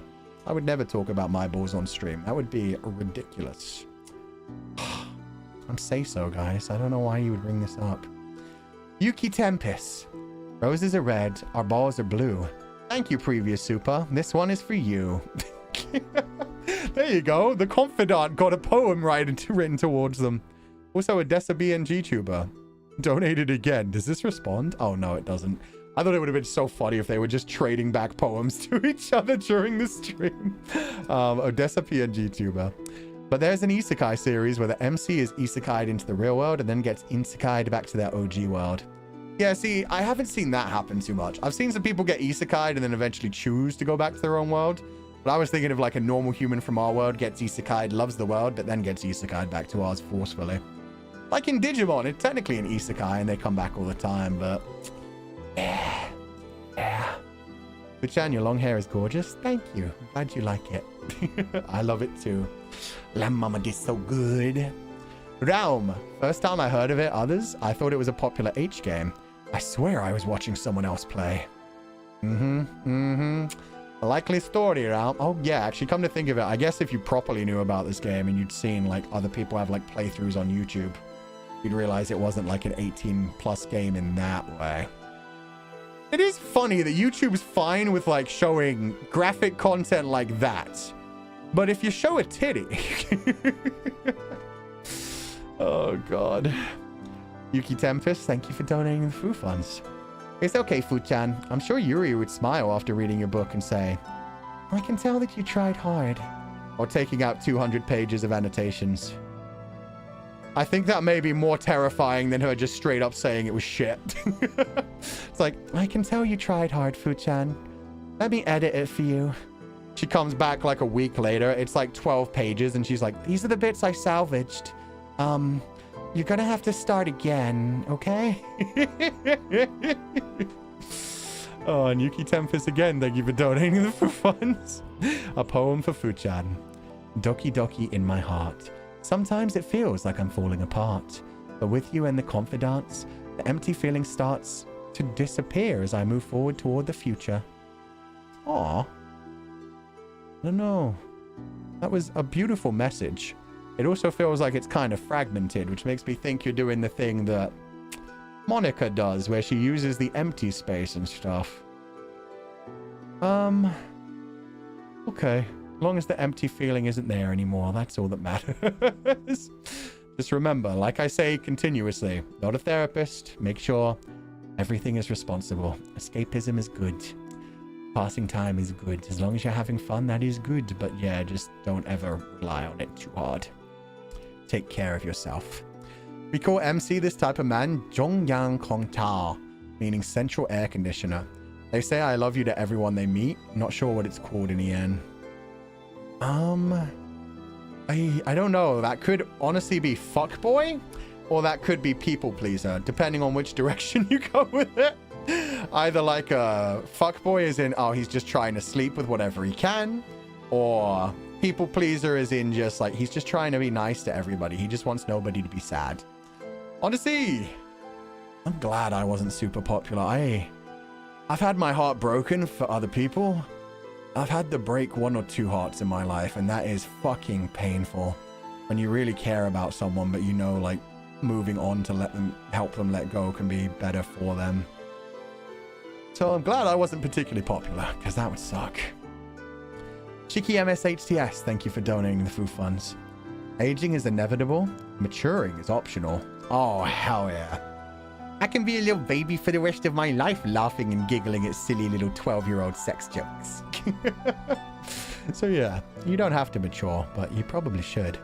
Some people mature way earlier than other people as well. Some people don't get much of a childhood, unfortunately. Try Princess, thank you for donating the Foo Funds. No message, but I hope you enjoyed the stream. Thank you for the popcorn super sticker. Thank you so much for being here. Laios has giant fucking tits, again with the huge donation. Thank you so much. Satsuki, the secret 5th Doki. Yeah, it's not just Doki Doki Literature Club anymore. It's Doki Doki Doki Doki Doki Literature Club. Reina Noi, thank you for donating the Foo Funds. 4 girls aren't enough for Fu-chan. He made up a whole new character named Satsuki. I mean, you guys should know that, considering I got to the point of being like, there's not enough sexy men in the world.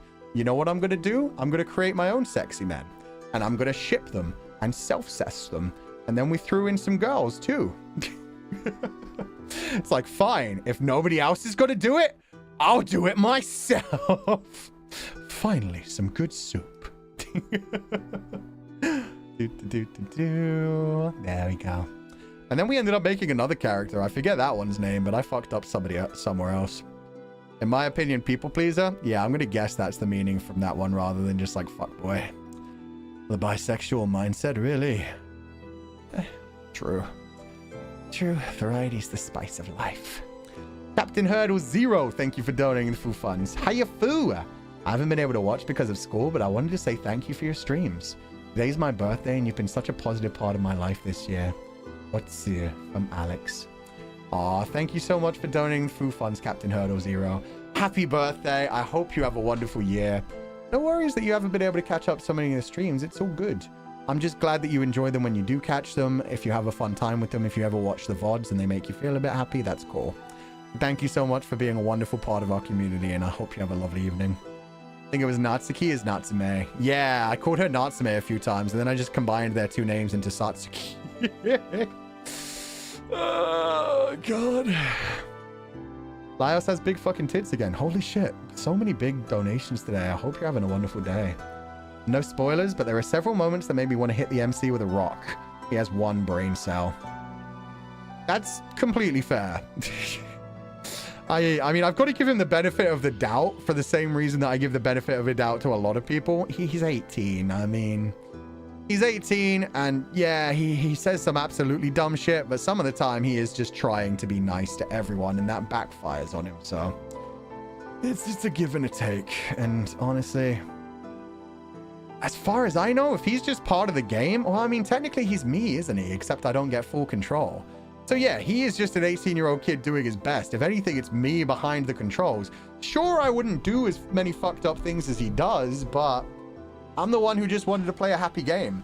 I'm the one who jumped into a dating game. So yeah, if anything, this game is calling me a bad person for just expecting these characters to, you know, just fall in line. Just be cute. Just be sexy. Have some red flags, but keep them in a sexy way and not in a stabby, hurt yourself kind of way, hurt other people kind of way. Keep it in a more of a like, oh yeah, I have a knife. I like to cut things. I like to lick blood, but it's sexy, right? It's fun, right? Because yeah, it's fiction. We escape into fiction. Can't wait for you to get to the end. Me neither. This should be interesting. I didn't realize how long this game was. I mean, I imagine the next run through is going to be way shorter than that, but even then, we have to do at least 2 more run-throughs, if not 3, because I'd imagine, yeah. Oh, that's probably where Just Monica comes from, isn't it? Don't spoil, but yeah, I'm going to guess, because you can't romance Monica. So we're going to romance everyone one by one, and then it's just going to be Monica. Literally just Monica. God damn. Cloudines, thank you for donating the Foo Funds. Another German dictionary example? Oh, I read this one on stream, but still, yeah. Backpfeiffingerschicht. Slang, derogatory, meaning face that begs to be slapped. Might be the MC to some sheep. Yeah, a lot of people were real pissed off at this MC. Shiki HTS. Out of curiosity, is Satsuki a Tsukihime reference, or are you just jumbling up the name Natsuki? I'm just jumbling it up. Both Satsuki and Natsume, it was just me like vaguely remembering things, and then yeah. Yeah, things go wrong. Shiki HTS, again, double donation in a row. My neck is broken from the mood whiplash. You weren't the only one who had a broken neck today. Sorry, Sayori. That's dark. Purple Girl, thank you for donating the Foo Funds, Shiki HTS. So true. Purple Girls be ruining my life. If you could delete the MC. Yeah, the MC doesn't count as a character. I guess because, yeah, he's the one you control, so he's not really a character. It's fine. It's fine. I think there's a Comfydant named Satsuki as well. There is. And yeah, they were probably getting very frustrated today. Where's the light switch? Oh, it's on. It's on. Paradox Mint. Welcome to Doki Doki Literature, where everything is a fucking nightmare. Teehee. But it's okay, because they're all so cute and they smile and nobody even remembers Sayori, so it's fine. What is a Sayori? I only know Satsuki. Satsuki, Natsuki, Yuri, and Monica. Yep. Yanes, thank you for donating the Foo Funds. I remember when Doki Doki Literature Club first came out, it was banned in certain regions. So when I first dived in, I thought it was a gal game with 18 plus graphics. Oh boy, how naive I am. No, I feel that. There are so many games I've tried to dive into where I've done that thing. I've downloaded the Eroge where I've just been like, God, I don't care about your story. Get me to the sex scenes. You know what I'm here for. Just flashed through things. It's just, you know, there are some games where that's the whole point, and then there are other games where the story is important. And in general, sometimes the story helps for other things as well. Makes it more interesting. It makes you feel more connected. Some guy with a mustache. Fulgur, calm down. Who's Sayori? Don't do this to me. Odessa PNG tuber. Who's Sayori? Okay. Envy Musahashi. Reset the clock. Can't do it. Not unless I delete the whole thing. And that would just be giving the game what it wants. I refuse to give the game what it wants. If the game's telling me, hey, you want to restart everything? You want to have a nice happy ending? Just delete everything? No. We're going down this route. We're going down to the point where there is nobody left. Oh, fuck. I'll go beyond Monica as well. I'll romance Monica to death. That seems like what I'm doing. Everything I love turns to death and dies. Got my name wrong again. It's... Oh, you were doing so well. Envy Mizuhashi. What did I say? Oh, no. What did I say? Sorry. Where's the porn with plot at? Everywhere, my dude. Everywhere. You find that so easily. Oh, the games. When I see Fuchan, my heart goes doki doki. When I hear Fuchan moan, my body goes boki boki. It's a dirty joke. I hope you don't get it. Unfortunately, Kushami, I do. I almost considered making my title for this stream Doki Doki Literature Club. Because Boki, if you don't know everybody, let me just put Kushami on blast. Boki is the Japanese onomatopoeia sound for the sound of wood falling, the sound of wood crashing into things. So it's like a boki. So it also, you know, wood comes to represent the sound of a boner, the sound of hardness, the sound of getting wood. That's why quite often in classic anime, when you see a character in a lewd situation, I need to grab this one before it disappears. You often hear that little falling wood sound before they get hit by the girl after they've seen a girl naked or something. You always hear that like, okay. And then the girl reacts and screams and like throws things at him and says, get out of the room. How dare you? Hentai, pervert, get out. Ecchi yaro. There you go. So that is the boki boki. Shiki Shiki MSHTS. Thank you for donating the Foo Funds again. Maximum breed purple girl. What's about? I don't think I've ever used the word breed, but you're not wrong. That still doesn't make you right. Thank you for donating the Foo Funds. I would have married her though. God damn. The whole like, oh, I just find knives beautiful. They're so, you know, deadly, dangerous. There's something kind of sexy about them. They're licking the blood off the finger. Oh, God damn, Yuri. Hello, Ron. Hello. My anime Oshi from Utapri called me Natsuki and Satsuki in the same time. Every time you mentioned the name, I'd be like, I'm confused. Oh, there are characters in Utapri called Natsuki and Satsuki? Oh, my bad. I didn't mean those two. I just meant my dumb mouth, which isn't working today. So many cursed lessons with Oshi. That's how we get away with these not getting demonetized. Well, they all get demonetized. Without them getting taken down on YouTube. It's because they count as educational streams. If you have an educational stream, you can get away with a lot worse. There's a character called Natsuki who has an alter called Satsuki. Ah, okay. All I know about Satsugi is it sounds like the name Satsuge. Not the name Satsuge. It sounds like the word Satsuge, which I know because I rewatched Detroit Metal City recently, means execution or murder. And they have a song that's literally just called Murder, which is just like Satsugai, Satsugai, Satsugai, Satsugai. It's just murder. More education, thanks. You're welcome. I do what I can. And that, yeah, okay. Now we caught up to all the super chats. No, wait, we missed one. Sorry. No, yeah, I missed one because one like refreshed while the comfy grabber couldn't grab it. So give me a second. Was it? Oh, it was just a tree. Just a tree. Thank you for donating the Foo Funds. I haven't actually taken a proper look at this game since it came out. Oh, wait, no, I did read that one. Wait, who was it that I missed? Thought it was a popular H game. When I see Fuchan. Oh, there we go. Yuki Tempest. This is the one I missed. If Fuchan was a character in a dating game, I would definitely not pick you. Because unfortunately, you match my freak a bit too well. When somebody matches your freak a bit too well, so you get to the point of being like, I don't know, I think that would be bad for me. Maybe embracing it, some of those really dark fantasies would, you know, yeah, maybe we go with something more vanilla. Also, Satsuki equals Tsukihime, childhood friend character. I don't think, no, Tsukihime, that's another one of the Type Moon ones, right? I think that's the one I never watched or played or anything. Yeah, Lunar Legend. Oh, no, I definitely watched this when I was a kid, but I've completely forgotten it. So yeah, I don't remember the characters well at all. The ones I remember are just like the Fate series and the Garden of something. Garden of Sinners?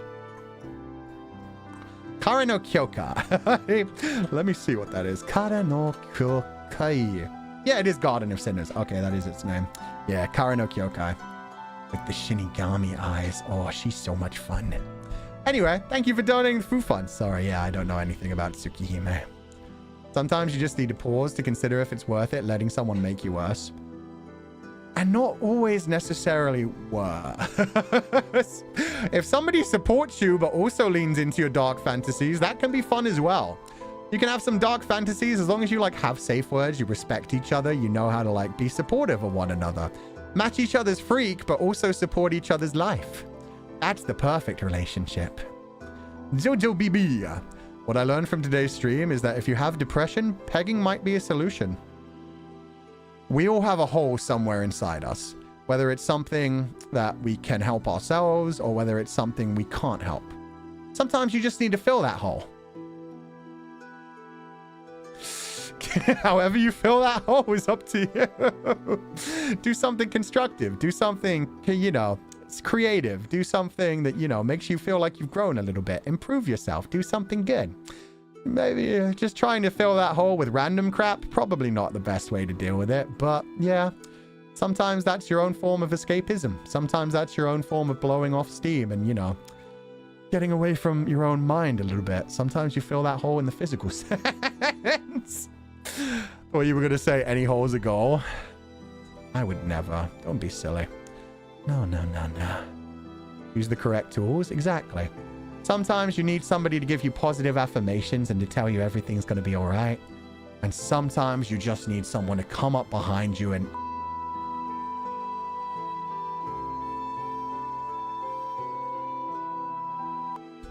Sometimes that fixes it. Sometimes you just do need to get out of your head and just release some stress a little bit. It'll help you grow and move forward as a person. Is Monica a regular Japanese name too? If not, she's the only one with a Western name. Yeah, in fact, she specifically spelled out the fact that her name isn't pronounced the Japanese way. Because if her name was Monica the Japanese way, because you can write that with hiragana, but it would be Monica. And then it would be Ika like squid. But she straight up said to her, that's not how my name is pronounced, and that wouldn't work in the translation. So yeah, it's not Monica, it's Monica. Which means, yeah, she does have a Western name, even though everybody else, it seems to be like set in Japan in Japanese. Thank God I have headphones, because brah, Fu-chan. Yeah, I know, right? God. At least we have that like YouTube feature now, where if you say something like too dirty, it will self-censor it with like a beeping sound.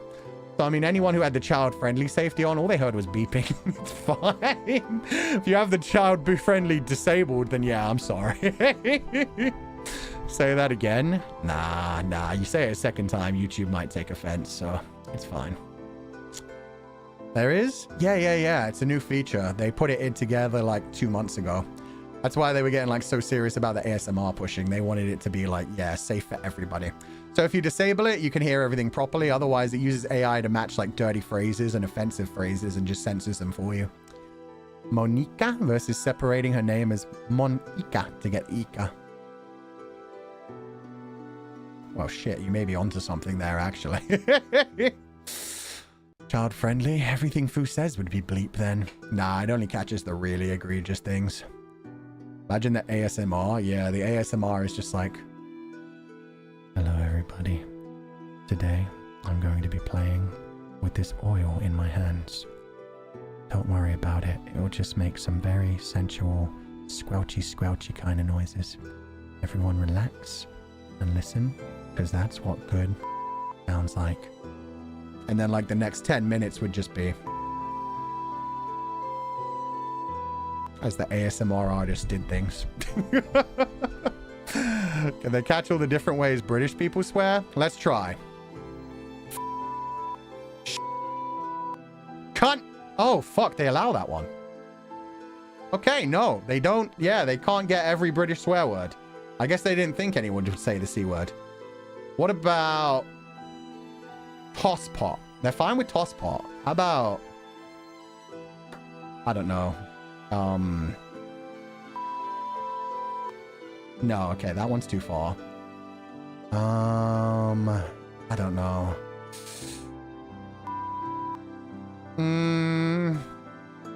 God, what are other British swears, guys? I can't remember many British swears. The Brits and Aussies are safe. Apparently, yeah, the C word's fine. The C word, they're fine with. I mean, I guess they know that if they hear that in a British accent, it's just fine.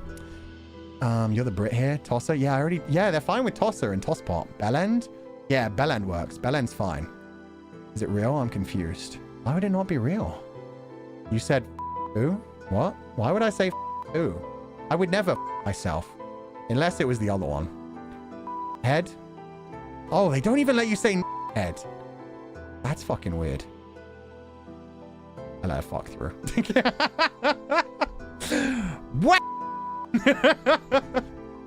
Okay, yeah, I was just fucking around. Thankfully, they haven't put that thing in. Because if they did, yeah, half of my stream would be censored.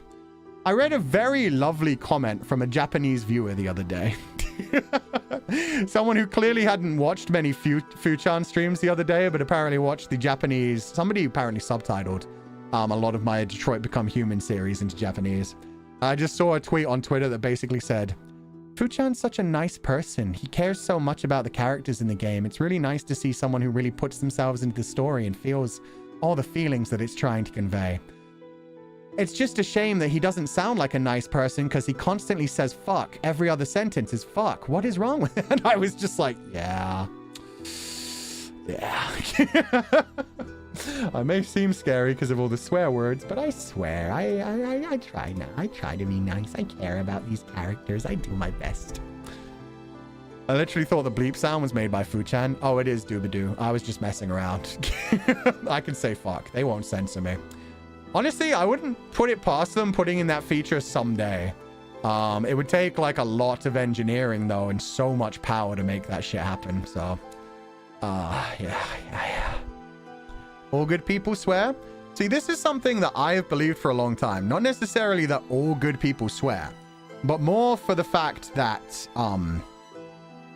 people that are very obvious about some of their bad habits, some of the bad things they do, some of the things that they possibly interact with that are kind of dark, kind of problematic, but they're upfront about it. They're like, yeah, so what? I like the violent shit. I liked the fact that Yuri whipped out a shiny knife, told me to hold it and enjoy it, and then licked the blood off my finger. That was all great. Yeah, that's fine. She's showing her freak. People that are like overly like protective about that kind of thing, and they're like, oh no, I would never do anything unusual like that. It's so perverse. It's so strange. I feel like a lot of the people that say that kind of shit, some of them probably are down to earth, but a lot of them are just like clutching at pearls, and then like you get into their house and their basement is just full of cages for locking up the neighbor children, the neighbor animals and shit like that. They're like, oh no, this person's a terrible person because they like dark media. I would never consume such a thing. Meanwhile, the neighborhood pets are going missing and they're working their way up from like guinea pigs to cats to dogs and slowly getting their way to long pig. Yeah, I don't trust people that hide everything. It's also very different to swear in general or swear at people or use bad words about other people.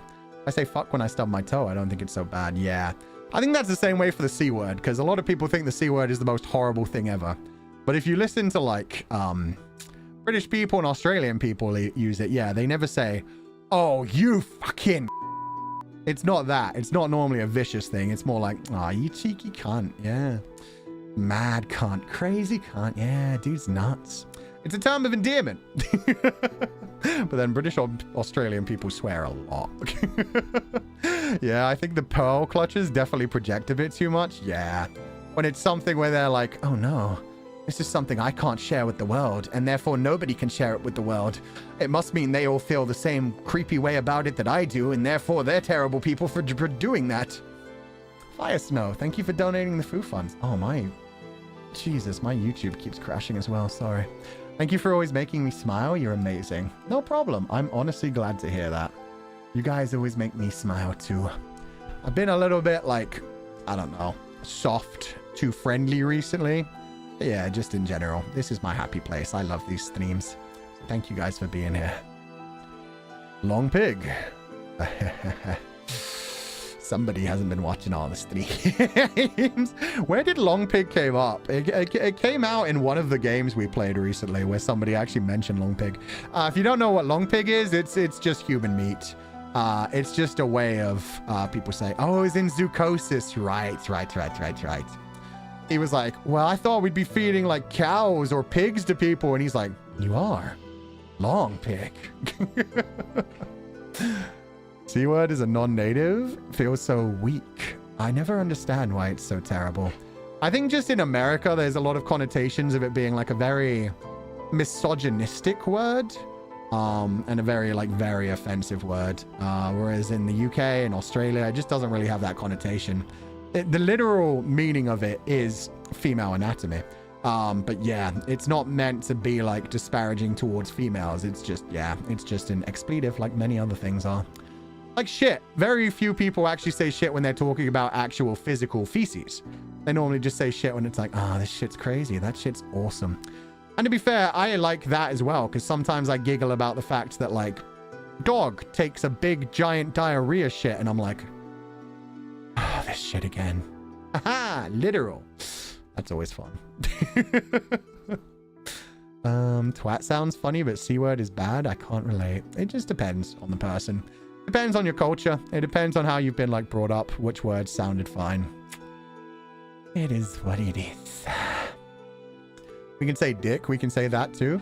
Yeah, but I mean, dick is more on the level of like pussy. Neither one of those are like seen as particularly offensive. Although cock isn't seen as offensively as the other C word either. I don't know. It's just not on the same level to Americans. It's just like a cultural thing.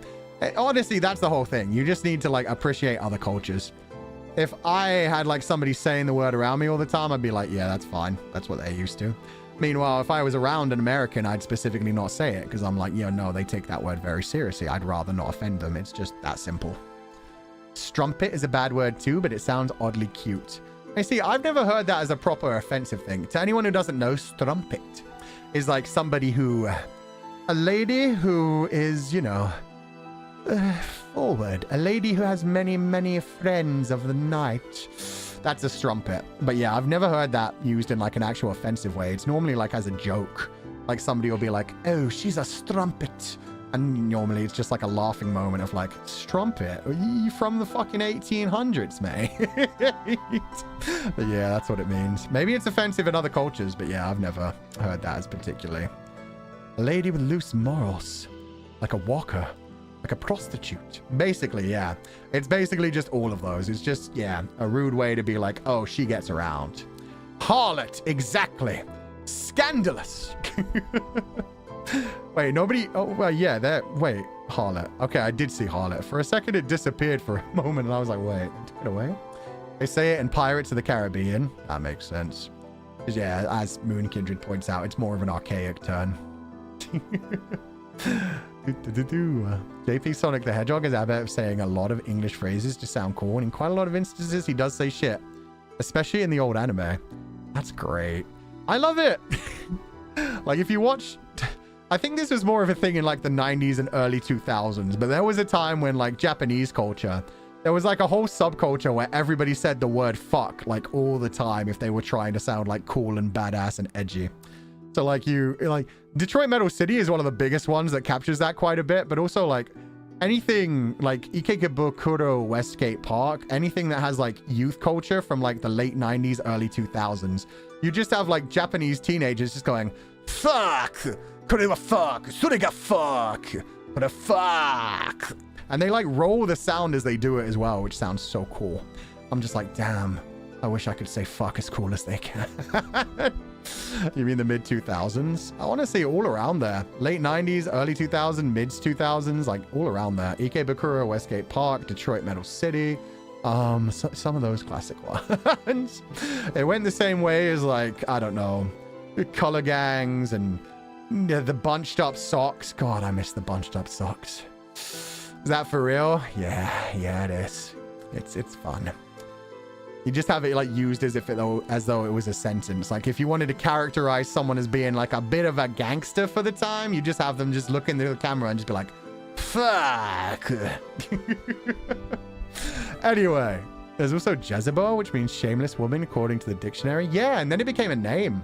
People started using that as a name because it just sounds so nice. But yeah, that just same kind of thing. It's like strumpet. We're going to head out for the day. Let's see if we can raid into anybody on the way out, because so many people raided us during this stream. We caught so many raids. So yeah, let's hope that somebody's actually streaming now. There's nobody streaming. There's Pio-chan in an hour. I guess I can raid you guys into Pio-chan's room. We got all the crisis raids. Yeah, we got a lot of raids. Okay, that's fine. Edit. I'll send you guys to Pio-chan's waiting room. You went wrong about Detroit Metal City, but my mind for some reason thought it was about Detroit Become Human. Oh yeah, that's very different. Aya? Wait, is Aya starting soon? Is she just late? Because it's gone past 5, right? When's her stream? Try to scare me. Oh yeah, she's just running late. It was supposed to start at 5 p.m. Okay, I'll send you guys to Aya. That works. She didn't pin a message. She's just, okay, Aya. I see how it is. Leave him waiting. Make him wait for more. Make him want it more. God damn, she's good at what she does. Okay, I'll redirect you guys to Aya, whose waiting room is on, and she should have started by now, so she should start soon. Thank you for pointing that out. Otherwise, yeah, it would have just been an empty waiting room for an hour. What a surprise. Fair enough. Thank you guys so much for being here. This game has been awesome so far. This will probably be like a 3-parter, judging by how long I took. But I should be commenting on less things in the future now that like there's less theories to theorize. We're locking down on what the main theory will actually be. There's one less girl, so it should move faster and stuff like that. And yeah. It's just a shame. We really did leave. I almost called her Satsuki again. We almost left. We left that girl whose name doesn't exist anymore hanging, so we left her hanging. Goodbye, everybody. I hope you will have a lovely evening. As always, do not be led astray, my confidants.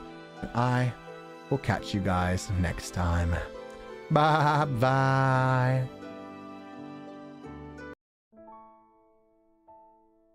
As usual on the way out, I'd like to say thank you to everybody who joined the membership. There's one less girl. You didn't have to do it like that. True, but that's what made it funny. Everybody else was doing the whole, like, who's that girl anyway? This is fine. Sayori. That was her name. Sayonara Sayori. So it's Sayori. Watashi wa yeah, so it should have been Sayori. I've been pronouncing her name wrong the entire game, too. I'm a horrible childhood friend. Anyway, thank you to everybody who joined the membership today, including Farikal, I'm Ron, Panic Shear, Ticket CYL, Konami, Maya Bria, Miss Mercurial, Kelly, Aku, Kyrie of the Stars, Shu. Oh, I remember this one. This is Shu's auntie. So it should be Shu Oba-chan? I think it's Oba-chan. Yeah. Noeen, thank you so much for the gifted membership. Random Fanhag Witch, Try Princess, Mexley Light, Soft A, Karina, Margarita, Paradox Mint, Little Lamb. Raum, thank you so much for the 5 gifted membership, and welcome back to the membership. Arena. Oh, and Farikal, thank you so much for the 5 gifted membership as well. I hope you enjoyed the stream today, and I hope you have a lovely evening. And Random Fanhag Witch, thank you so much for the gifted. Lin Jan Jan, welcome back to the membership. Club Netherbrand's Rogue Sniper. Oh, let's go. Thank you so much for the gifted, and I hope you have a lovely evening. That's also such a cute little Netherling image you've got. Yura, thank you so much for the 5 gifted membership. Hope you enjoyed the stream, and I hope you have a lovely evening.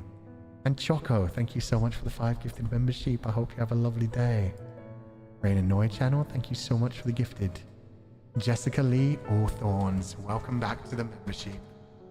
Sloth Hardworking, thank you so much for the gifted. Odessa PNG Tuber, welcome back to the membership. White Chuchi Daisuki, Kinako. Thank you so much for the 10 gifted membership, Kinako. I hope you enjoyed the stream today. Thank you so much for all the gifted, and I hope you have a lovely evening. Deneen, welcome back to the membership. Laios has big fucking tits.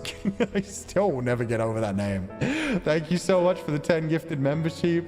That's so many. I hope you enjoyed the stream. Thank you so much for all the gifted Fu funds throughout the stream as well. I hope you have a lovely evening. I know Lily, Nikki Bells, Lulu, Miss Jerry Lawley at Fugoshi. Thank you so much for the gifted. And finally, welcome back to the membership. Laios has big fucking tits.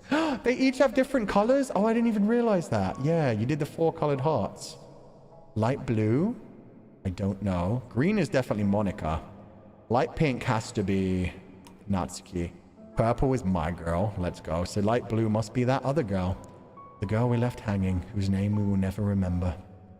Howdy, welcome. I actually genuinely hope we get to see her actual route someday. I'm going to have to delete my data to go back to her one hard, but yeah. I want to make her happy in at least one route, even though everyone else will probably be sad and pained anyway. Howdy, welcome back to the membership. And Mandu. And Slag.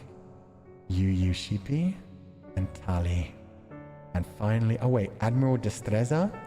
And finally, Yoko, thank you so much for the 20 gifted membership. That was so sweet of you. That's so many. I hope you enjoyed the stream today. I hope you have a lovely day. And thank you to the people who did beautiful fan art for this as well. We have a lovely thumbnail for today, and we already have a second thumbnail ready to go. So yeah, I'm really happy we got so many beautiful thumbnails. But yeah, we'll definitely be coming back for a part 2. Probably coming back for a part 3. And just before I head out, I also want to say a special thank you to all of our moderators who have worked very hard.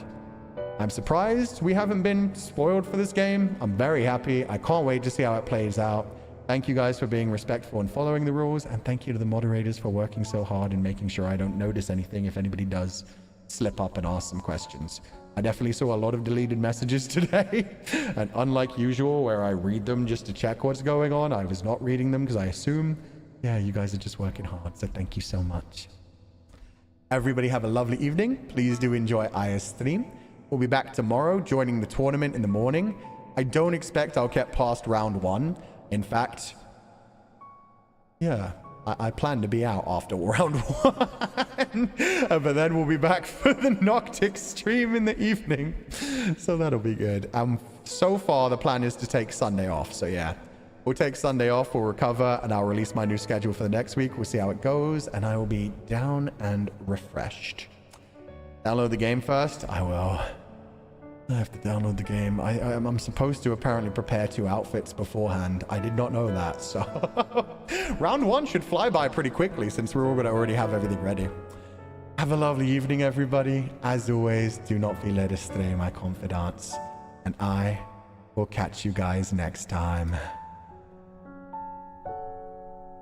You win, that'll be so freaking funny. I will cry. I just need to try and find like some yoga pants and like a really, really tight, skin tight, long shirt, and then dye everything my skin color. I'm gonna get this tournament demonetized. Bye bye.